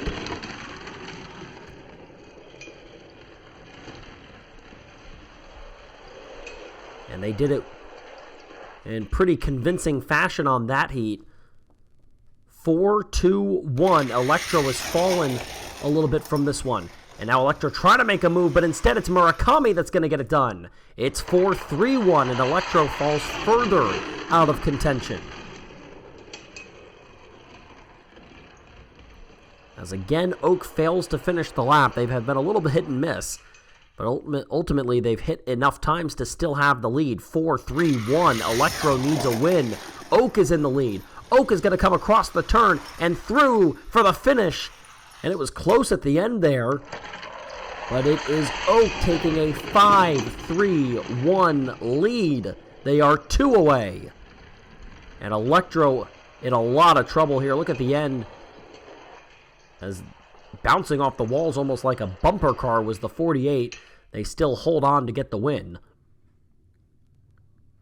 And so it's a 5-3-1 lead. Does Murakami get back in this thing? Can Electro do anything? It'll be Murakami.